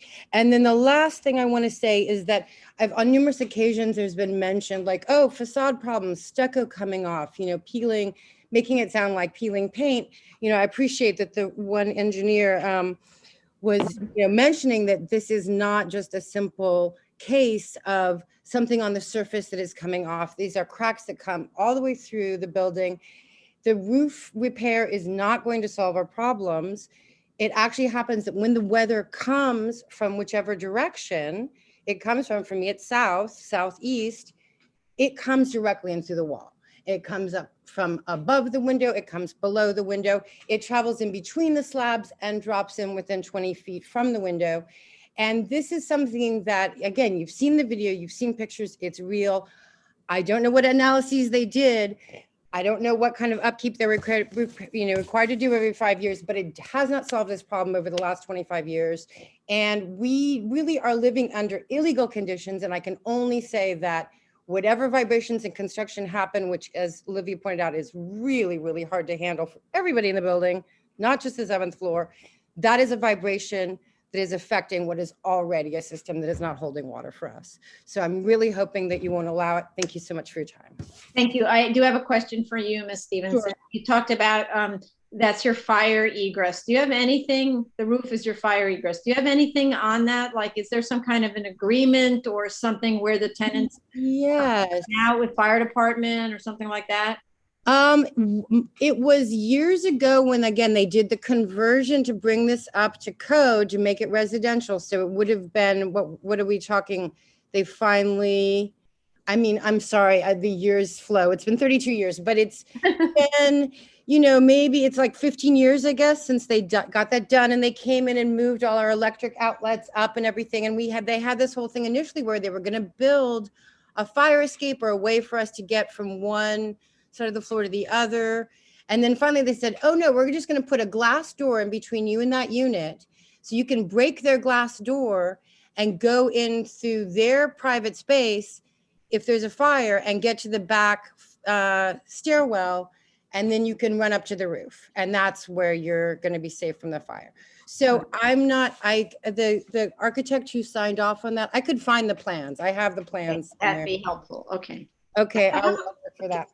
I just have a weird question. When you said that, are you a unit inside a unit or your own separate space? We have 2 units on the floor. So there's a southeast and a north. So one of the other people who's been involved, Christopher Quirk, who's maybe written to you guys, he's on 6th, but he's on the north side of the 6th floor. I'm on the south side of the 6th floor. And Teresa Dillon is on the southeast with me here. She's more on the east side of the south. But You said breaking a door through, I just hit. yeah, so that was to the second unit. That's to the other side of the floor where the other stairwell would be. So if our stairwell is on fire, we would have to break into our neighbors and go down through a private residence to get to the other stairwell. And that's our other. Interesting. So I know already it's like, yikes, this building is an adventure. Let's put it that way. But Reminds me of the loft buildings of years ago. yeah, I just Well, it really is. don't That's think what it is. that whatever analysis they've done has taken into consideration how fragile and brittle this concrete is. So thank you for hearing us. Thank you. Now, Miss Madden, who has her hand up, unmute yourself, please, and turn off your YouTube video if it's on. I'm actually here with my husband as well. We're both on the Zoom, so I'm going to keep it short so he'll have a little time.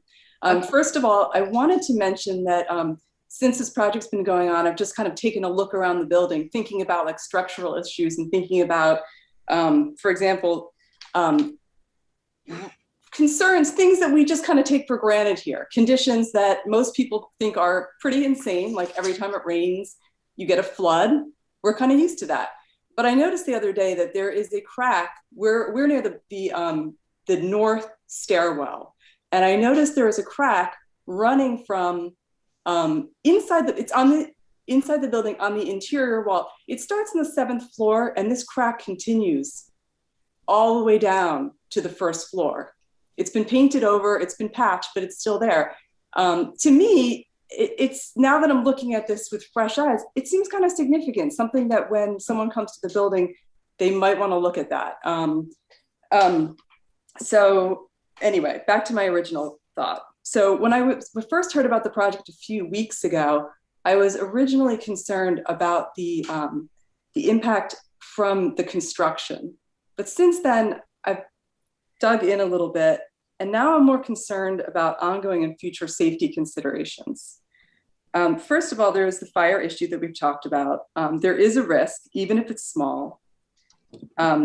Last month, there was Energy Storage Summit 2021 started the second day with a discussion on how to safely deploy battery energy storage systems into urban environments.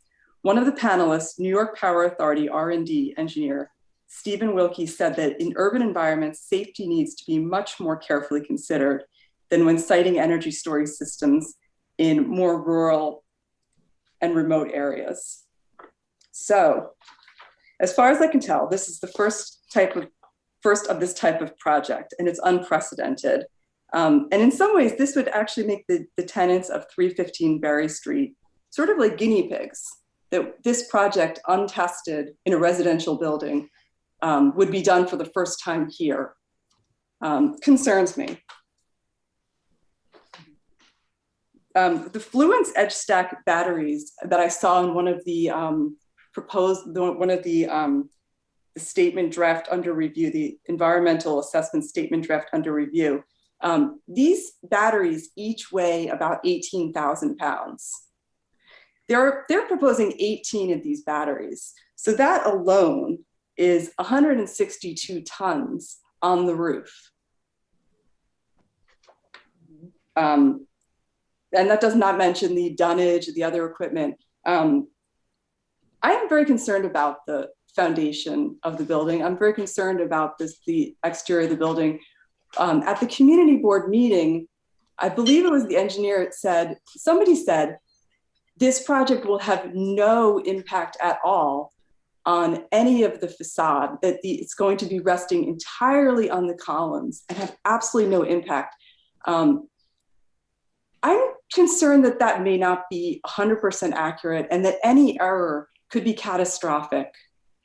So I would ask that these engineering plans be considered down to the foundation, down to what this building is sitting on. I just don't think this is something that, with this kind of weight, with this age of this building, the building was built in 1929. I think there are just a lot of concerns, and I would just ask for extreme consideration before proceeding with this project. Thank you.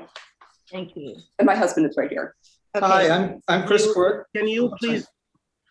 Yeah, Can yeah. you please take a picture for that crack you I referenced? would. You know what? Can I take a video so I can go down the stairs Yeah, and show yeah. how it continues from Yeah, floor to floor? Yep. That would be great. Yep. Thank you. Sorry, Thank you. Chris, can you say your last name again? Last name is Quirk, spelled Quirk, like Quirk of Fate. I've lived here at 315 Barry for more than 20 years. That happened to be my car that was crushed by an 8-foot piece of steel and rebar. It was miraculous that nobody was killed. I'm an artist and a freelance writer, and I want to thank you for allowing me to speak today. I have 3 questions for the board. The first regards safety. Just 2 years ago, as has been noted, a lithium-ion battery facility run by Arizona Public Services, one similar to the one proposed for the roof of 315 Berry and monitored by the same company, Fluence, caught fire and exploded. 9 first responders were injured, 4 of them very seriously. The facility was on the ground. It took hours to extinguish the fire. The post-incident report commissioned by Arizona Public Services listed the internal failure of a battery cell causing a thermal runaway as the first contributing factor to the blaze. While the batteries in this particular proposal, lithium iron phosphate, are typically safer than the nickel, manganese, cobalt, lithium ion cells in the Arizona fire, the report noted incidents of lithium iron phosphate fires and stated, quote, "The lessons the industry has learned from these incidents is that lithium ion batteries are inherently fragile, and any chemical, electrical, thermal, or mechanical abuse along with internal defects can potentially initiate cell failure and thermal runaway."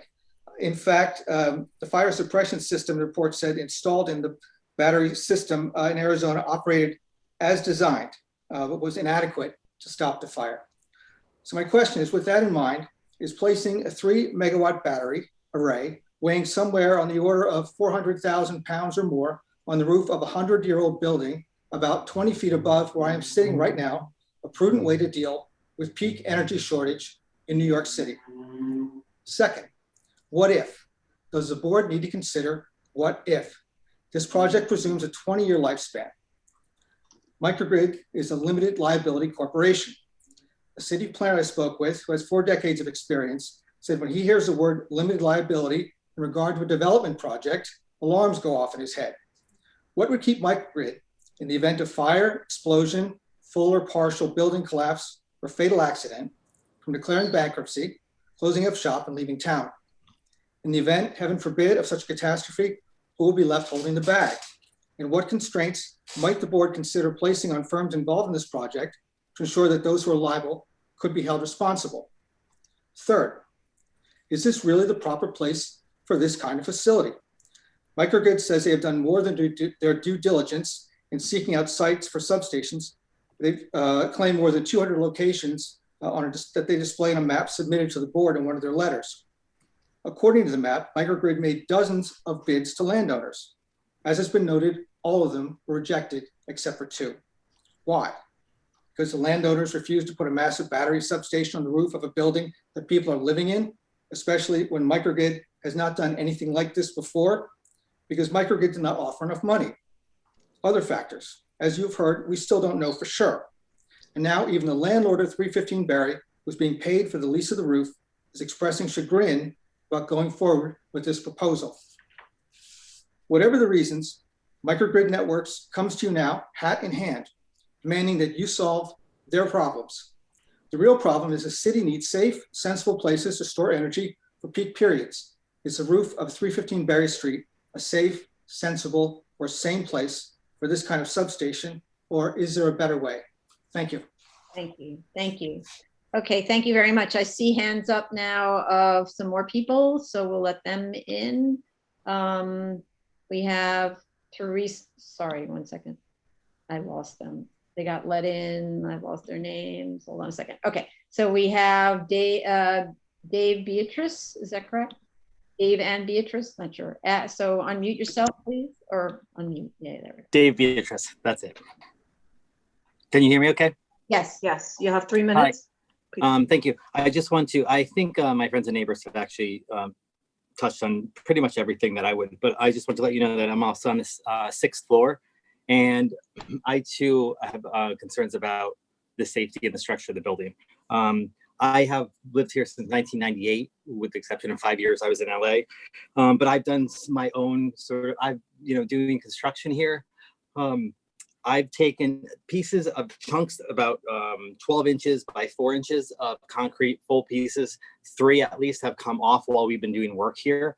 And I've had to reconstruct it with concrete internally. Like I said, I'm on the 6th floor, not the top floor. My bedroom, I think, probably leaks worse than anyone in the building. I can't be positive, but I have plenty of video.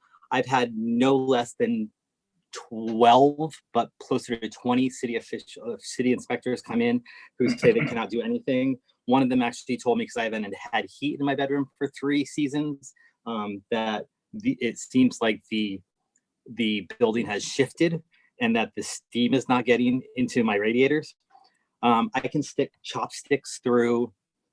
The landlord likes to say that he replaced the windows, and that was to our benefit about 20 years ago. And I can stick chopsticks through below my windows, basically, because there's no insulation. I have sound blankets up right now and blackout curtains because it's freezing cold in here. So there's also, I don't know if this was touched on, there's vibration that happens. I'm on the southeast sort of piece that comes off the building. And one day during COVID, I actually had to leave the building at 5 a.m. because this vibration in my bedroom was making me so sick to my stomach. I have texts with the super that basically he told me it's because the tracks of the elevator were not greased up, but that happens periodically. And my roommate Teresa has talked to someone, I think, on the 4th floor that also was wondering about this vibration. It's just kind of concerning to me. COVID, I also, like Steve said, I have an issue with that just because when they came to check the structure of the pillars, when they came into our apartment, one of the 2 people that came in was not wearing a mask in our apartment. And also Teresa and I had just done painting because we had, time to do our place. And this is petty, but they wrote with chalk on one of our pillars. Like we just lived in some sort of like. Still there. What's that? All right, go ahead. Go ahead, Mr. Beatrice.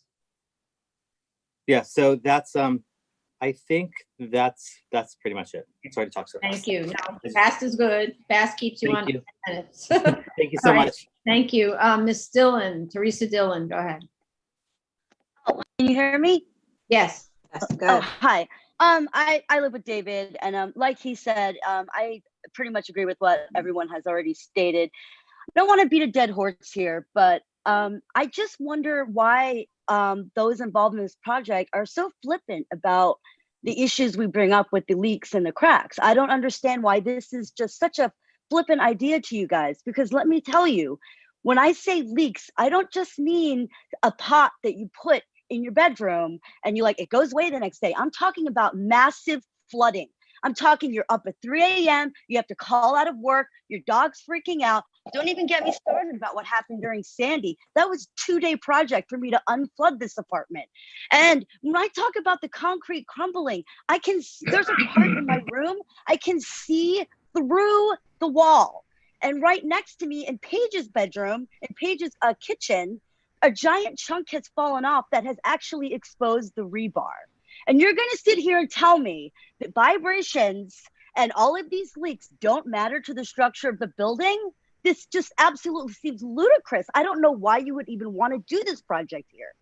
This doesn't seem like it would benefit you at all. You're going to get sued. This is just unbelievable. I'm sorry to be so heated. Thank you for hearing me out.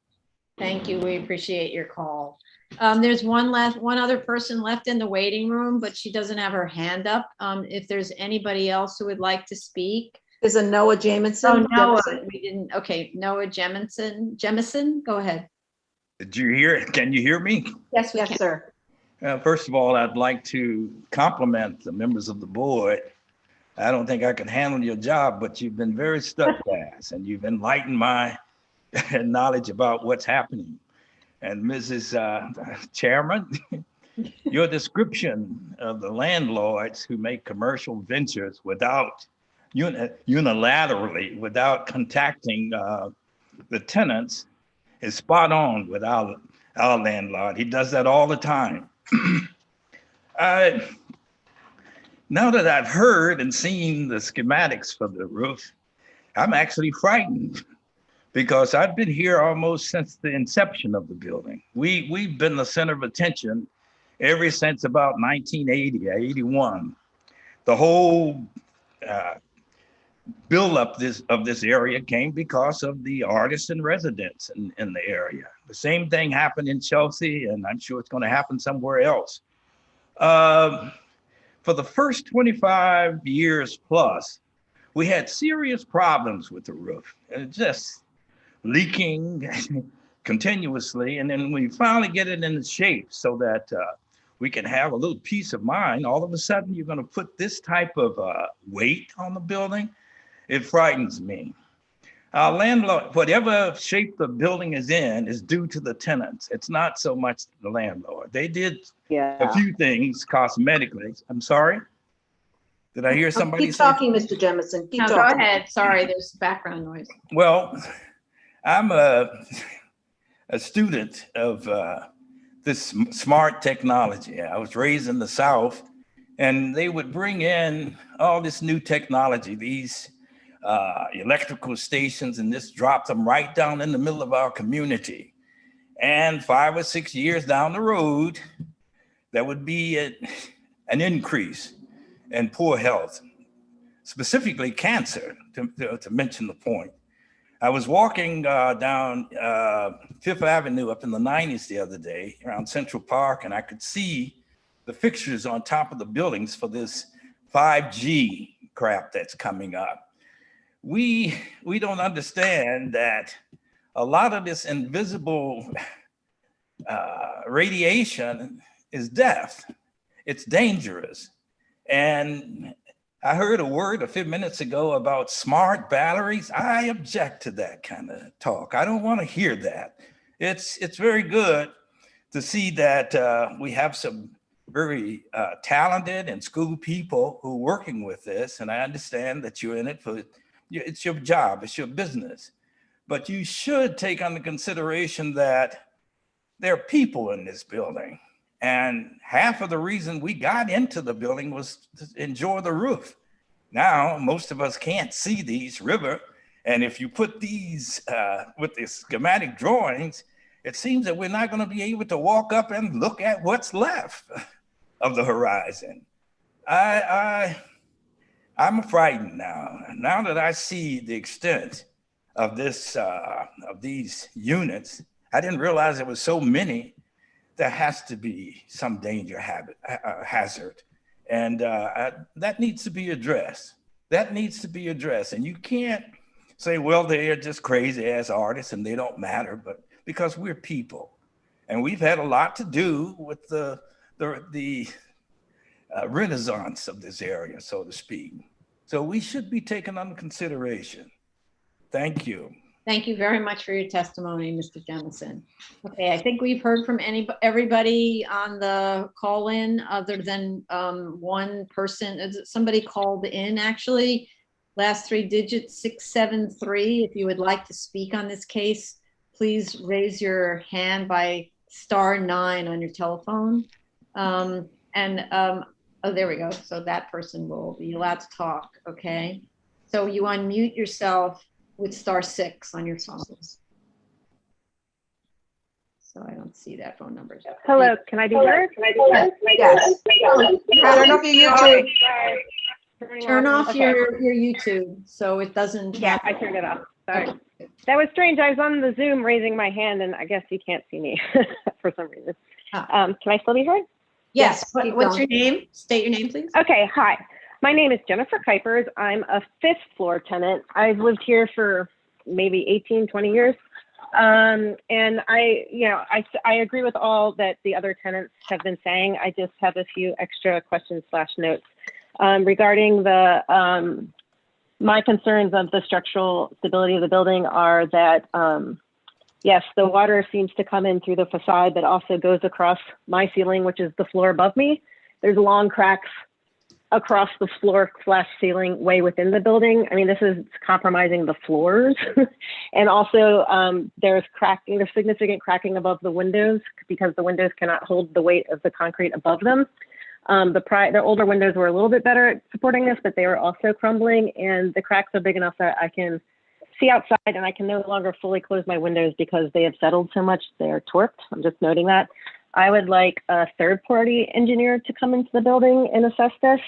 I question when Miss Barr said she was in the building, maybe she was in maybe she was just in the stairwell because she's clearly not seen, she's not been inside the apartments to see this, but this kind of crumbling and damage can be seen in everybody's apartment. Let's see, I'm just gonna go down through my questions. There's a lot of talk about what this battery substation storage on our roof would provide for the community. There is no talk about what it would provide directly for the building.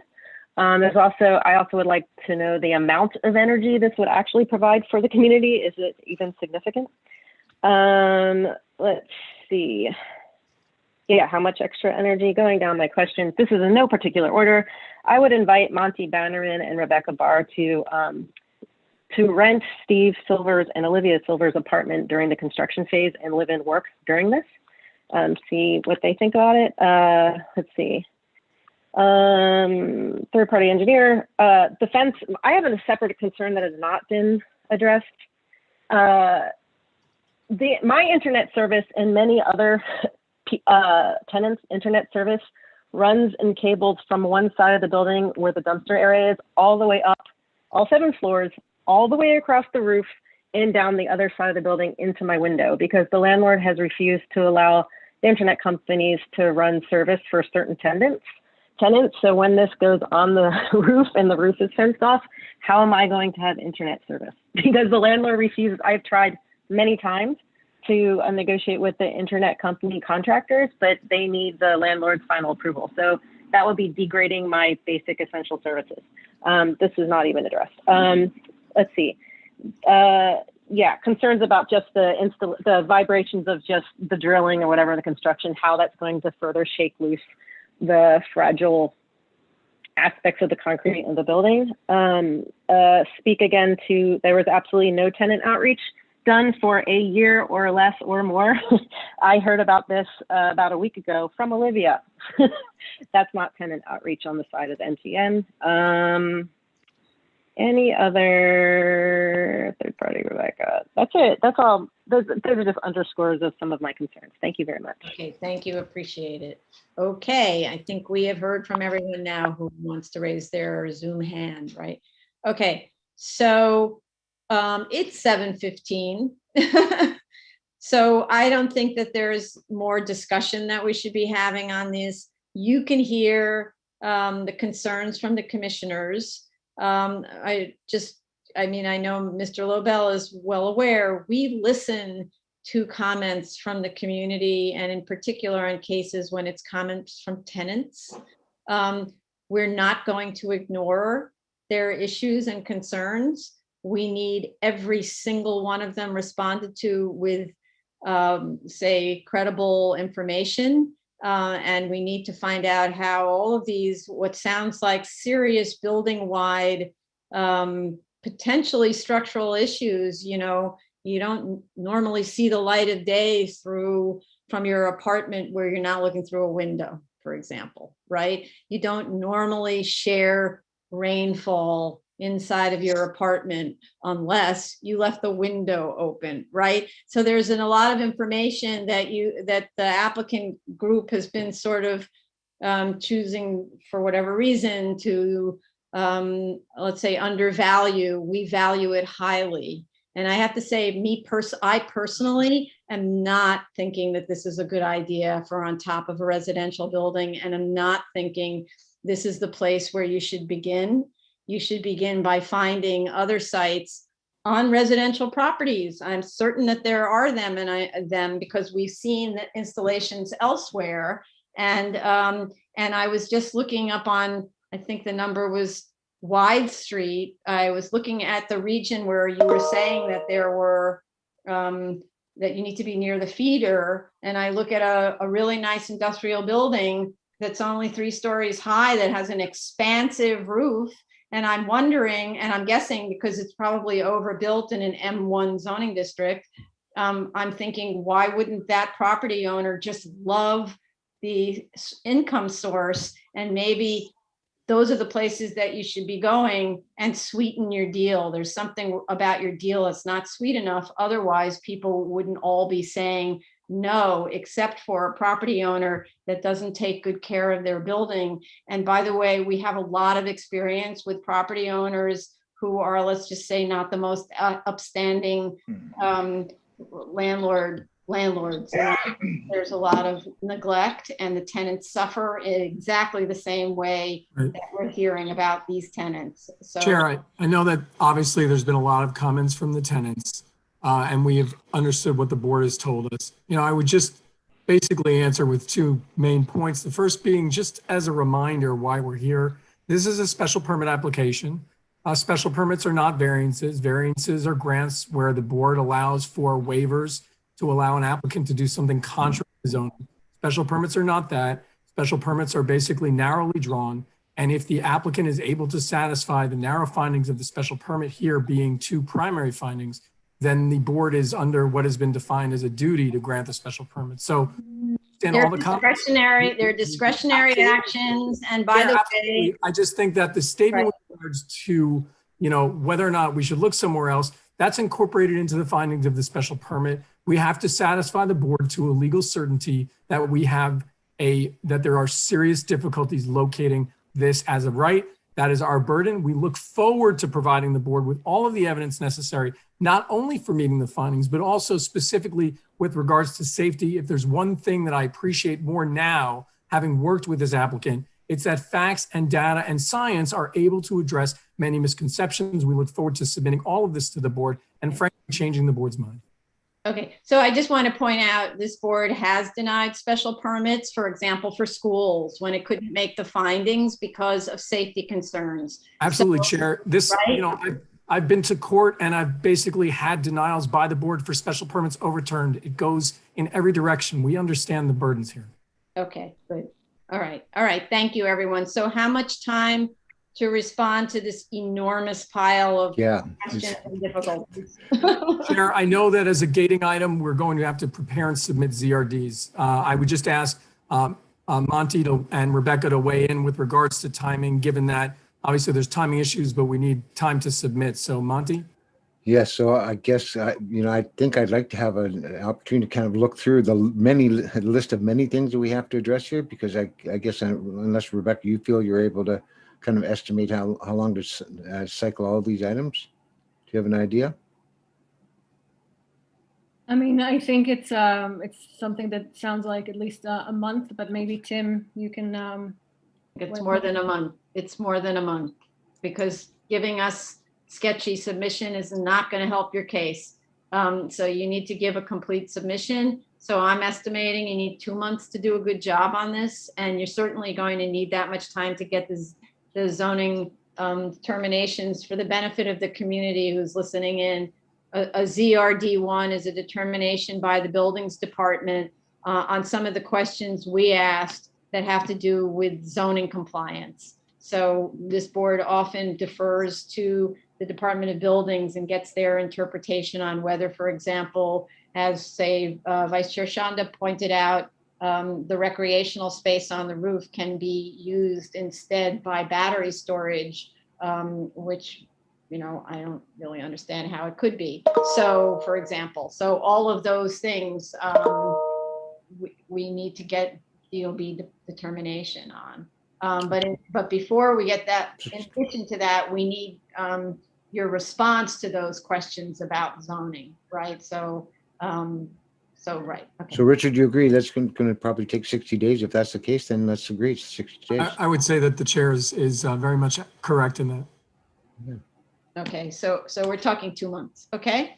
So 2 months to submit. So the other thing I want to say is to the community, we will be scheduling a hearing, a second hearing on this somewhere after, it's actually 2 months plus 3 weeks, somewhere therefore around 3 months from now, we'll be scheduled another hearing on this. And so we want the applicant to notify all the tenants properly. That should include letters under all the doors, that they're of the date of the hearing and the time. And then, of course, they already know how to get in touch with us, but it should include, of course, the information to get in touch with the BSA if they want to submit additional testimony. Okay. All right. All right. Thank you, Chair. Thank you very much, everyone. We really Thank you all. appreciate all of the consultants and especially all of the tenants for participating. All right. Thank you, Chair. Thank you, Commissioners. Goodbye. Have a good evening. Have a good night. Bye. Oops, I didn't mean to leave. Tony, you're supposed to say this concludes. This concludes. This concludes. Uh-oh, rats. What's the April 13, 2 p.m. session of